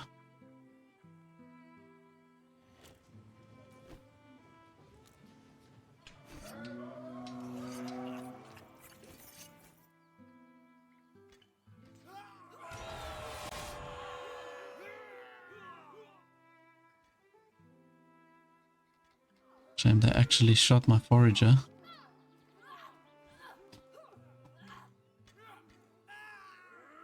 At once. I might actually lose one of my soldiers over here.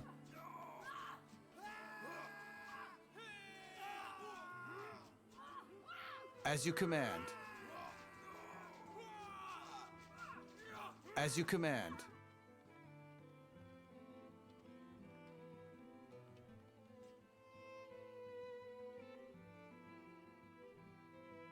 Okay. Well, I didn't. Unfortunately, my forager is definitely not going to make it. But these guys, I can send them back. Here we go. Well defended.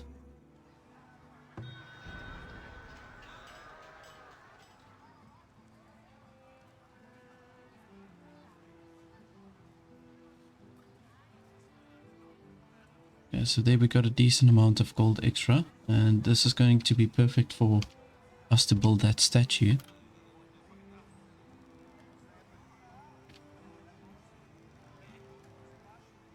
Okay, cool. I think that's a good location for that, so let's just prioritize it. And okay, I can see our labor amount is enough now, so that's a good sign.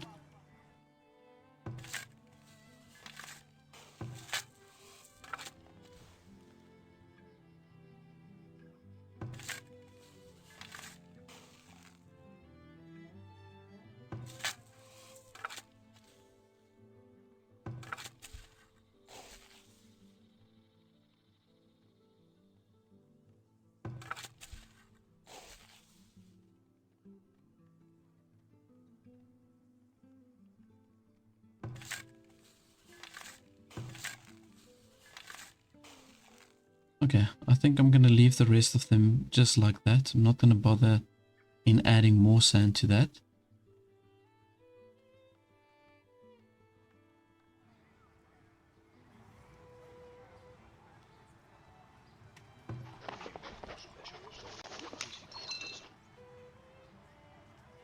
I'm pretty tempted to upgrade my academy now to the Grand Academy. But in order for us to do this, we're going to need glass. And let's just see here. We're going to need glass, 150 stone, 1500 gold. And it's going to significantly increase the upkeep cost. But if we do that, we can assign additional workers to it. So I don't know, that's just my line of thought.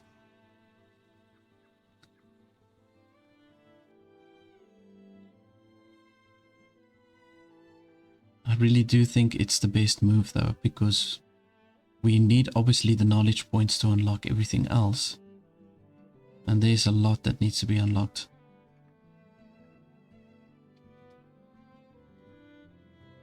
Then we need another 2 knowledge points for these two, just to get the normal mines. Yeah, I don't know. That's crazy.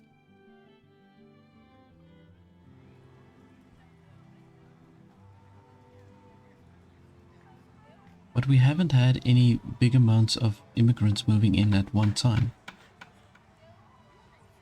Unfortunately.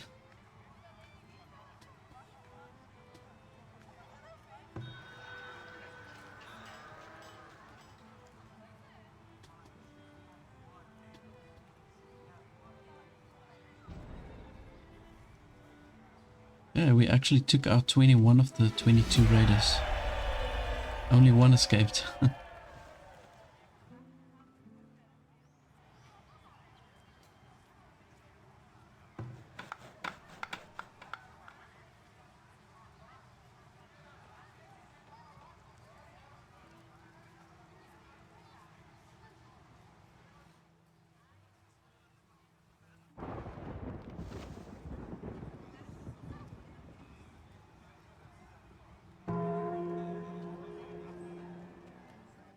I think what I can do is I can maybe send my troops out here to the southern parts. It's still it's a few months before we reach winter, so I'm gonna just do a little bit of scouting over here.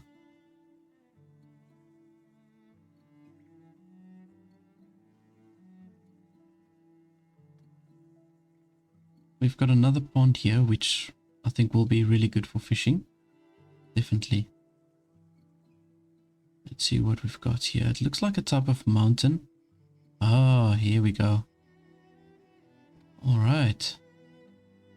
Okay, so this is where we're going to find all our mining spots. Actually do have a mountain. There's plenty of iron over here. Okay, so I do think the mining can be a priority now. Seeing that we've got all these mining spots. There is an infinite deposit also. Yeah, so this will help us with the later stages of the game.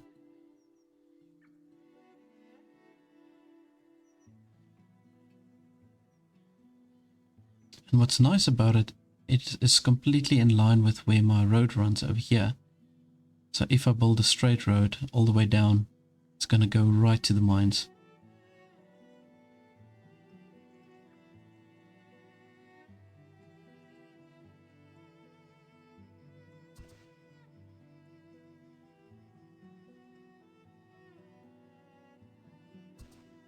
Oh, got a wolf den over here. Just quickly take this out.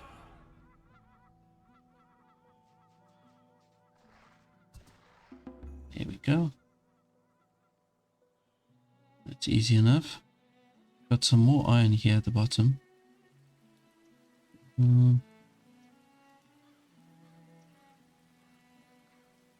Oh yeah, here we go. We got another relic site. So this was actually also what I was looking for. I was hoping I'm gonna find something. So what I'll do is within the next episode, I'll send my villagers to just come excavate here. Hopefully we do get something nice. I'm hoping that we get a relic that will actually help boost our knowledge points. I'm not sure if there's anything like that, but it would be pretty cool if there was. And here we've got another relic. Oh wow, and we've got a salvage site altogether. Okay, fantastic stuff. Okay, so these two are going to be a priority. The two relic sites and the salvage site. I'm gonna just go ahead and start harvesting them when we start our next episode. Okay, but I did some good exploring. I think I'm gonna just send them back before the winter comes. And let's just see here. Okay, cool. Our statue is up. Let's see how the desirability is looking now. So we've got quite a few of the houses that's over 70%. Which is great. I want to focus on upgrading the academy, and then I want to maybe also get going with the iron mine. So what I did off screen, I was busy just adding a couple of extra houses. I also did manage to get some chickens. So I think we should be fine with food, at least until we get to a population of around about 350, I would say. Now my immigration has also been extremely slow. Even with all of the needs met for the people, I somehow don't get new people coming in like in the numbers that I want. So I was thinking what I'm going to do is, after I've researched the mines, unlock that, I want to unlock this thing over here, this technology called the border policies. Now I did initially thought that you need to have a tier 4 town center in order to unlock that, but it seems like I can already access that. So I think I'm going to get going with that after I've done the mines, unlock that, and then we're going to go ahead and unlock the border policies. And I think in that way we should be getting way more people coming in, and then we can reach that 400 population, which will then allow us to upgrade to the tier 4 town center. So let's just go ahead and upgrade the academy. Now with the upgrade of the academy, this will enable us to have additional workers, and it will also just increase the durability of the actual structure. Otherwise there's no other benefits to it. It is going to be a cool looking structure, although it doesn't give any additional desirability. So other than looking cool, it really doesn't do much. So I did manage to get my glassworks up. Started with the glass production. Got to get very good glass production at the moment actually. So in any case, let's get going with that. I'm going to upgrade that. There we go. We've got enough gold, and we've got now that knowledge point, which we're going to use for the mine, of course. And as I've mentioned before, we've got a really nice mining spot right over here. Plenty of iron. I mean, we won't run out of iron ever once we set up like a whole mining camp over here. So I'm going to just extend the road a little bit further down. I'm going to have to maybe place myself like a temporary shelter, maybe some water as well. And then we're going to probably also have to have a wagon shop here at the bottom. Now I do need to just let my labor account build up a little bit before I assign anybody for the iron.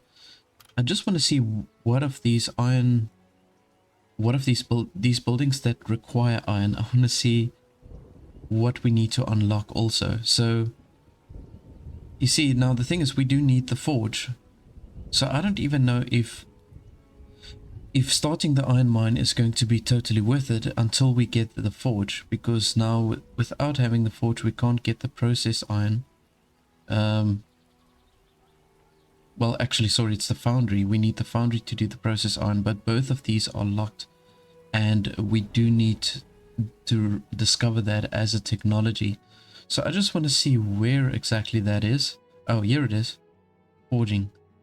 Okay. Now you see the downside is I'm going to have to research another 2 technologies in order to get to the point of where I can have a foundry. So that kind of sucks. Right, and for us to produce the shields, I think we only need hide and planks to produce shields. So I suppose we can add ourselves an armory and then we can just start by producing shields. So I'm going to place the armory over there. We can obviously move the structures around on a later stage again. Yeah, we've got a good trader over here, so we can, there's a whole bunch of things that we can trade. All right, so we can do clothing, definitely. I suppose we can do a little bit more than that.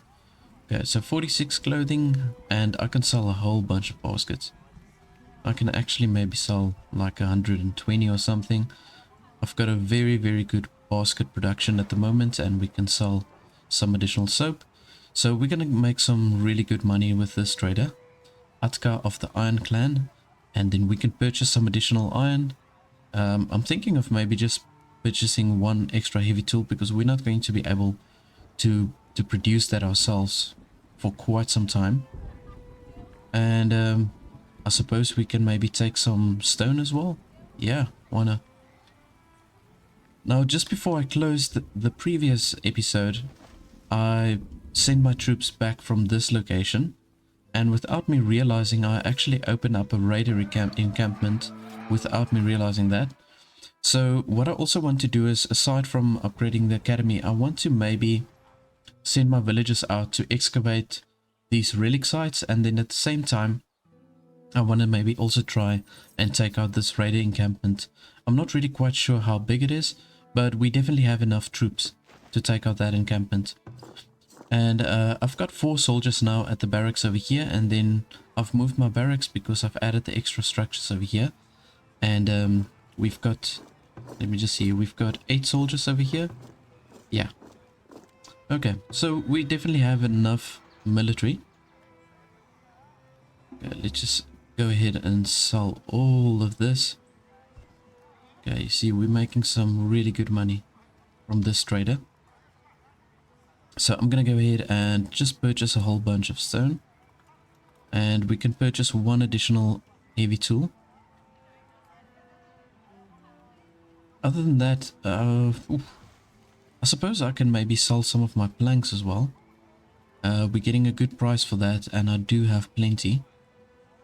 So let's maybe go ahead and sell another 60 of that. Okay, we've got another trader that came in now, so we can see what they are going to provide for us.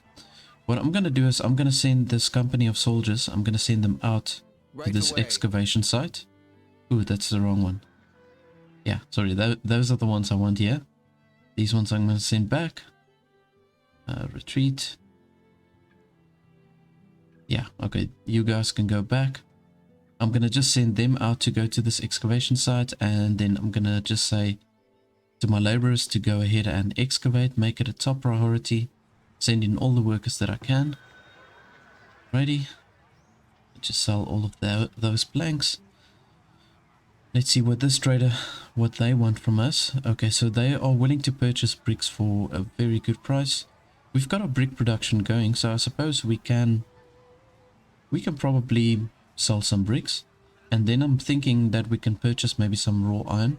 That's going to just give us a good kickstart when we do finally start with the iron production. Just want to see what's happening over here. Oh, we've got these boars attacking. I think they're going to be a little bit of a problem for our villagers. So I want to maybe take these out.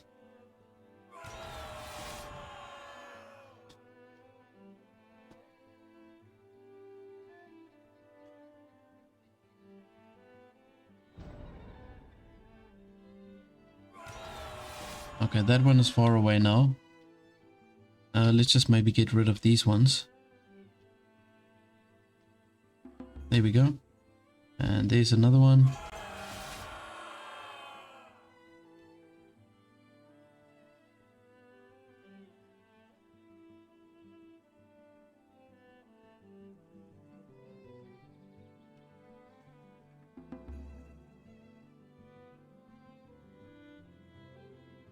Okay, it's actually pretty hard to take out these boars because they run away from my light infantry. There we go.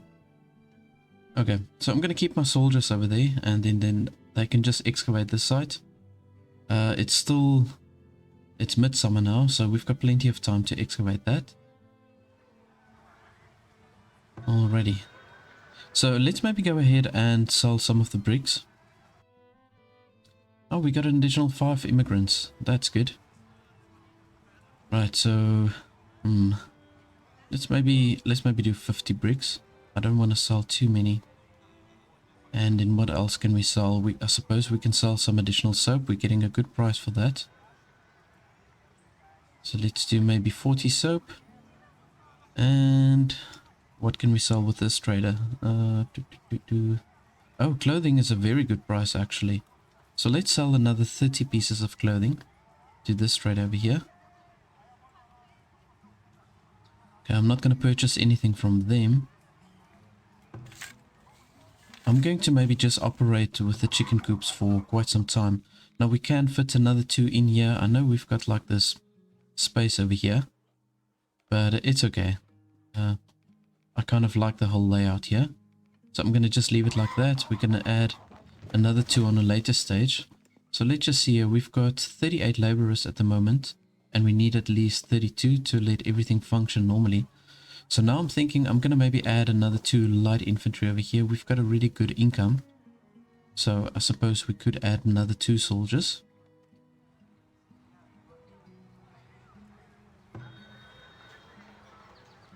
Okay, the academy is still upgrading on that side. Now what I did here, like you can see, I've got a pretty big space open here in the middle. So my intention is to place like one of these large blocks. Maybe just like so. And then with the open gaps that we've got in between, I'm thinking of just planting some trees. So I'm going to just let my gold accumulate. I'm going to do some trades. Once I've got plenty of gold, then I'm going to just use that to construct the park. It does cost quite a bit. Okay, we can sell these pieces of clothing. Very good. We've got so much gold now in the actual trading center. So we can purchase some process iron. We're going to need it for some of the buildings that need to be constructed. So let's maybe buy 60 of that. Purchase some raw iron. We can buy a decent amount of that. And otherwise I'm not going to bother with anything else. We've got a decent amount of swords. And we're going to just sell off that soap, and then whatever is left I'm going to use that as profits. And then just that extra gold we're going to use to build that large park. So we've got our armory also set up now. I'm thinking of maybe assigning another worker over here. And we're going to only craft shields, right? So let's do 2 workers over there, and then we can craft shields. And we are halfway now with this excavation process. I'm hoping we can get some really good relics that we can utilize. And then we're going to also see to upgrade the temple to the next level, but we do need a tier 4 town center in order to upgrade the temple. Now I'm going to prioritize the academy also here. I just want to let them finish this job as quick as they can. We've got plenty of glass. So yeah, the glass production is going exceptionally well. Now you're going to see now with the compost that we've got, because we've got the chicken coops, we're going to generate compost much quicker. And then I think it would be worth it to assign that other policy. Is it this one? Crop yields are increased by 25%, but fertility reduction from crops is increased by 25%. You know what? Let's go ahead and do this. I'm going to just see if this works. I mean, if it works, it works. And if it doesn't, then we can unassign it again. I think they said 12 months. Is that right? You have to wait like 12 months before you can unassign it again. Cool down 12 months, yeah. Okay. Okay, 87%.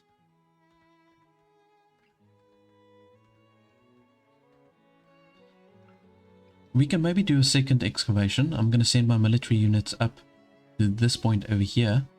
And then we can maybe just do the salvage site. And then in the next year we can do that excavation site as well.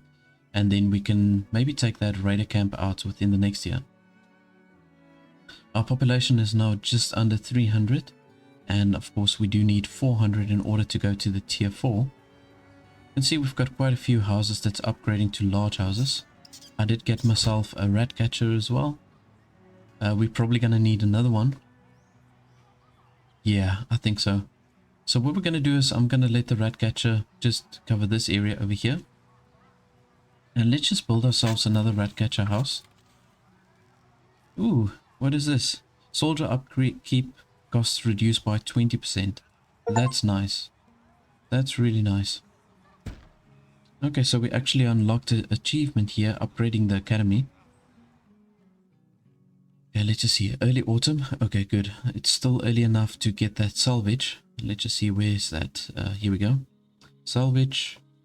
And we're going to make a top priority, and we're going to send the soldiers also down here. It will be done.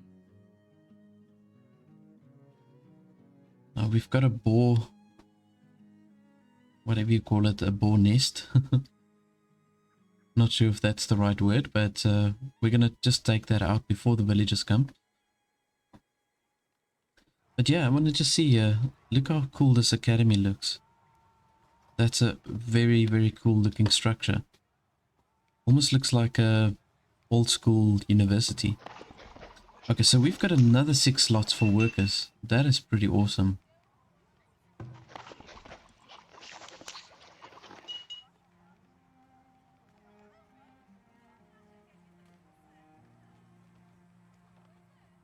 Now we're going to affect our labor force if I assign now so many workers in here.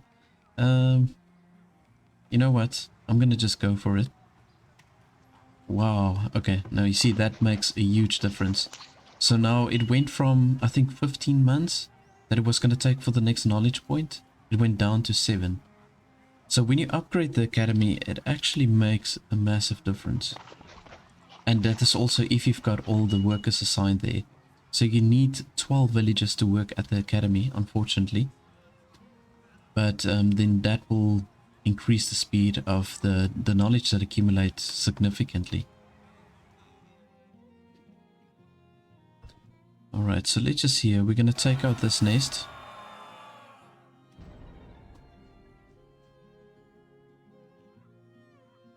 And then I've got to just keep an eye out for these boars. Now, it's really difficult to see with all the trees here what is happening.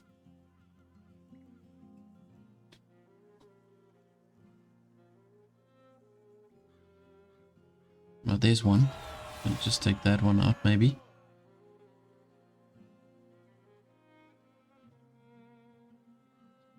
Yeah, you see they run away from my light infantry when they get close.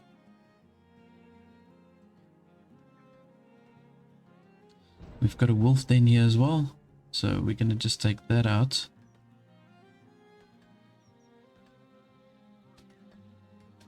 You see this boar is harassing my villagers over here. At once.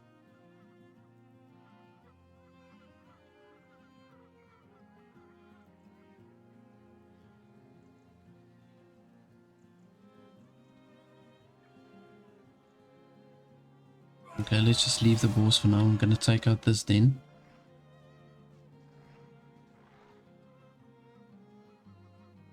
At once. There we go.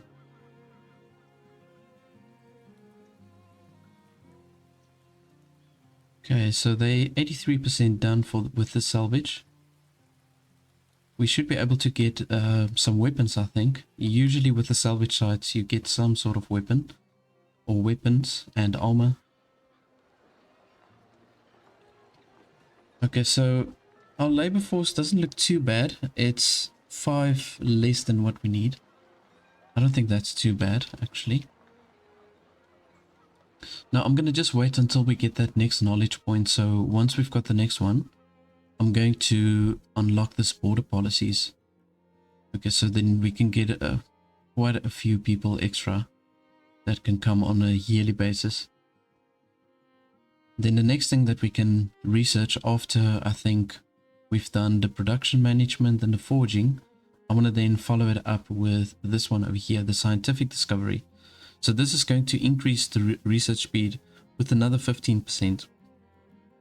Now, in order for us to unlock the civic monument, I'm going to need the scientific discovery. So both those, there's 2 knowledge points that it requires to complete that research. So we need that. We need the beautification, which is this one over here. So I can get that after those 2. And then we also need a pharmacy, which can also come after that. So it's going to be an additional 1, 2, 4. Yeah. So we need another 5 points, additional points, in order to unlock the civic monument. But at this rate, it's actually going much faster now. Now that I've got the extra workers assigned here by the academy. So I would highly recommend that you make this a priority to get your academy upgraded, so that you can then just unlock more research or knowledge points rather. Yeah, we're 94% done. We've got some children that has grown up, so they will form part of the labor force, which is great. And we only need another 98 villages in order for us to get to the tier 4 town center.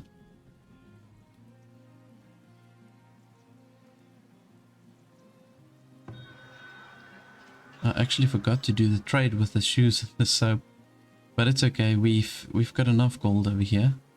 I'm gonna just transfer all of that across, and let's just see here. Okay, so it's only 800 gold in order to build the large park. So you know what? I'm gonna go ahead and place the large park over here. Let's do that. And we've used up all the stone, so I'm gonna have to either import stone, or I'm gonna have to look for some stone deposits somewhere. We've got a really big one over here, which I'm definitely gonna use.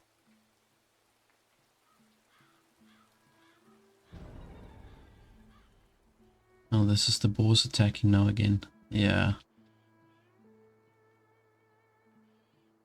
See, these boars are a pain.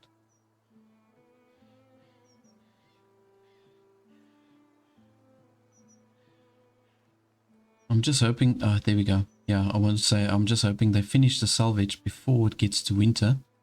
So they did complete that. We've got some firewood, gold, raw iron, 3 weapons, which is fantastic. It's actually worth a lot in gold value. And a little bit of clothing, a lot of wooden planks, which is great. Okay, awesome stuff. So I think what we can do is, let's send the soldiers back. Here we go. And then we'll just wait for the next year. Once we get into the next year, then we can do the second excavation site. And then from there, I'm going to send my military up to just take out that raider camp. Now, I think I'm going to just assign, let's just see here.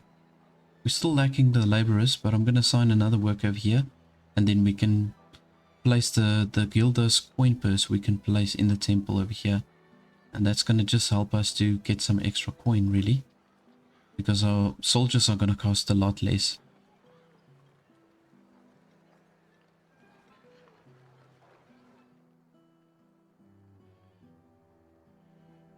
There they come.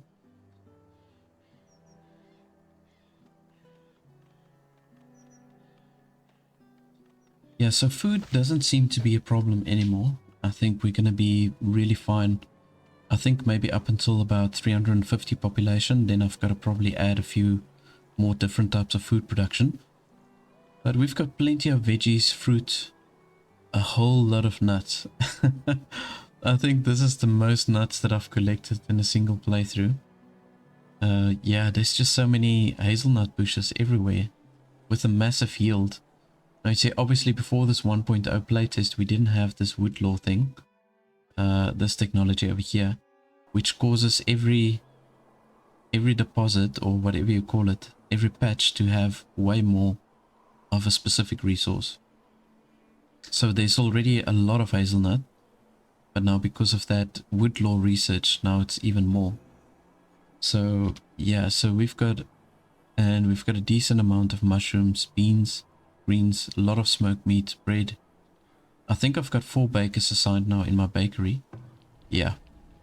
And our flour production is really good. We've got plenty of grain. You know, we might actually get to that point now where we're going to have to place ourselves a second windmill. Okay, here we've got the second rat catcher. So we're going to assign him here. All our storage buildings are within this range. So we're going to just assign him over here.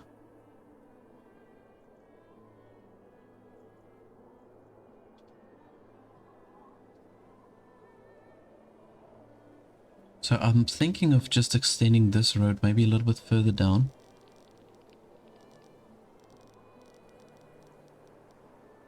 Yeah. So then we're going to be very close to the stone deposit over here, which is amazing. 600 stone. Wow. It's going to take forever to harvest this piece of stone. But that really makes up for the lack of stone that we didn't get around the town.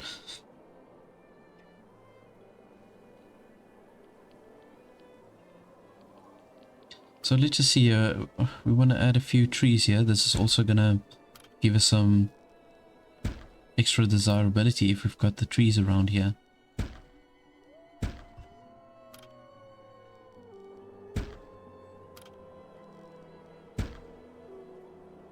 And then let's just maybe make a road come through like this. Yeah. Okay, so let's see how the desirability is looking now. Now you can see in order to get the tier 4 houses, we need at least 80% desirability, and we're still not there. We've got this one over here that's at 79 desirability. Very close, but still not there.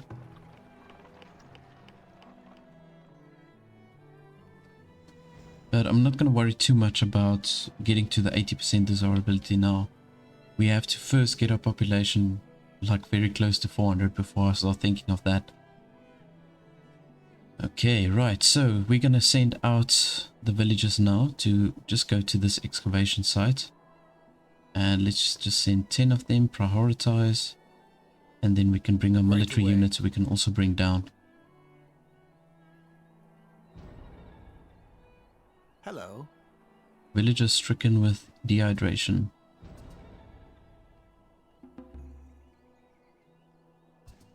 Okay, fair enough. He is really far from any water sources.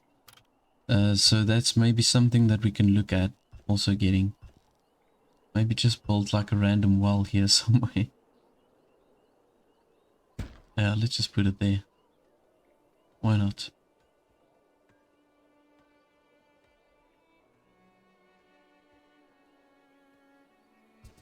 Okay, so I can see all the villagers coming in. Just want to see, oh, my troops are already there, so that's good. If we do get any raiders that want to try and intercept us. So we're gonna now go ahead and unlock this border policies, right? So just say confirm, boom. Okay, now we can get some immigrants. Because you can see here that our immigration rate is at 111%. So we're supposed to get a lot of people that is going to come in. But let's just see how effective that's going to be. All our stats are looking good except for the food again. Let's just see. We've got currently 12 chickens in the one coop and 7 in the other. So we still need quite a few chickens in these 2 coops in order to max out the production. But at least our housing isn't a problem. Okay, so we've actually gone over the level of where we can supply houses for 400 people. Oh my goodness. Okay, so this wolf is going to take out my fishermen. Yeah.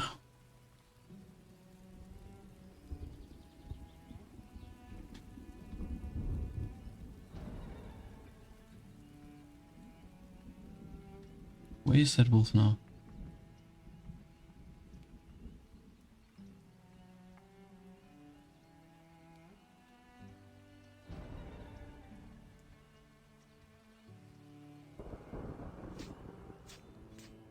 There we go.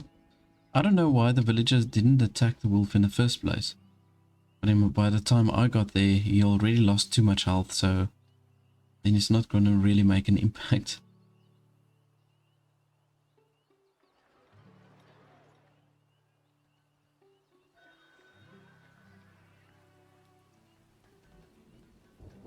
So I'm going to just tell the people to start harvesting all these pieces of rock. Harvest, harvest. Yeah, this is really good.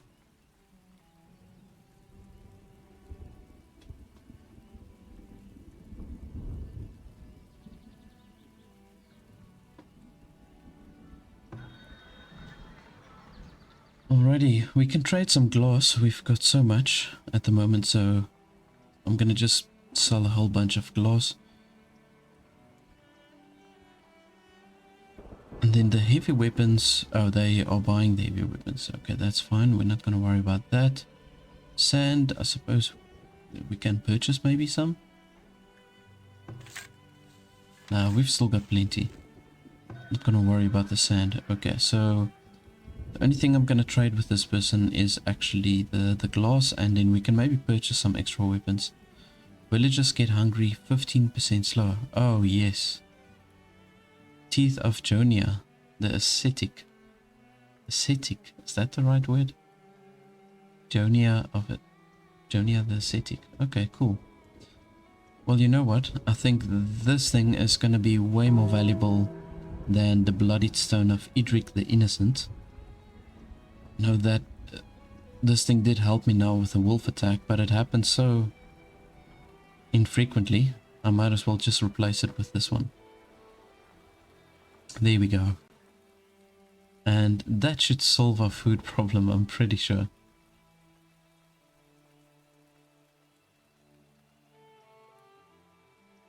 So I'm gonna bring my military up, and I'm gonna get my other battalion also here. And then we're going to just take out this bandit camp over here.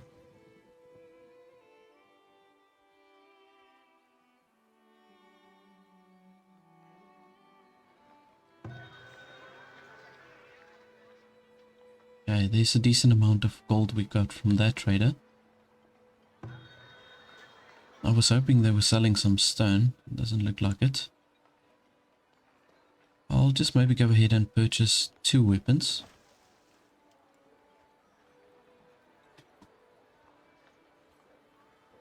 Just to kind of have that as a backup.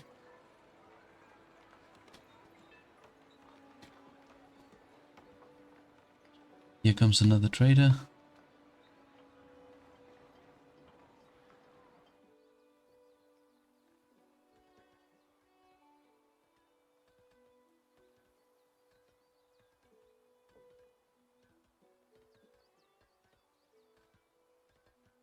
Okay, cool. So I've got all my troops here, so we're going to go in.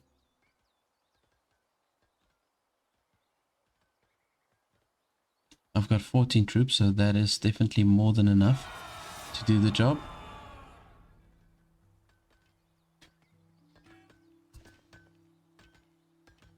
I've got 2 watchtowers, so I'm really glad I got such a big party of troops.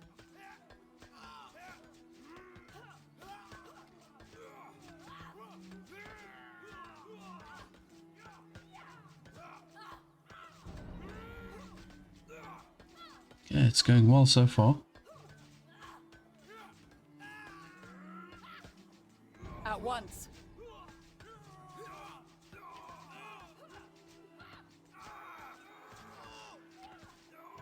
Nice. It will Got be plenty done. of weapons. At the ready. It will be done. It will be done.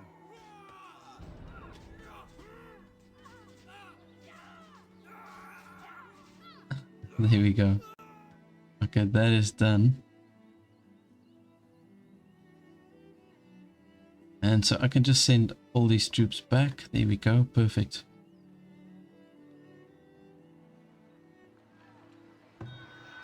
Okay, let's see what the second trader, what we can trade with. So we can sell herbs, which we've got so much of. Let's just really fill it up here. And I think I'll definitely sell some of my hides.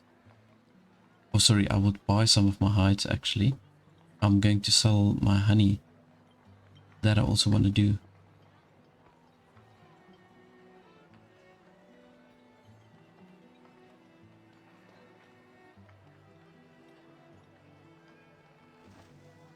I don't think this trader is going to have any money left.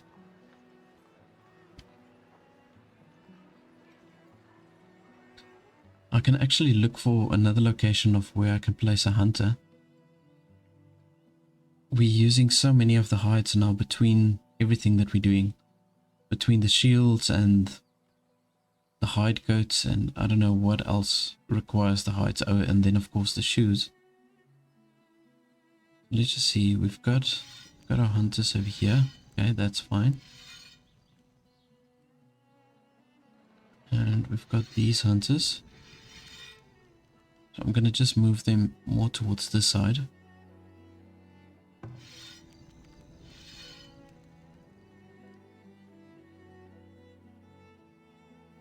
We've got a lot of deer spawning points here at the bottom, so I think what I'm going to do is I'm going to just extend the road a little bit further down, and then we can build ourselves another hunting cabin over here.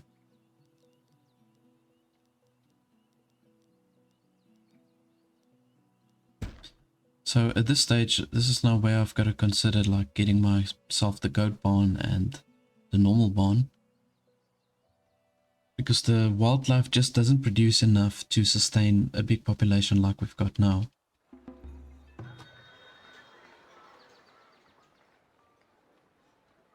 So let's just purchase some hide. And I'll sell my honey.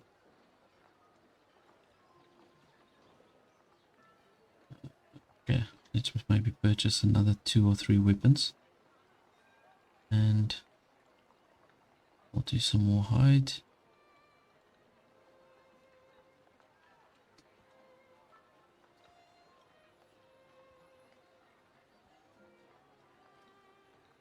Okay, good. Right, so we'll just wait for another trader.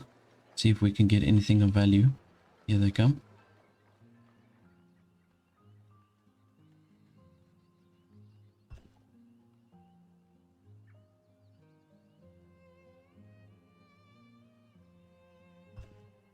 Got some stone that we can harvest here at the bottom if we really want to.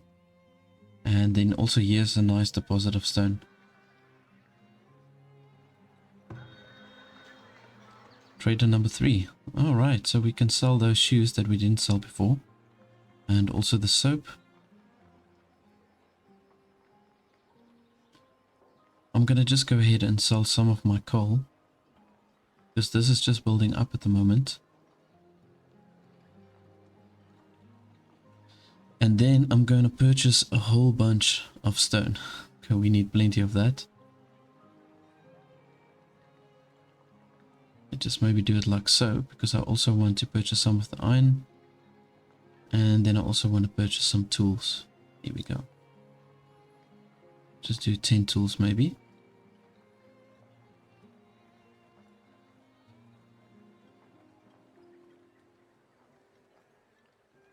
And I'm going to just sell some additional soap. Good.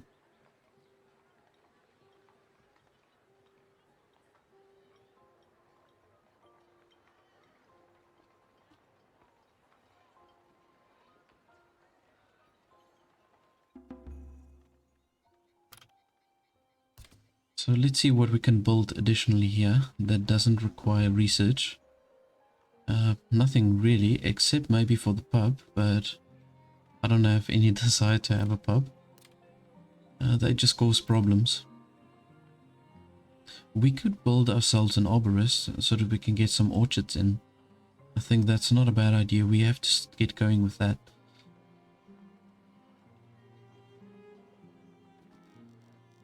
Yeah, I think let's get going with that.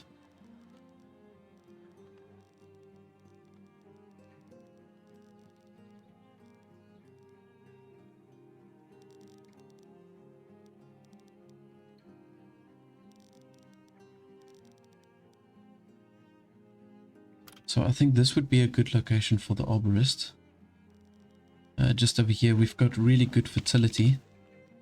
So I think I'm going to go ahead and place it right over here. Can maybe do 2 of these. And then we can place another one on this side. Yeah, why not? I know we've got like an iron mining spot over here. But we'll move it on a later stage, I think.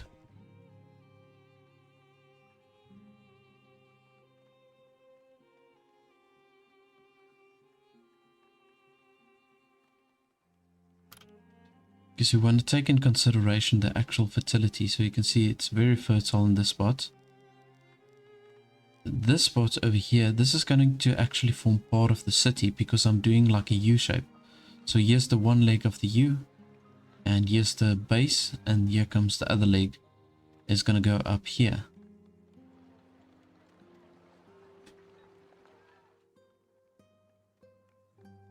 And then if we go down a little bit further. So this is kind of like where the boundary of the city is. So I suppose we can have some more arborists over here. Yeah, in fact, let me do this.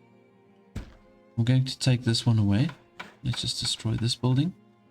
Now we'll just keep the one over here because we want to utilize that iron. I think I want to do that. I want to use this iron, and we're going to have our deep gold mines. We're going to also have to place over here.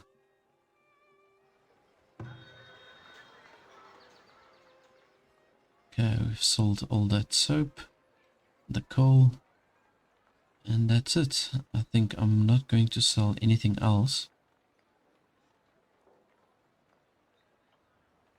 Well, maybe we can do some shoes. Let's just do a few extra shoes. And then I'm gonna just use some of that extra gold we're getting. I'm gonna use that to buy additional tools. So we're really going through the tools.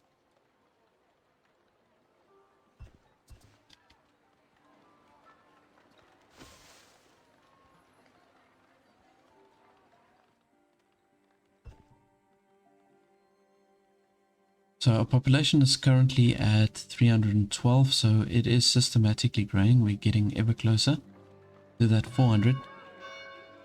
We've pretty much got everything else that we need. We do, however, need that 200 iron, so you know what, maybe I should just go ahead and purchase that iron with the extra money that we're getting in.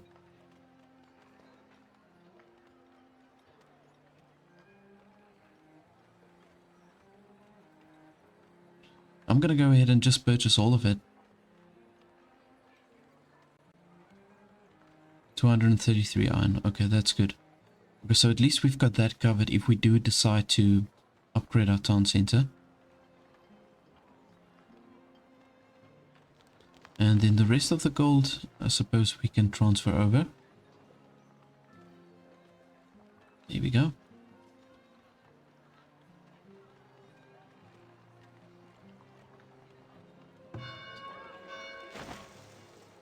So now within the next year, I'll just do a few good trades, additional trades, and then we can build up our gold to 6,500. And then we can now, starting from now, we can build up our bricks. And then I think by the time we've got to 400 population, we should have all the resources that we need also to upgrade. Usually when I play these city building games, I like to research all the technology first. That's just the way my mind works. I want to get all the technology done, then I start doing everything else. So with games like, for example, like Age of Empires also, I didn't really focus too much on building a massive army, because I thought it's really a waste to have weak soldiers. So I would like do all the upgrades, and then I would build the strongest soldiers that I can, and then I would just like walk over my opponents. It's obviously not the case in this game. Maybe a little bit when you attack the raider camps, but otherwise not so much. Okay, so we're gonna go for the apples, the usual. And if you don't know why we're going for the apple stays fresher for longer. And I think the trees also actually survive for longer. So that's another thing.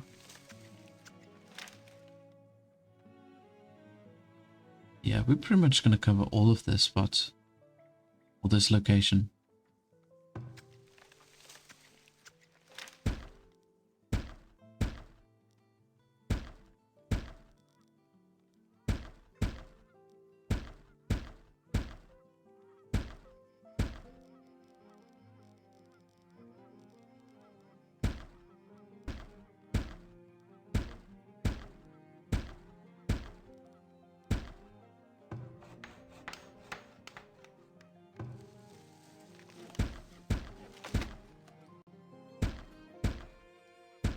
I think it takes 2 years before you can harvest like your first apples.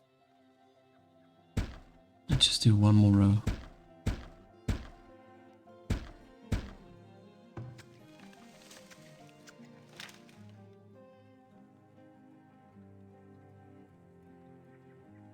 There we go. Okay, I think we've utilized the space in its fullness. And then we're going to just wait for this arborist to complete. And then we'll do another orchard here.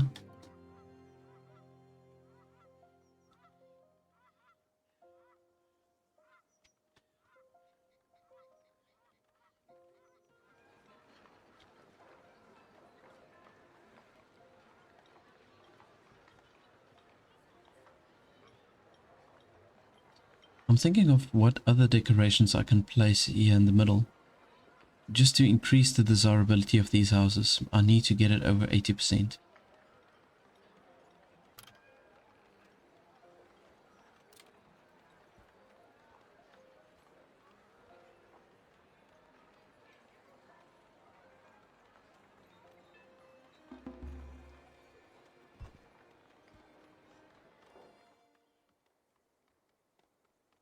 Okay, but we've got a good labor force at the moment and enough builders to do all the work.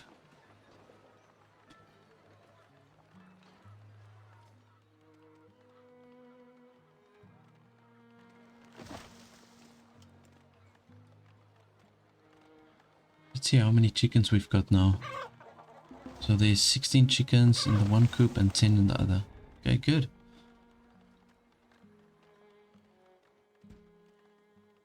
Between the two coops we should be producing plenty of meat and eggs.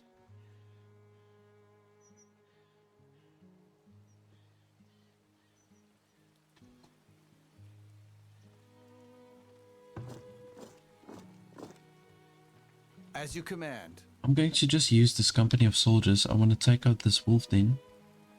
Oh, it's not a wolf den. I just looked on the map. So they use, for the boars as well as for the wolves, they only use the wolf head. But I want to go up here and I want to just see what's happening over here. See if we can get some extra salvage sites or relics that we can excavate.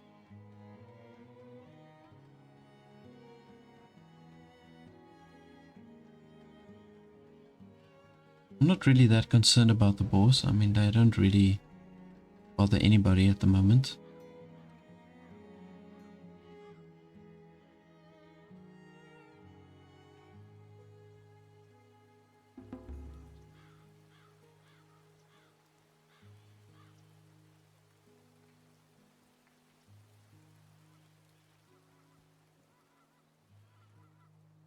Ooh, ooh, ooh, ooh, ooh. Okay, we've got a raider camp over there. Okay, this is good. I'm happy with that discovery also. 17 people. Oh my goodness. Okay, so that research that I did. Let's see here, this one. The border policies. I can tell you now, that worked like a charm. That actually did the trick. 17 new villages. That's insane. Okay, so we're gonna get to that 400 in no time. Ooh, and I see that we do have a relic also, an excavation site right next to the raider camp. Now this is excellent. So we can send both of our parties of troops, we can send both of them out to take out the raider camp, and then we can just leave them there so that the villagers can do that excavation. And we can actually now just extend this road over here. We can extend it a little bit further down. Nice.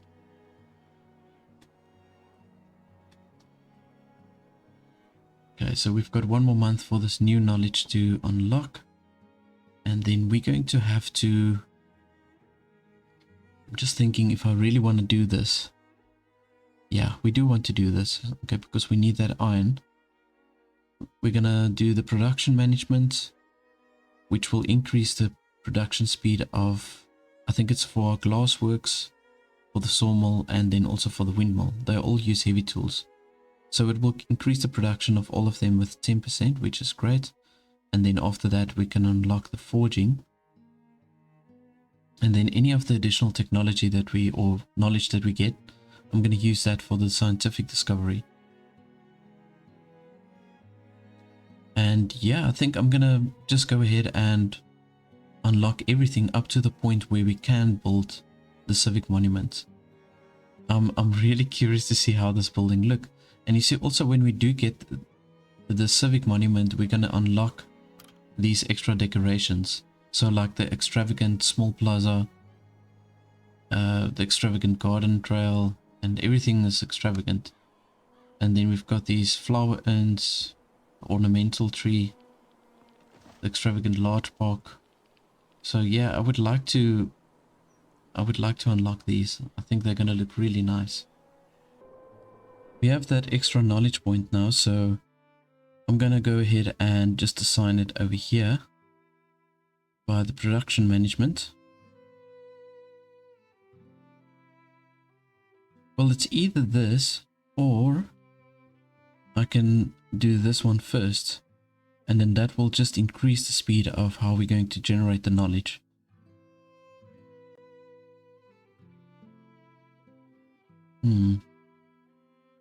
What to do? I feel tempted to go for this one first. Yeah. I don't know. I think I'm gonna just do this. Oh wait, no. Let's do this. Because from here we can also get the blacksmith forge, right? So if we want to, we can then afterwards unlock both of these. Ooh, this is a good one. I haven't seen this one before. Advanced metal casing. 30% extra durability for tools and heavy tools. Now that is a good technology to have. Okay, so let's do that. We've got this one, the production management, now unlocked. And we've had a total of 40 knowledge point invested. Now, just to give you an idea, we're going to zoom out quite a bit. It looks like I haven't even come halfway yet with all of the technology that's there. And we've already done 40 research. Wow, yeah, no, that's pretty wild.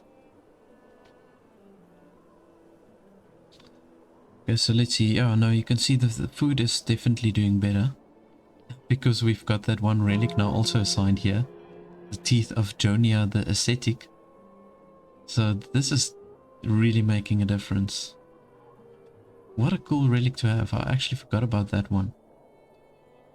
So somebody did ask if it's going to kind of nullify the benefits of the relics, but they actually do stack. So if you've got a relic, for example, like this one, the Gildos coin purse, which reduces the soldier's upkeep cost by 20%. So this will stack with this one over here. Where's that now? Oh, here it is. The military logistics. So this will stack. So it will then be, I've got now a 30% reduction on the upkeep cost for the soldiers. And if I research this military logistics again, it's going to add another 20%. So then it will be minus 40% for the upkeep for the soldiers. So it does stack. It's still worth it getting the relics, if you were wondering. So I want to get my town center to tier 4. I want to at least try to get there. Now, if we do upgrade the town center, that will also help us to generate some extra knowledge point. Then I want to take out this raider camp over here. And then we've also got an additional excavation site that we can go explore, see if we can get a good relic And then on this side, I think I saw some salvage points over here. Yeah, so we've got salvage over here. I think I saw 2 spots that we could do some salvaging. So, okay, well, there's one. Just want to see, there was another one here somewhere. I'm pretty sure. There we go. There's the other one. Okay, so we've got 2 salvage points. Now, I want to see how much I can do within this year. We did just start the new year now. We're currently at 390 population, so we only need 10 more population in order to get to the amount of people that we need for the tier 4 town center. Now we do need a whole bunch of extra bricks and also a whole bunch of extra gold. Now we can get that by the salvage sites and then also by attacking or taking out the raider camp. Right, they also did give me like a warning signal to say that they are going to start attacking me with catapults. So I'm gonna really have to prepare myself for this. Now I've got no other option but to start building myself a palisade wall. Now I originally said I didn't want to build this because I feel it's just a waste of resources and I would rather just go straight for the fortified wall. But now because of the 1.0 the technology tree that we've got now, it's going to require a lot of research for me to get to these fortified walls.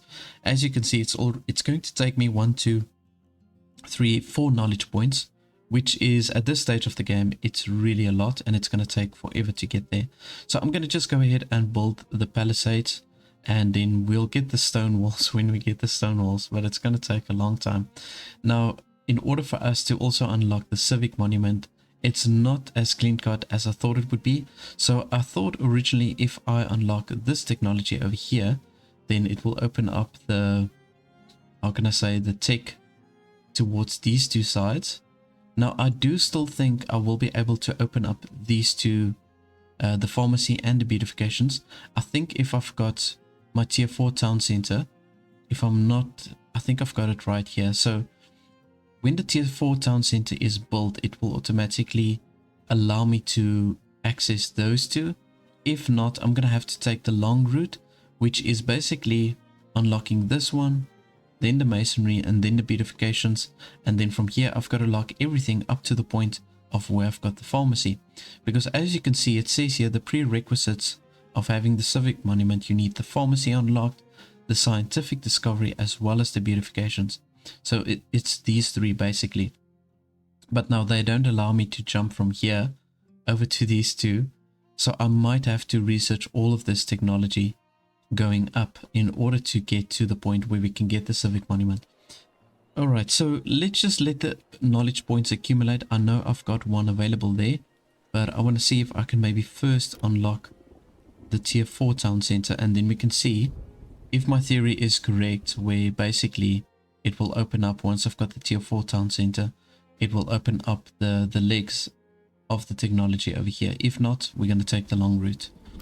Right, so let's set up some gates for us. 1, 2, and yeah, I'm going to just start building these palisade walls all the way around wherever I can.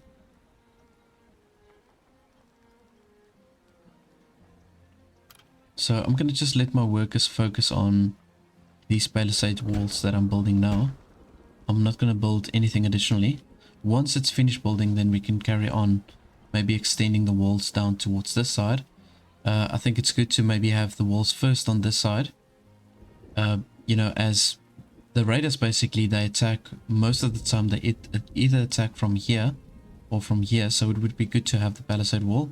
And then they come through this angle over here, which is a little small stretch, so we can kind of like corner them off with our soldiers.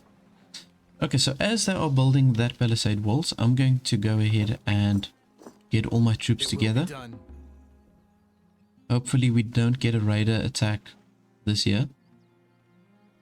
But I'm going to just keep all my military units, keep them together. We're going to take out this raider camp over here, and then we'll just keep the soldiers here to also start with the excavation. So currently my labor force dropped significantly again. I don't really know why. I didn't assign them to do anything specifically, so it was at one stage like at 50, so I don't know why it's so low at the moment.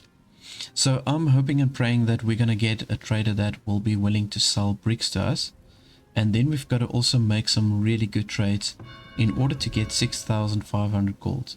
not so far. I mean, we need 1,700 gold, so it's not too bad. Okay, so let's see. Are we hoping for somebody to trade bricks with us? No, it doesn't look like they've got, and there's also nothing that we can trade with them. Only after we've got a blacksmith we can start producing some really nice goodies. I've got my foundry now, so I can set up a foundry. I did unlock that. Let's just see here. There we go. So I've got my foundry unlocked, so we can start producing processed iron. But at the moment there's nothing really that I can sell to this trader. Maybe some candles. Let's just maybe sell some candles. Otherwise, yeah, I'm not going to do anything else with this trader. We're going to just sell these tools. Oh, sorry, we're going to buy these tools. The people run out of tools really quickly. And they do help with the production as a whole. So I need to get my tools going. We're now at 395 population. Ooh. This is kind of like a weird looking wall that we've got over here. I'm not sure if we can do anything about that. I'll probably just have to keep it this way. Oh, that's gonna really bug me. Oh well. That will just have to stay that way. Okay, they are actually building this palisade wall pretty quickly. It doesn't give much defense, but it's definitely gonna be like some sort of deterrent for the raiders to come in. Okay, so let's just sell these candles, and then I'm going to use all the money that I've got from that. I'm going to just purchase the tools. Can't buy a lot. Only 9 actually. Right, and then we're going to just look at the other trader. What can we do here? We can sell planks. And that's pretty much all I'm going to look at. They also are willing to buy candles. We just don't have a lot. So I can sell up to 70 planks. You know, we need 200 planks in order to upgrade the town center. So I'm going to just go up to 200, or down to 200 rather. And I'm not going to sell the pottery because we're getting a terrible price for that. So let's go ahead and bring our soldiers down here to the raider camp. Your orders. Oh man, it seems like my one soldier doesn't have any armor. I don't know why though. Okay, but we're getting close. I'm gonna just let them rally over here. Just make sure everybody's here. Here we go. Okay, before we attack, I just want to quickly check something over here. I'm just gonna sell those blanks. And otherwise, yeah, there's nothing else that I'm going to buy. Okay, we're just hoping for a third trader. Usually there's 3 that come. Once you've got the trading center up, then you get about 3 traders per year. Oh, here it comes. Okay, so while we wait for that one, let's maybe go ahead and just attack this raider camp over here.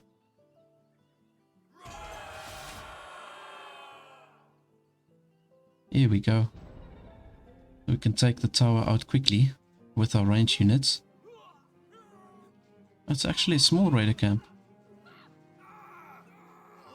Well, there we go. That actually went very quickly. Tusk of the Autumn Boar. Oh my goodness. So we actually found this relic within the actual raider camp.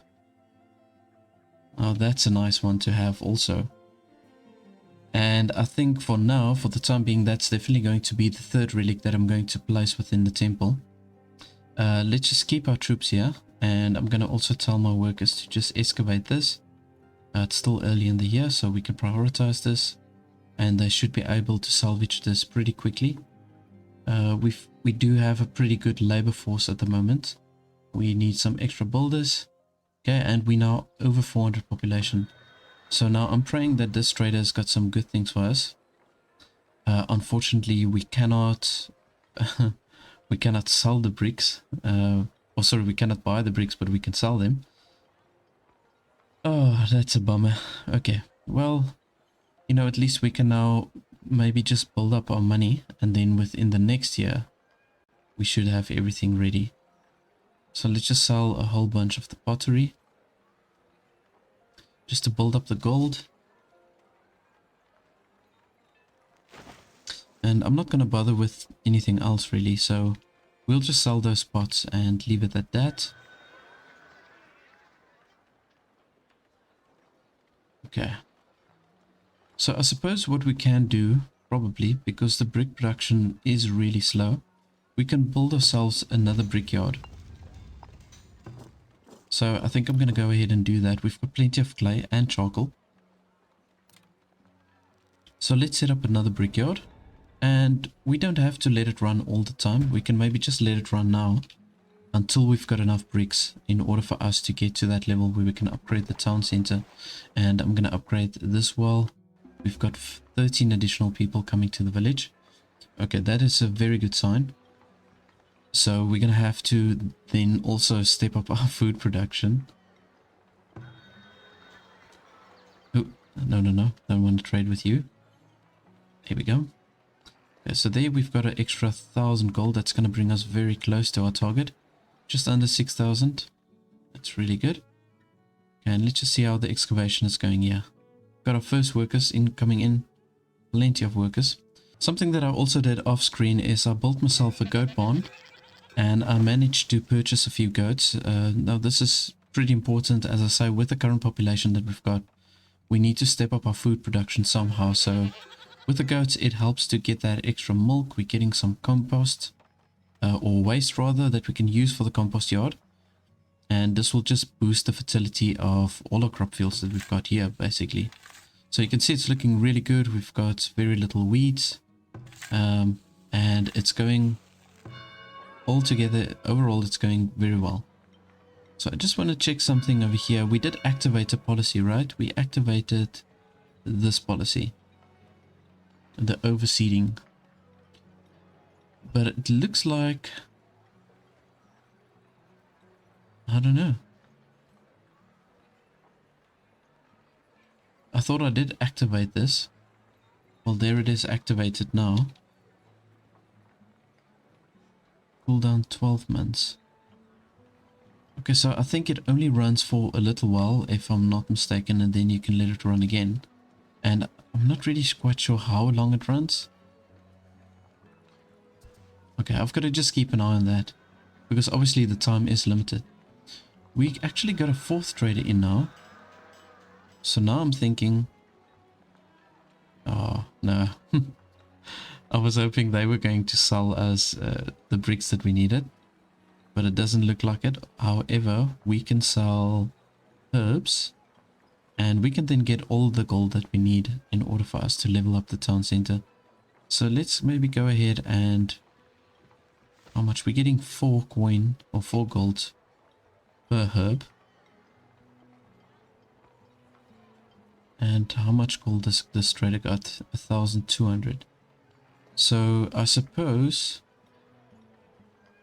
if we've got 300 herbs that we're selling, yeah, we can only sell a little bit more than 300 herbs. So I'm going to just do that, allocate that to the trading center, we can sell that, and then we've got all the gold we need. Okay, so that's quite nice that we've got now this extra trader. I didn't expect the 4th one to come. But now I'm going to just use the 2nd brickyard to build up our bricks quickly. Let's just assign all the workers we can. I want to really try and get to that tier 4 as quickly as we can, because we do get that extra knowledge points. And I want to accumulate as much of that as I can. We can carry on just extending the palisade walls. So let's just see here. So I've noticed with the walls and with the gates, it kind of does bug out a little bit with this playtest now. So you can see that we've got this funny wall over here. So you've got to sometimes break it down and rebuild it, and then it will rearrange itself. But it's not too big of a deal. Okay, and then I just want to see. So the end. You just see here, the end of the U shape. I must now just decide if I'm going to let it go a little bit further down or if I'm going to bring it up here. Yeah, I think what I'm going to do is I'm going to bring it up here.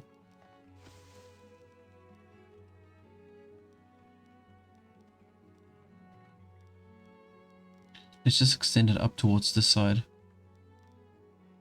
Okay, I'm not going to close it off here at the top yet.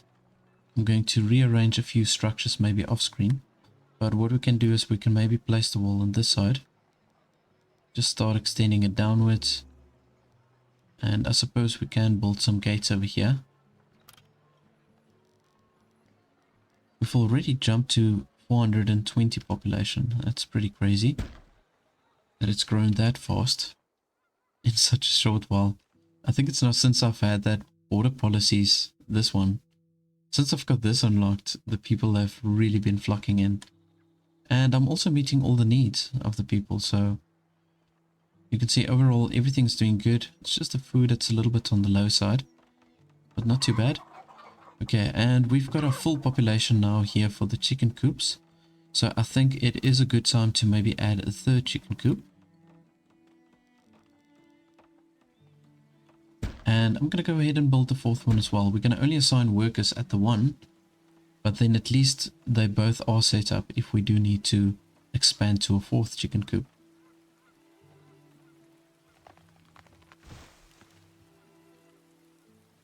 Okay, let's just see how far they are here. We're getting closer to winter time. 1% left. You know, this is also like an odd thing for me, like how the workers, they go out, or they come out, they do the excavation, and this seems to happen to me all the time, where they stop literally at 99%.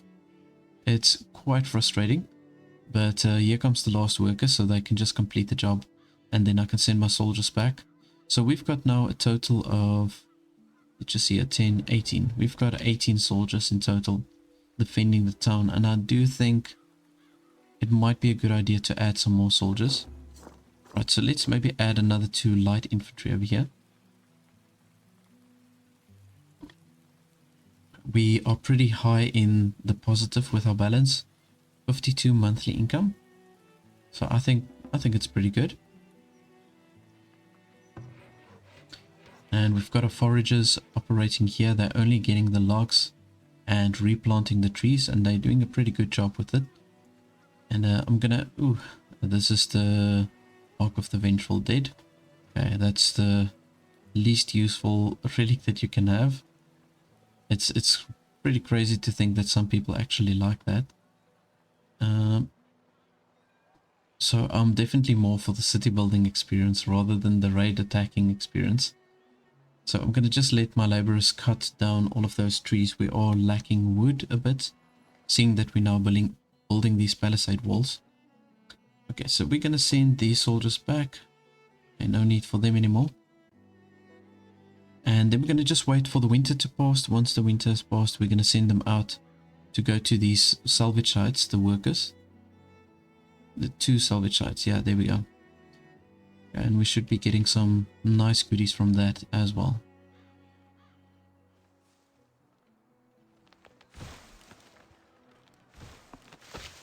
So I was either thinking placing the civic monument over here, right over there, or over here somewhere. I'm not quite sure how big the structure is. I think it's a little bit bigger than the town center, if I'm not mistaken. A little bit bigger than the town center and the temple. So it can, I think it can fit in here. I don't know. I'll still decide where we're going to have it. Now we will extend the town on a later stage upwards towards the side. But I'm going to just leave it like that for now, because we've got the capacity for 440 people to come into town to live here.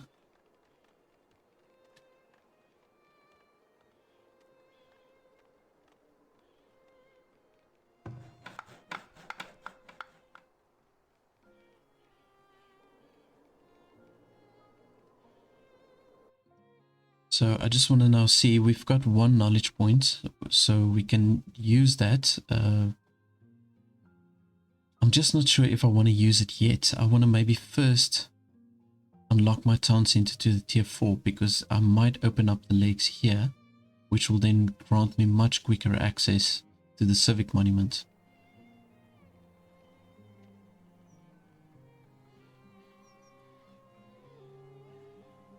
And the only reason why I'm rushing to get to the civic monument is actually two reasons. But the first reason is quite simple. I just want to see how the structure looks. And from what I saw in the pictures that they're shown, it looks really cool. Now the second thing is that you get the extra decorations. All of these that's unlocked, or that's locked, sorry, you can unlock these ones. And I'm assuming they are going to give a lot more desirability, and they're going to just look better in general. And you can see they cost the same amount of resources as their counterpart. So I want to get them placed.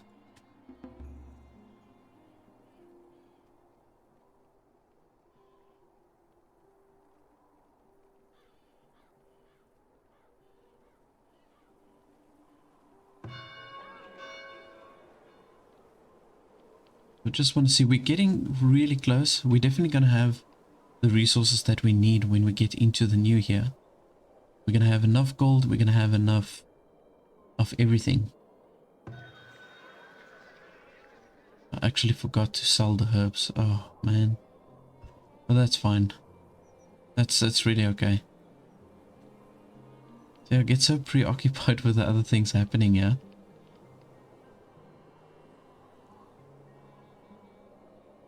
Now, another thing that I'm a little bit concerned about is my sandpit is going down quite quickly. Now, we do need a deep mine in order for us to access more sand, because there's no other sand mining spots. I mean, I've opened up almost half of the map and I couldn't find any other spots where I can harvest sand except for these infinite spots, and you do need the deep mines for these. So I've got one over here and another one over here, and that's the only two that I could find. So I'm thinking I need to unlock that deep mines. Now the problem is, let's just go here. In order to unlock the deep mines, I'm going to have another 3 knowledge points. So I'm going to have to first unlock this one, then unlock the quarry. I don't know if like the sand, I think the sand, let me just see something. I don't think it actually uses a mine. I think it's also like a sand quarry. Let me just see.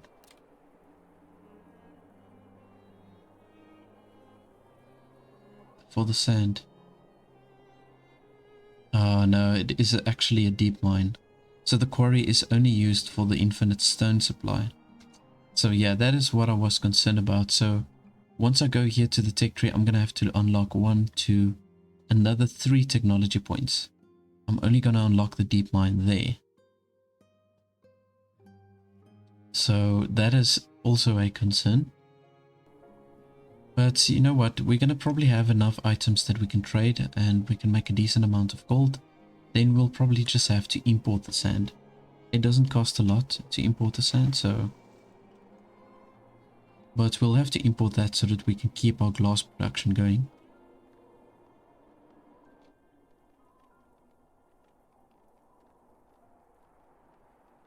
But we're getting close to the new year, and then once we've got all the bricks that we need, I think it's a 375, then I'm going to unassign the workers at this brickyard, or maybe just unassign 2 of them at least, because they will start digging into the coal supplies and our clay supplies. It will start to drop, so I'm gonna maybe just have 6 of these brick makers. I'm gonna maybe just have 6 of them.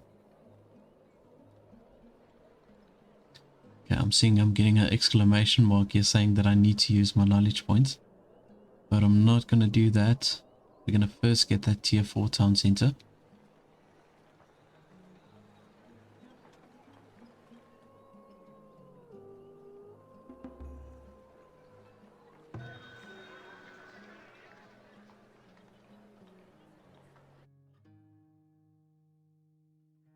Just want to see something here. So minus 10% for the merchant sell price at the trading post. Okay, this is a good one to have, obviously. Convenience tax. Kinda.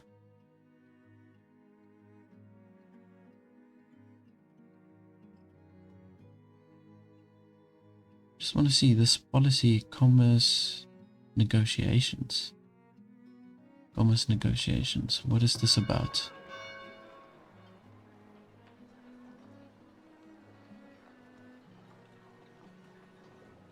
Merchants carry 10%, minus 10% more gold. I think it's supposed to say plus 10%, plus 10% more gold. But they pay 10% less for goods. Well, this is a good one to have, I think. This is worth it. Because I do have an issue with the amount of gold that they carry on them. Well, at least with some of the traders.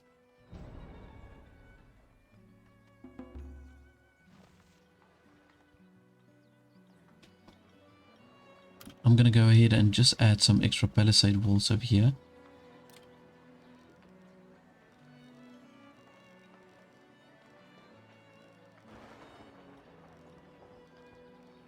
I'll have to move that apiary, but we can do that on a later stage. Just add a few extra walls. And then I want to see what type of traders we're gonna get in. We've got now all the bricks that we need.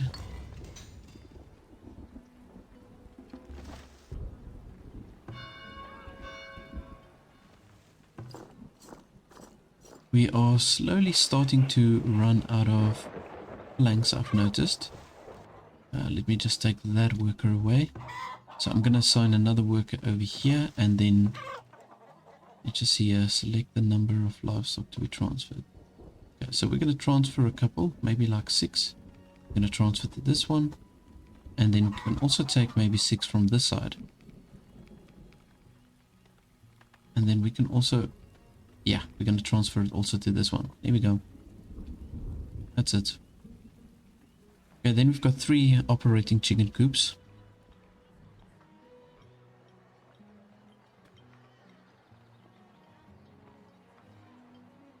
Now I'm thinking we do need some extra houses, so what we can do, we can maybe utilize this space over here.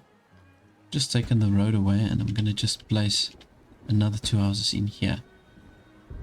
There we go. Righty, and we can sell these baskets. It's already available for us. So, and we're getting a good price. I can actually go ahead and sell some more baskets. Maybe do another 85, that should be fine. And then we're going to purchase some extra tools. We could use maybe 1 extra heavy weapon. Clothing and shoes also sell for a good price, but let's just do a little bit of the clothes and then also a little bit of the shoes. Let's just do it like that.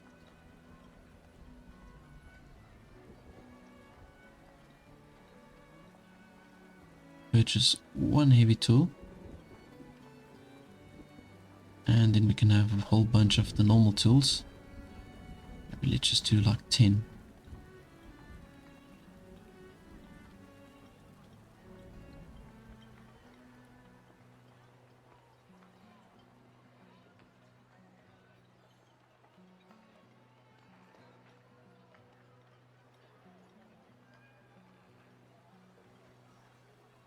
Yeah, there we go. So we should have enough gold now, and we only need the plank still. There we go. Got all the gold. Let's go ahead and add ourselves another sawmill. The reason why my planks are now starting to go down is because we're using the armory to start produce, or we've got more workers at the armory, let me rather say that. And with the shields that we're producing, that does take some of the planks.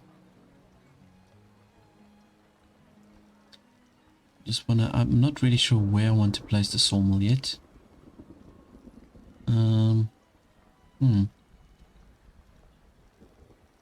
Where shall we put it? Maybe let's just put one over there. Okay, we are getting very close, man. It's just those planks that we still need. I can maybe just go ahead and tell my villagers to go to the salvage side over here. So they can just start salvaging that. And prioritize, there we go. Okay, I'm not gonna buy anything else. Oh, actually, maybe. Maybe we can purchase some extra tools. There we go. Right, and we can now upgrade our town center. And I'm going to prioritize this, just so that they can build it as quickly as they can. And then I want to see if my theory is correct, you know, if it's going to help us branch out to the sides. If not, we're going to have to take the long road and just unlock all of those. I don't feel it's tech that I really want at this stage. But in order for us to get that civic monument, that's what we're going to have to do. It's going to take me even longer to get to this one, the economic power one. So that one is definitely going on a back burner. I mean, there's so many technologies that I would rather want to unlock here instead of anywhere else. And then at the same time, we do need better soldiers, and we need to get our fortified walls. So I'm thinking, yeah, which way do we go?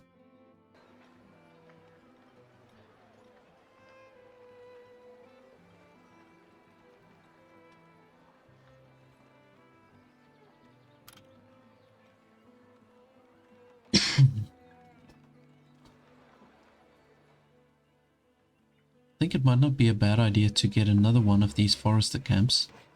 Maybe here at the bottom somewhere. We've got plenty of woods here. So, yeah, why not? Let's add another work camp. We don't have to upgrade it immediately. But I'm going to just add a work camp here to just help with the wood harvesting. Now we've got another trader that's coming in now. See what we can trade with them. Okay, they're only starting to salvage there. Okay. So we can sell flax, which we've got plenty of. But I think I'm going to leave that. Okay, now there's nothing else that we can sell. So now they only come in selling bricks to us. And it's way too late now. Okay, there's actually nothing of value. Only got the tools over here, which I can purchase.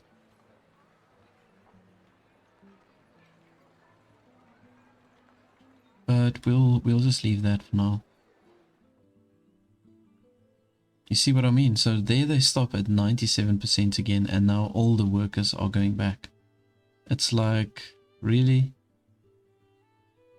Now we've got to wait for this one to come.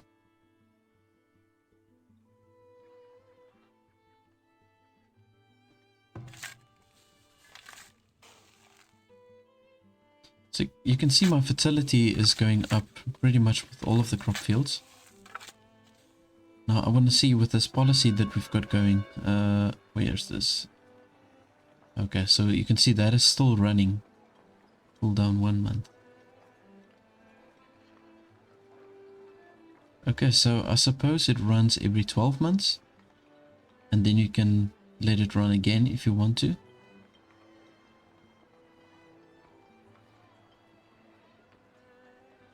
That's the stuff that we got from the salvage site now. So we've got gold clothes, weapons, gold ore, iron ore, and we've got that planks. Okay, cool.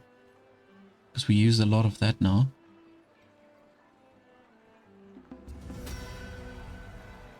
There we go. Okay, our town center has been upgraded. We've got the tier 4. And we do have a couple of houses that's going to upgrade now.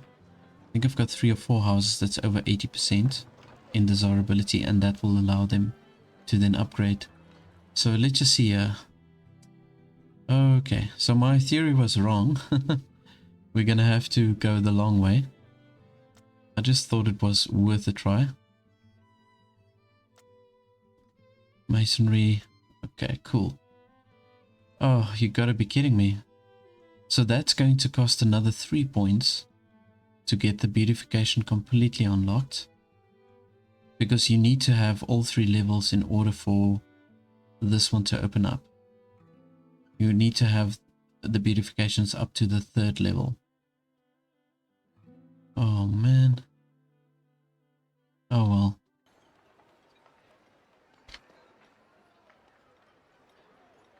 It does look like the knowledge points accumulate quicker now for some reason. I don't know if they did a patch or something, but it's only taking 4 months now. It could also be because I'm at the tier 4 town center, maybe? I don't know. Maybe that also will boost it. That would make sense though.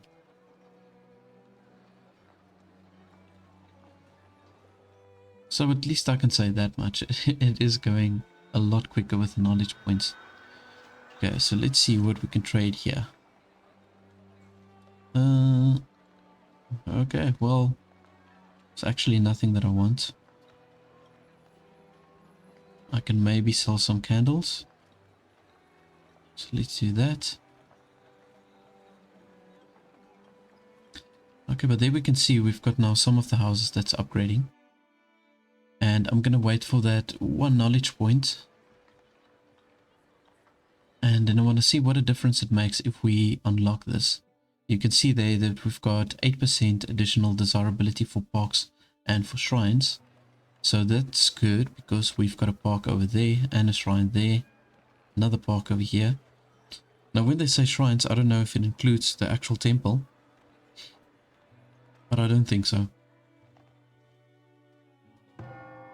You can see we've only got 6 deaths, which is amazing. Seeing that we've been running this city or this town for 30 years and we only had 6 deaths. So I think that's a record for me. We haven't had anybody dying. See, we're still harvesting this rock. We're only halfway now, but we've harvested all of the other rocks that was around it. But, oh, there's one still left. Oh, I missed this one. Wow, there was so many of these rocks around it. Okay, so there's another 120 stone that we can harvest. Oh, that's great.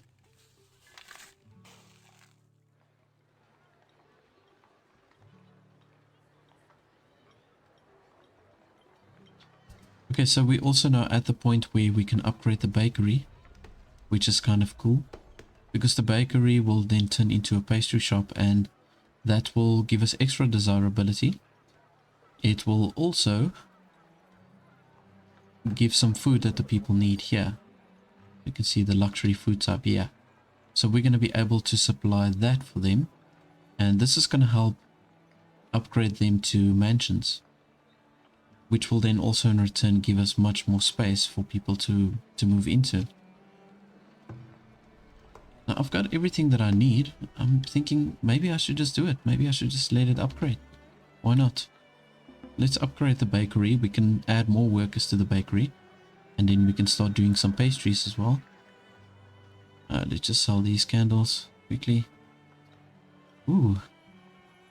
Oh yeah, we can sell the soap to this trader. I think this is now the 4th or the 5th trader this year, isn't it?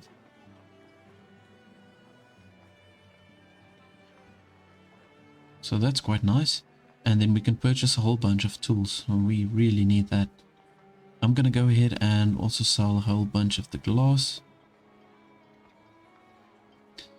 Now, I know I'm upgrading the bakery now to a pastry shop, but I kind of forgot. In order for me to let the pastry shop function properly, I need to be able to do the canning to get the preserves, and we need the preserves to add that to the recipe for the pastries.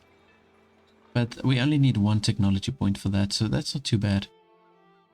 I think I'm going to just go ahead with my initial idea and use all of the tech to get up to the point where we can get the civic monument up.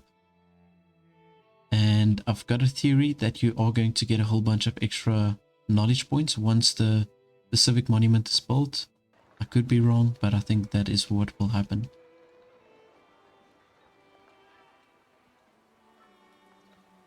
There must be some sort of greater benefit in having that.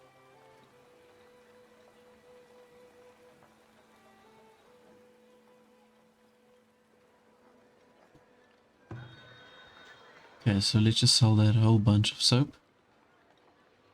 Boom. And all the glass. Here we go. Good stuff. So now I've got plenty of gold. Actually, let's keep about 1,000, I think. I'm going to keep here just to purchase those tools. Here we go. 22 tools. You still need to set the grazing area here. Sorry, chickies. There we go. Yeah, they're only going out now. Shame. I just kept them cooped up. Oh, that was like a pun intended.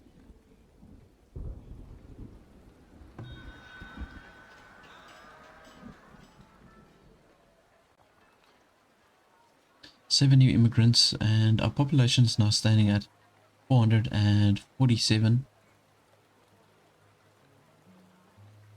We've got so many laborers at this stage. So we need at least 47 laborers for the town to function effectively, and we've got 84. So, you know, ultimately what we can do is we can maybe just go ahead and add some more soldiers. Why not? Let's just add some more soldiers over here. We can fill it up. Recruit 50 military units. Oh. I think I've done more than that. But okay. And let's add another 2 over here. Here we go.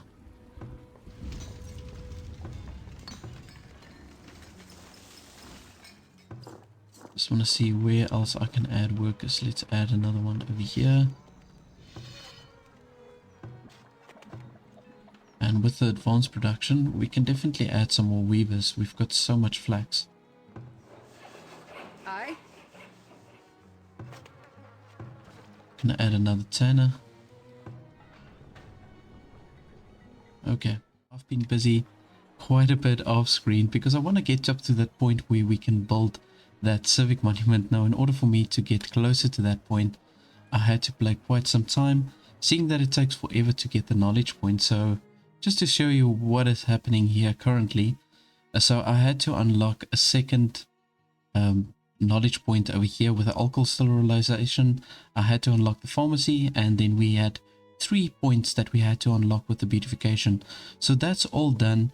So the next step would be for me to use the next knowledge point to basically just unlock the civic monument, and then we're going to see what type of benefits we can get from that. I also went into the options and I went and changed my speed up process up to 5 times the speed. So just to also kind of help us get quicker to where we want to be. So it was currently set to the whole time to a maximum of 3 times the speed. But I think now for this episode we're going to have it at 5 times the speed, so that we can unlock the civic monument, and then we can place it down, and then we can also see what the benefits are, and we can build ourselves these other decorative items that you get with the civic monument. So which is basically the extravagant small shrub, small garden. It's all extravagant. So it's just basically the same versions of what we had, but they just call it the extravagant version really. And slowly but surely my food is dropping. I did add myself another goat shed over here, and I think this should do the trick. We should get enough food from that. Now if I do get another trader that gives us some extra goats or chickens, I'm considering to buy some, although with my chicken coops I think it's fine. They are all completely stocked with the chickens, but I can use maybe some extra goats. Now we are generating some milk from that, quite a decent amount of milk. But in order to unlock the cheese maker, I just want to see here. Ooh, yeah. So you see, we can, with 1 knowledge point, we can unlock the cheese maker. But what I think I want to do first, I want to obviously unlock the civic monument. And then from there, I'm considering maybe to unlock the canning. And then from there, we can maybe consider to unlock the cheese making. And that will just also really help to preserve the food. But currently all my storage just seem to be getting a little bit more full. I can maybe build myself another storage depot. So let's just see here what this trader, the first trader that we've got here, what we can trade with. So I can sell soap and I can sell bricks. Now I know I'm not going to get a good price for the bricks, but we've got so many bricks because I've got all my workers assigned at the 2 brickyards, and so that's accumulating relatively quickly. And I'm just slowing this down because I can see the raiders are coming now. So we're not going to get a good price for the bricks, but my storages are relatively full with all the bricks. I've assigned workers in almost every building that I can. I don't think there's any gaps left with any of my production buildings. And you'll see also when I go here, we've got so many laborers. We are actually almost 40 laborers over the minimum amount of laborers that we need to make the town run effectively. Okay, so now I have to quickly, and when I say quickly, I've got to really do this quickly. We've got to bring our troops. Right away. I've built myself a third barrack, so over here you can see we've got 2 barracks. I'm going to send the troops from these 2 barracks. I'm going to send them up just to help defend this region over here. There we can see the raiders coming in, and we're getting another party attacking from this side over here. And let's see, in total 84 raiders. Okay, so as you can see, it is getting pretty wild with the size of raider parties that's attacking. Let's just sell these items off. Some of the soap and some of the bricks. This will also just help us open up the storage. And I'm thinking maybe we should just purchase a couple of barrels. We've got a lot of coin or gold within our storage. So let's just purchase a whole bunch of barrels. I think might as well buy everything. And then we definitely need some extra of the heavy tools. Let's do that. And okay, we don't have normal tools, so we're gonna just leave that one open. Okay, here we go. As you command. Yeah, so I've got to just get my troops ready here. They're getting close. I think this is actually the smaller party. I mean, if they are attacking with 84, this is definitely looking like the smaller party. Okay, so let's do this. Let's take them on.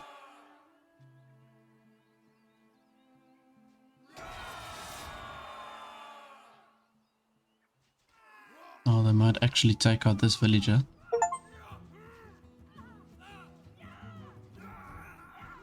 Oh, we've already killed 500 raiders. That's a new achievement. So they've resetted all the achievements that you can get. Alrighty. They are backing away. So what we can do is we can take these 2 troops of mine, these 2 parties of troops, and we can just bring them towards this side. Let's just see this. There we go. Okay, so then we've got a lot of military to defend the town from the raiders from this side, because this is going to be a big group, no doubt. We've only taken out 25 raiders, so we still got almost 60 raiders that's coming from this side. So yeah, that's going to be a pretty big party. Let's just see what's happening here. I suppose I can trade some extra bricks. Maybe I should do that. Just to open up the storage a little bit. Let's trade some extra bricks. We've got another trader coming over here. Okay, here they come. Oh yeah, this is gonna be a lot of raiders. And we've got some heavily armored troops now. You can see over here. Look at this one. We've got one with a proper shield and thick armor. There we go. Yeah, they are getting pretty dangerous now. I'm gonna also have to very soon look at getting myself some stables and just getting some cavalry, because yeah, we're definitely gonna need that. With the raiding parties that's getting so big, we're gonna need more. Okay, yeah, they're coming in for the attack. Okay, at least all of my troops are here. As you command. We're gonna send them out. And let's look for those raiders with the shields. I want to take on those guys first if I can. Just see where all that... Oh, there it is. Right away. Yeah. Let's just take out the strongest guys first. Okay, they are still falling pretty quickly. Oh man, we're just walking over them because I've got that extra buff from the relic as well, which gives me extra armor. Oh yeah. Oh, we're just taking the guys out. Oh, that's pretty much all of them. Okay. Well, we can send our troops back. We definitely have enough military to defend the town. Okay, so let's go ahead and sell these bricks just on time. Sure of it. Okay, and then we can also look at... Got a lot of paper over here. Let's sell off some of the paper, and we can sell some glass, and then we can purchase ourselves a whole bunch of tools. So let's see here. There's nothing else that I'm gonna buy. Don't think so, at least. Okay, so I'm just waiting for them to take all the stuff to the storage. We've got about 6 months left in order to unlock that knowledge point so that we can put up the civic monument. Now, with the beautification technology that we unlocked, you can see here now that my desirability has gone up quite a bit with the houses. I've got one of the houses, or two of them actually, that's gone up to 99%. So we literally only need 1 more percent for them to get to the level where we will actually have enough desirability to upgrade to the mansions. Now, in order to get the mansions, I also need pastries. And in order to do the pastries, let me just see, we're going to need to do the canning. Okay, because we need the preserves as part of the recipe. So let's just see, if I go to the pastry shop, so we need flour, preserves, honey, and eggs. And we've got plenty of eggs. Yeah, okay, so you see, eggs is definitely not going to be a problem. And the flour is also pretty decent. Okay, we're going to just sell all of that. Sell all of the papers. Here we go. Now we've got a decent amount of gold. And I'm going to just purchase a few extra tools. Let's just do that. Okay, cool. And I think I'll just leave it like that. I'll keep the money there within the trading center. We've got enough gold within our town storage if we do need to purchase anything. And I'm thinking I'm going to maybe just take away some of these trees. Just see, harvest. Yeah, let's just take away these trees. We want to open up this territory, so I'm going to place my civic monument. I'm going to place here in the middle at the bottom. I think that's going to be the best location for it. Now, I'm really hoping and praying that we're going to get even more desirability from the monument. I'm pretty sure it will give us that extra. And then we should get the houses to the point where they reach that 100% desirability. So that when we do unlock the canning, then we can upgrade the houses to the mansions. And you can see we've got a capacity of 587 for our population. We're currently at 568. So we're very, very close to reaching our cap. So I suppose I need to add some extra houses. Let's maybe do that. I'm going to just place a few extra houses.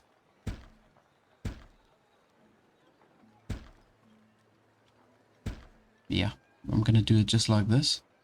Bring the road through. And up, there we go. And that little space that we've got over here, I'm going to maybe... Let's place ourselves another well over here, because it does seem like the water is starting to become a problem. So we can have an extra well. I upgraded my healer's house to a hospital. Oh, we can add another 2 workers here. We do need to utilize the workers as much as we can. Maybe add another 2 builders. Now we're also getting very close to the point where our sand is going to run out. And in order to get the deep mine, we need to unlock... Oh man. We need to unlock another 3 technologies. So that's pretty crazy. So I think what I am going to do is I'm going to just import my sand. Yeah, that's pretty much what I'm going to do. If I do get a trader that has got sand available for us to purchase, I'm going to just pretty much buy everything. And I can see our food levels. Yeah, it is looking a little bit on the low side. So I'm still intending to do like the U-shape build, but although we've got enough housing for everybody, but once we've utilized all the space and we've got the civic monument up, then I intend to build some extra residential areas over here all the way out. And I'm thinking maybe if we pull the road down like this, maybe I should add some extra crop fields over here. That's maybe not a bad idea. Yeah. Let's just see how the fertility looks over here.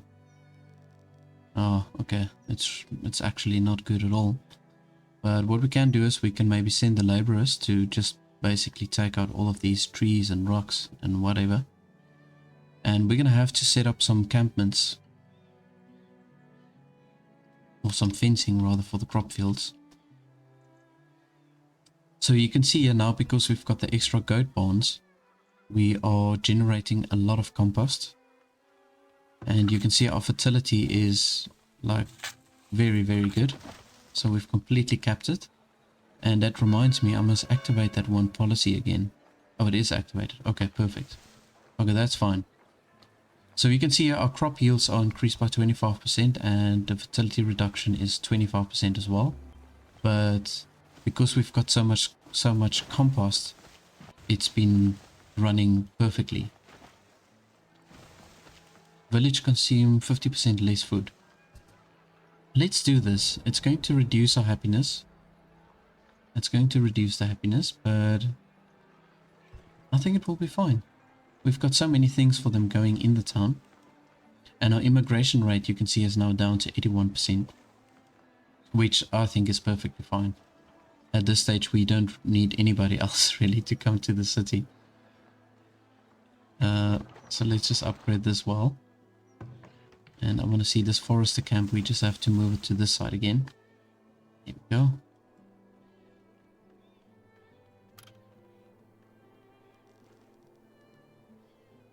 Right, so I want to just see basically how I'm going to lay out these crop fields. I'm thinking of doing the 10 by 5, right? So in its width I do 5. So let's just see here. Roads and fencing. 5, 23, 5, 1, 2, 3, 4, 5, 1, 2, 3, 4, 5. Okay. 1, 2, 3, 4, 5, 6, 7, 8, 9, 10. Here we go. And we can just make ourselves a little encampment here. Just to prevent the deer from coming in, of course. And then we can make ourselves some gates. Let's place it like this. This and there. Okay, cool. Right, we definitely need to set up some extra crop fields because of where our food is currently. Okay, now we've got that extra knowledge point. I'm going to unlock the civic monument. There we go. Confirm. Boom. Right, so let's see here with the monuments. There we are. Oh, wow. Oh, my goodness. 12,000 gold. It requires 500 iron. Okay, we do have that, fortunately. But, man, that's a lot of money. Okay, and 200 stone. We don't even have enough stone. Okay, and the structure is not as big as I thought. Interestingly enough, and it doesn't give a desirability boost. Huh. Very interesting. Okay, so what I'm going to do is I'm going to just flatten this slope over here, and I think I'm going to place it over there. Structure is smaller than I thought. It's about the same size as the theater. Seems like it. Yeah, there we go. Okay, it's the same size as the theater and the temple as well.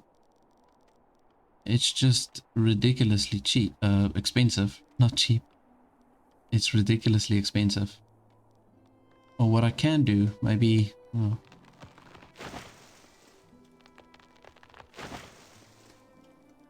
I suppose we can also place it over here. Want to maybe break down this road. And I want to do kind of like a garden around it. I think that would look pretty cool if we've got a little bit of a garden. So let's flatten this terrain as well. There's still a little bit of space left for housing. But I'm going to flatten all of this terrain and I'm going to just place it somewhere over here.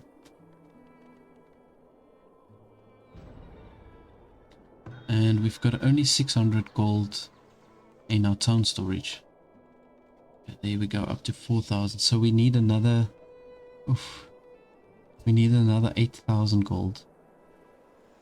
Hostile bands of raiders have been spotted roaming the outskirts of your lands. Be prepared in case they attack the settlement. Okay, so they intending of doing like some more spontaneous attacks. Okay. Okay. I think we'll be ready.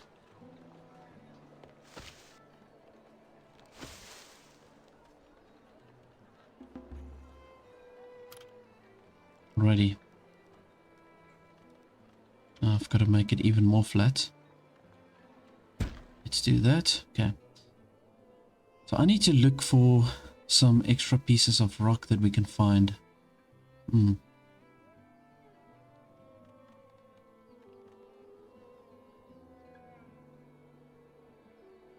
Okay, we've got some stone here, so we've got plenty of laborers, so I must just send them out to start collecting the rock over here.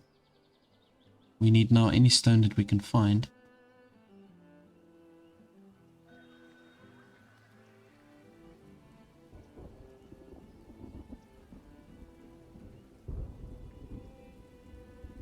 Oh, here's a whole bunch of stone. Let's just do this. There we go. Let's just harvest all of that. Okay, so here we can build up our funds now because we're only going to get 1,400 gold from this trader. Okay, but we're going to try and get all of the gold.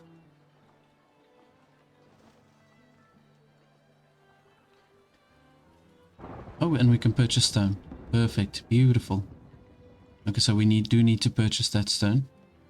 That's going to bring us one step closer to getting that monument down.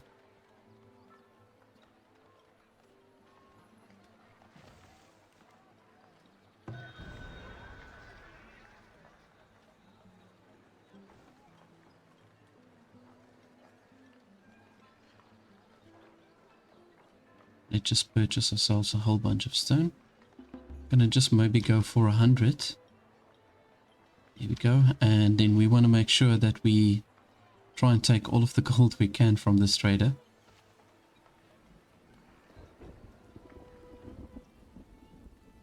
Okay, we've got our first crop fields ready. And I'm gonna just let them start working the lands over here. We need to boost the fertility. Ooh.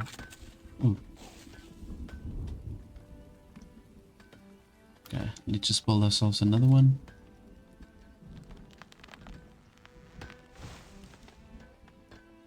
There we go. We can do another 2. We've got enough workers. There we go. Right, and I think with those extra crop fields that we're going to have, that should keep the food going for quite a while. Alrighty, so let's take the last of the gold that we can. There we are. And we do have enough stone now. So let's just see.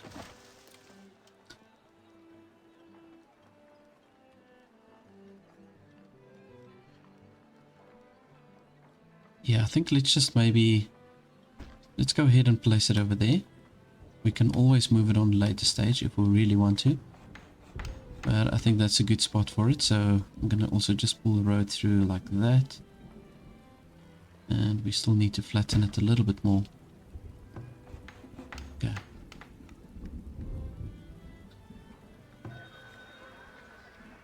But I had no idea it's going to cost that much gold. Okay, well there we go.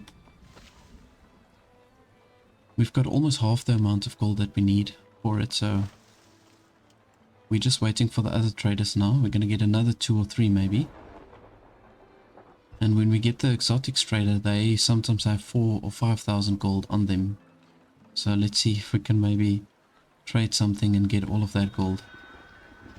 2,500. Okay, that's good. That's good. We've got a whole bunch of soap that we can sell. So let's just sell a decent amount of soap. We can sell a lot of blanks. We do probably want to purchase some extra tools and maybe also some extra iron. Let's maybe sell some of our shoes. Okay, that's another 2,500 gold that we can get. I didn't see any other salvage sites.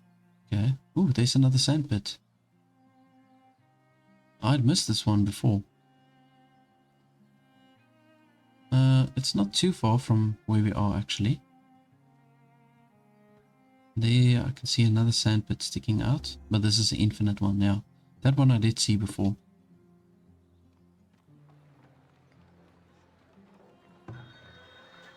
Let's see how much of the gold we can get.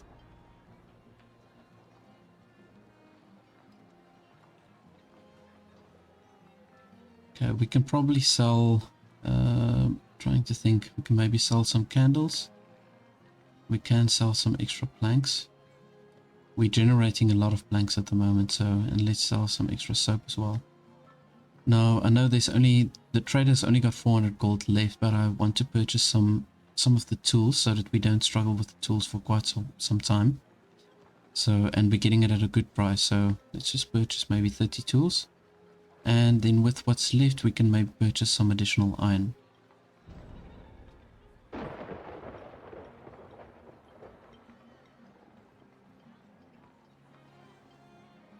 Okay, we now over half the amount of gold that we need for the monument.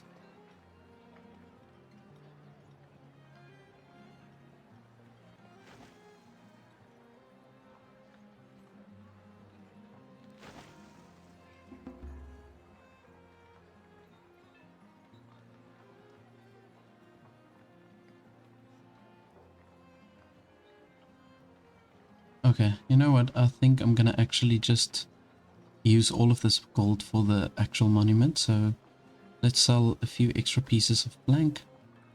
Transfer all of that over. There we go. And what I can do is I can maybe send... Let's send this army. Let's send them out. I'm gonna send them up here, and then I'm gonna see if we can find some extra raider camps. And we could potentially get some extra gold from these camps. Or salvage sites maybe. I can't remember. There was a place where I saw another raider camp. Kind of like on the boundary.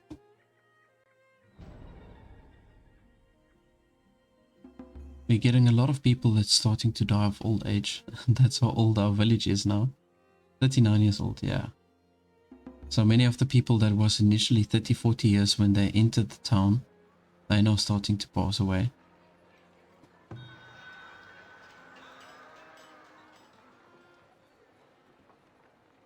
Okay, there we go.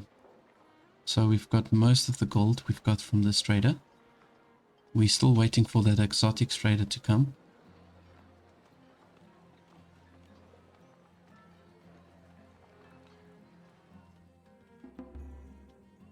Crops ready for assignment. Okay, good. You can actually see how low the fertility is with the dryness of the ground.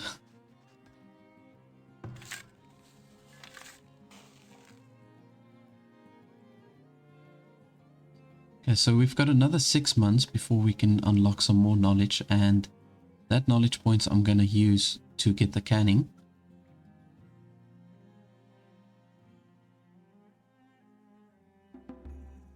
Oh wow, we've got a lot of rock over here.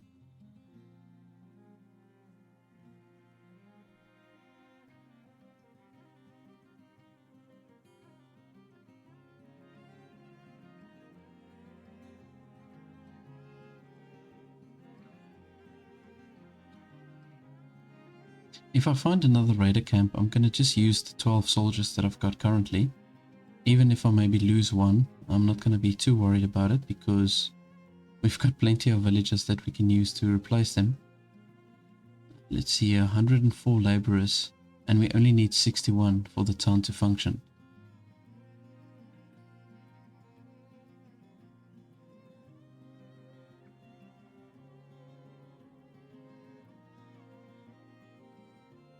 Okay, we are actually getting some extra sand pits over here.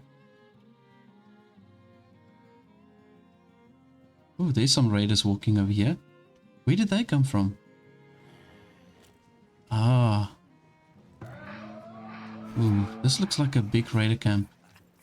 I must admit, we can see 2 towers. And it looks like stronger towers. 3 towers. Okay, yeah. I'm not sure if this is going to work with only the 1 battalion that we've got. So let's send our other party of soldiers out. So then we can attack this raider camp with the 2 parties. and we can get that extra gold.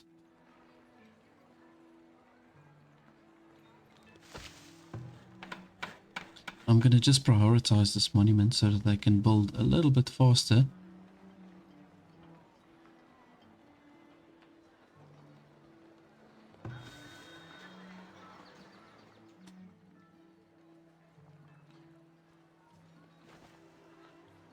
We didn't get any exotic traders for this year.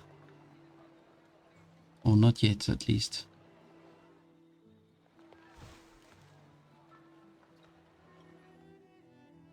Alrighty, we've got now enough soldiers, so I think I'm gonna just go in and take them on. See if we can do this. Now these are much stronger towers, by the looks of it.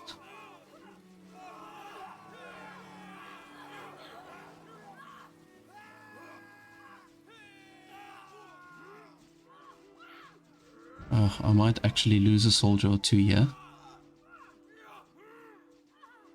Yeah. Right away. I probably will lose some soldiers over here.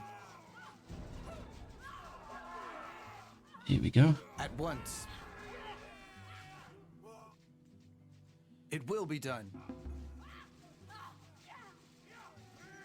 Yeah, I actually lost 1, 2, 3, 4, 5 soldiers. Okay. Well, that was a very big raider camp.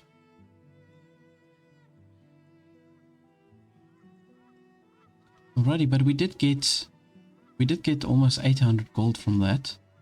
So I think it was a good call just to go look for a raider camp.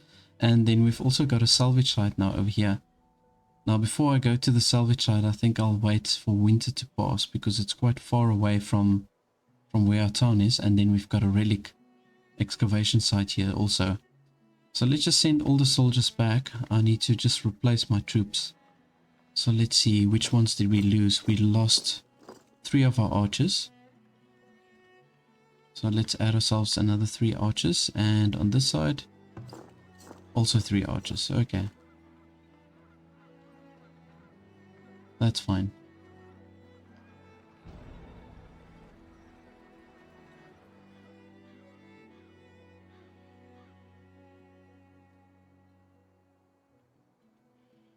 And my villagers are gonna just go down now to collect all the loot. And once this winter is gone past, then I will get them to go to that salvage site and just get whatever they can.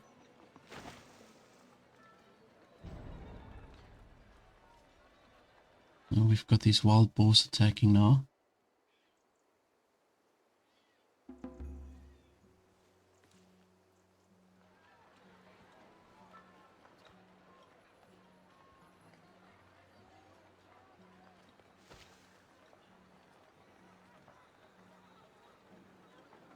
So I just want to see here, we've got... Yeah, you see, we've got a lot of things that we can use for the preserves. So I think I want to get going with the preserves. I was thinking whether or not I should start with the cheese maker first or with the preservist. Preservist. I can never say the name of the thing. Okay. Well, the thing that does the canning. So I think we should put that out first. And then we can do our pastries as well.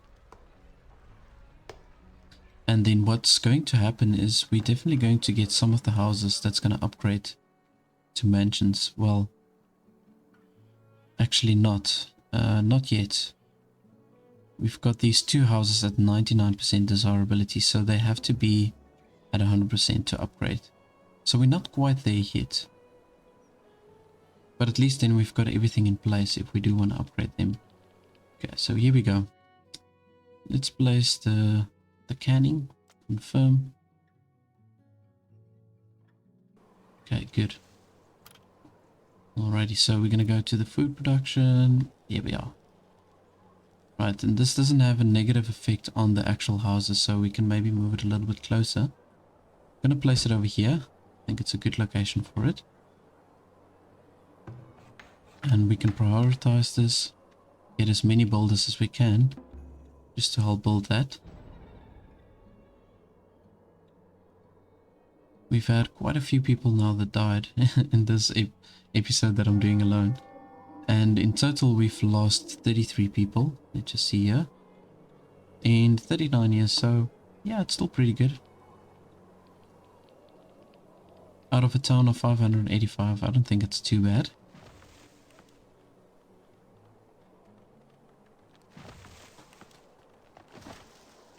Okay, good. So we've got all the iron now assigned to the building. We've still got 200 left, so that's okay.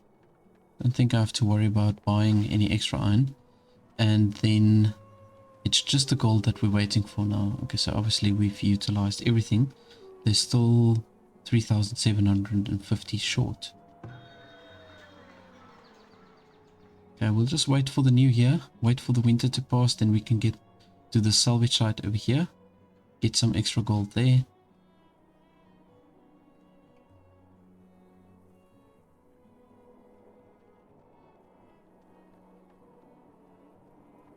Now what I'm thinking of doing is I'm going to take this small paved park, I'm going to maybe take it down and then I'll replace it with the extravagant structures.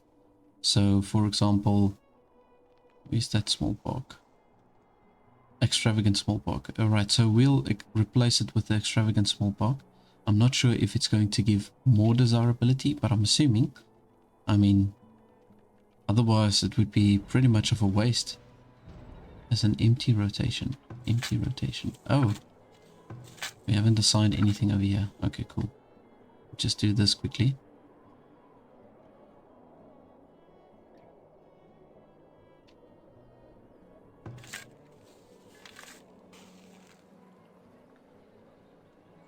In the new year, so I'm going to go ahead and just assign the workers to salvage this.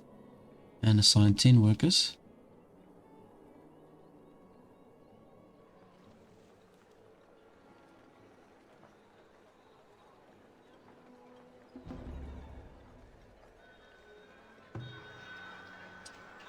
Right, so we've got baskets that we can sell for some extra gold. And they've got 1,600 gold that we can possibly get from them. And we've got a lot of stone now, so I suppose we get a very good price in selling that. And we did assign all the stone that we can by the structure. Yeah. So I'm going to go ahead and then sell some of the stone. Let's maybe do 100 something. There's nothing else that I want to buy from them.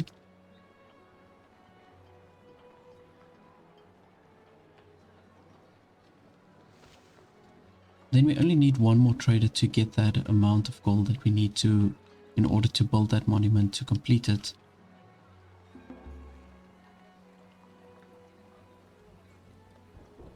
Let's just transfer all of that to the town storage. There we go.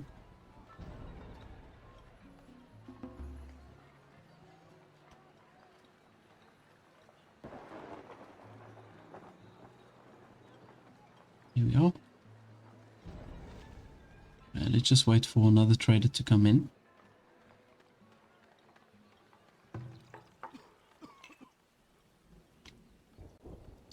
And yeah, there you can see the food is definitely doing better now. And also because we've got a lot of the fruit that we are placing into the glass jars. That's definitely helping. And then I'm going to tell the pastry shop they can start producing the pastries. Okay, I've got 4 millers working. And we've got 420 flour. And 600 grain. Okay, I think it's pretty well balanced, so I'll just leave that as it is.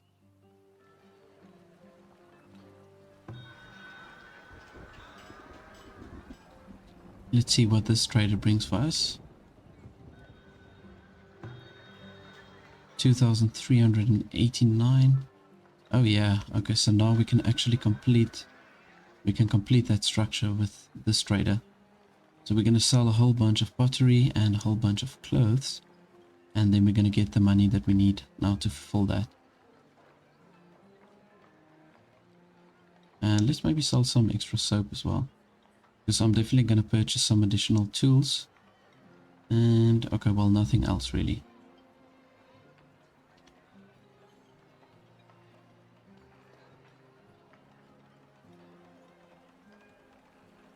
we've only got 129 gold from that salvage site. Oh, that's a shame. 1,200. Okay, let's just transfer that over. Boom. Same here. Let's just transfer all of that over.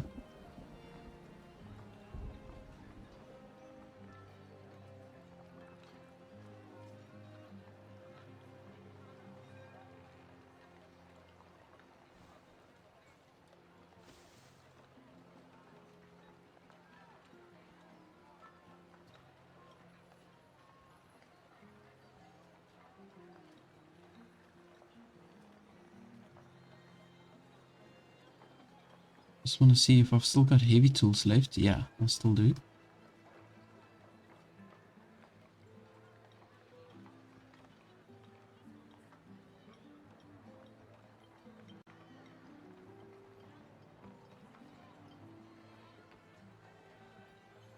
Okay, now this gold I'm gonna also just move to the town storage. And now we've got everything that we need to finish this. So I'm gonna sign some extra builders over here. Once that is done, then I'm gonna look at replacing that small park with the extravagant park. We've got now another trader that came in. And I'm gonna use this trader just to replace all the gold in my town storage. We've used pretty much everything. So let's just sell a whole bunch of herbs. And we've got the honey also that we can sell. Okay, good. So that should just compensate for that. Oh, wow. Okay, so this automatically causes you to end the game. If you want to end the game. Year 40. That's interesting that we end in 40 years. Highest population 591. Total buildings constructed 230. Okay, so the civic monument is supposed to be like an in-game thing. I know they did say it's going to be like that. Raider skill 371. Wow. But we're going to continue because I want to see how these extravagant structures look like. Okay, so here is the civic monument.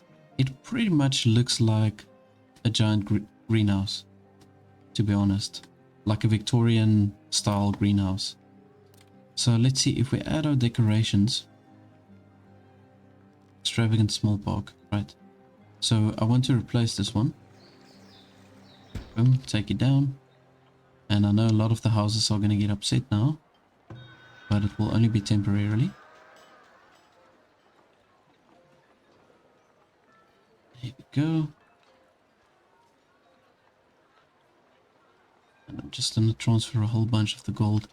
I'm going to transfer to my town storage. And now we can build ourselves an extravagant small park. Here we go. And let's just prioritize this. Let them build it quickly. I want to see how that looks like. And then what I was also thinking of doing is building like a extravagant garden trail over here. Just to see how that looks like. And then let's do these small shrubs. Extravagant small shrubs. We're going to have, just do it all around like that. Right. Next thing that we can do is the medium garden. It's the extravagant medium garden. So let's build some of these guys. There's two of them. Then we've got the extravagant small plaza. Just going to place it randomly now so that we can have a look at everything. Okay, cool. So that's done. Extravagant medium plaza. We'll place one over there. Then we've got the extravagant ornamental tree. That looks pretty nice, I must say. And then extravagant flower urn. Let's just do another random one over here. And then we still need space for the big park. Alright, the extravagant big park. So I'm going to flatten that terrain so that we can place that also.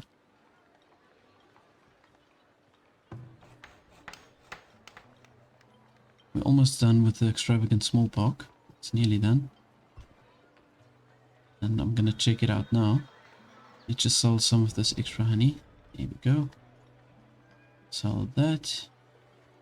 I'm not going to purchase anything else, so I suppose we can just transfer all of this gold into our town storage. Okay, so let's see here. Extravagant small park.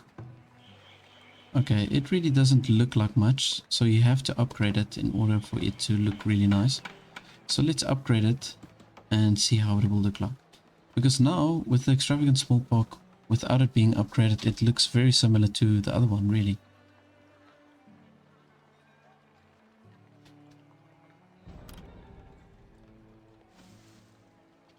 Yeah, in all honesty, I must say the civic monument is a little bit of a letdown. I thought you'll be able to do more with it.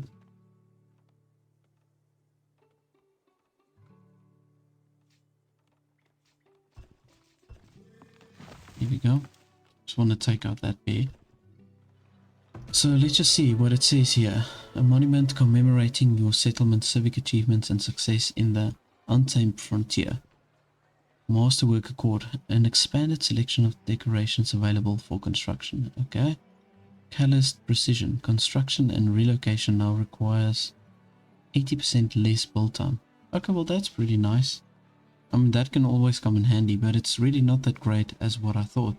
So I think the monument to really try and strive to get is this one over here, the economic monument. Okay, so I think there's a few more extra benefits. Now I know one of the extra benefits is that you will get special traders and they will sell more commodities to you and they will also purchase more. So that one I think will make more sense to get this one. But then again, it's to open up the civic options over here that will allow you to get knowledge points quicker. So I think it's really a combination between the two. Oh wow, okay, so here we can see we've got the extravagant medium plaza. It's already looking really nice as it is, but it can be upgraded. So now I want to see if it is upgraded, how that's going to look like. It was already looking nice, but yeah, I want to see the upgraded version. And the ornamental tree stays like this. Okay, so it's not going to get any fancier. This tree will obviously still grow. But I like it. I think it's pretty cool. Okay, then we've got the extravagant small shrubs. They also need to grow. And then we've got the extravagant garden trail. Now they actually do look nice from the start. But I'm going to go ahead and upgrade them as well. So that we can just have a look at how the final product will look like. And then we've got the extravagant medium gardens, which looks, in all honesty, it looks very similar to what we had. So we're going to just go ahead and upgrade these ones as well. So the initial decorative items, they kind of look the same for me. But the plazas definitely look nice from the start. They've almost got like a mosaic type of look. Let's upgrade those ones.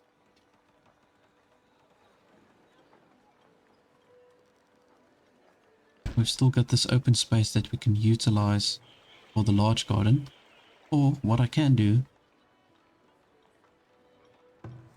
yeah, I suppose I can replace this one. And let's just see, okay, so the desirability, they don't give more desirability, unfortunately. But let's just see how the final product looks like here with the extravagant small paved park.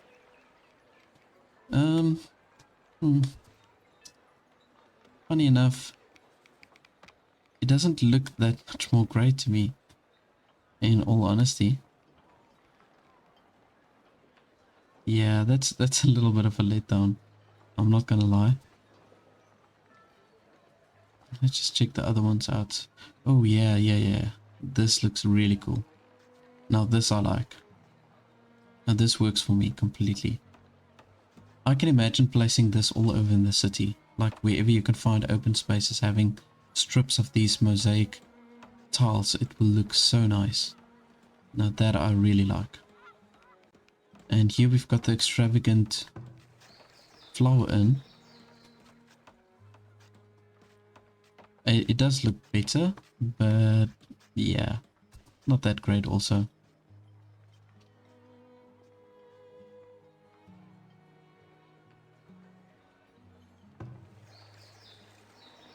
Alright, and now these gardens, they are already upgraded.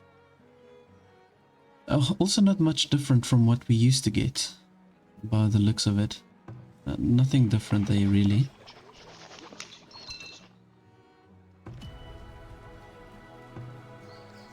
This one's not upgraded yet, so I'm gonna just see how this one looks when it's upgraded. Let's just fast forward that one. And I'm gonna just do the park, the extravagant large park. Let's place it over here and see what we're gonna get.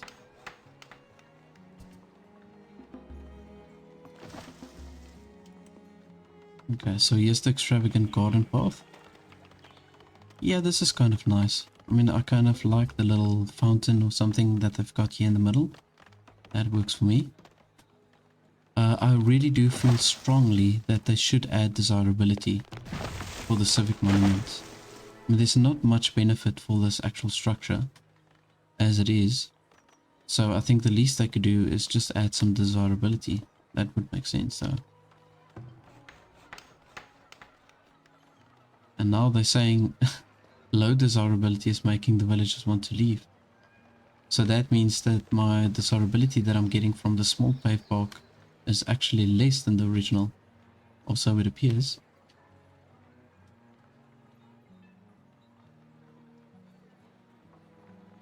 We'll have to look for open spaces, or what I can do, I can maybe move some of these houses. I can move down here to the bottom.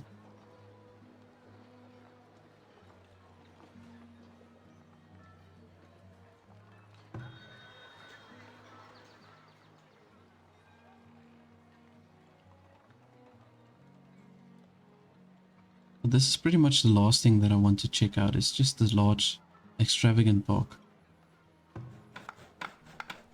And see if it makes any difference or look any different from the large paved park that we've got, the normal one.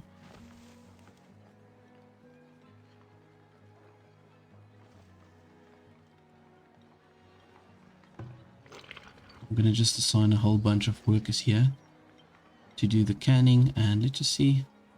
Are they doing pastries? Yeah, okay. They are making the pastries. Good.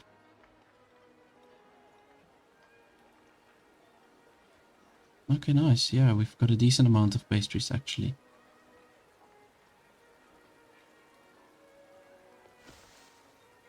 But from everything that I've seen so far, I mean, you can see that this mosaic extravagant brick plaza, that looks really cool.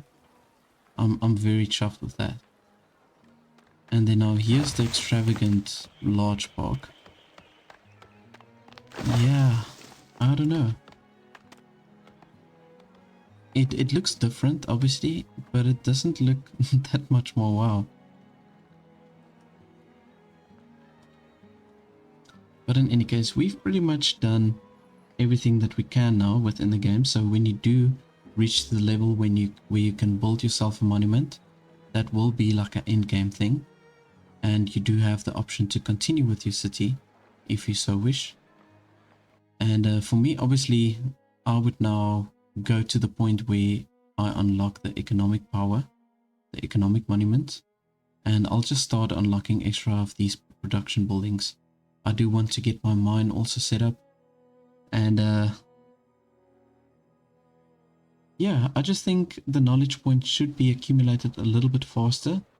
Only when you've got these things unlocked, like for example the upgraded academy, when you've got like the plus 30% research speed and all of that. If you've got all of these things unlocked, they should really step up the time that it takes to get the extra knowledge points. Because now, I mean, it takes a full year before you get just 1 point. So, and we've been playing now, it's almost 41 years that have been going with the settlement specifically. And we've accumulated an amount of 56 investment or knowledge points, but you've got a potential, I think it's 200 points that they said, plus minus 200 knowledge points that you can possibly obtain. So we've only gotten maybe just over a quarter of it, and that's over a space of 41 years. So yeah, it takes a bit long. But in any case, guys, that's it for me for this whole series. I will continue with the same city, where I'll just specifically look at the economic monument and then we can also look at the benefits of that. But this is me for the series, and we're going to keep an eye on any changes that will happen during the playtest, how they will change maybe the knowledge points of how you obtain it, and also the benefits that you maybe get from the civic monument and certain other structures. But I want to thank you all so much for watching and joining in, and then I'm going to see you in the next one. In a game of adventure and strategy, we make our mark.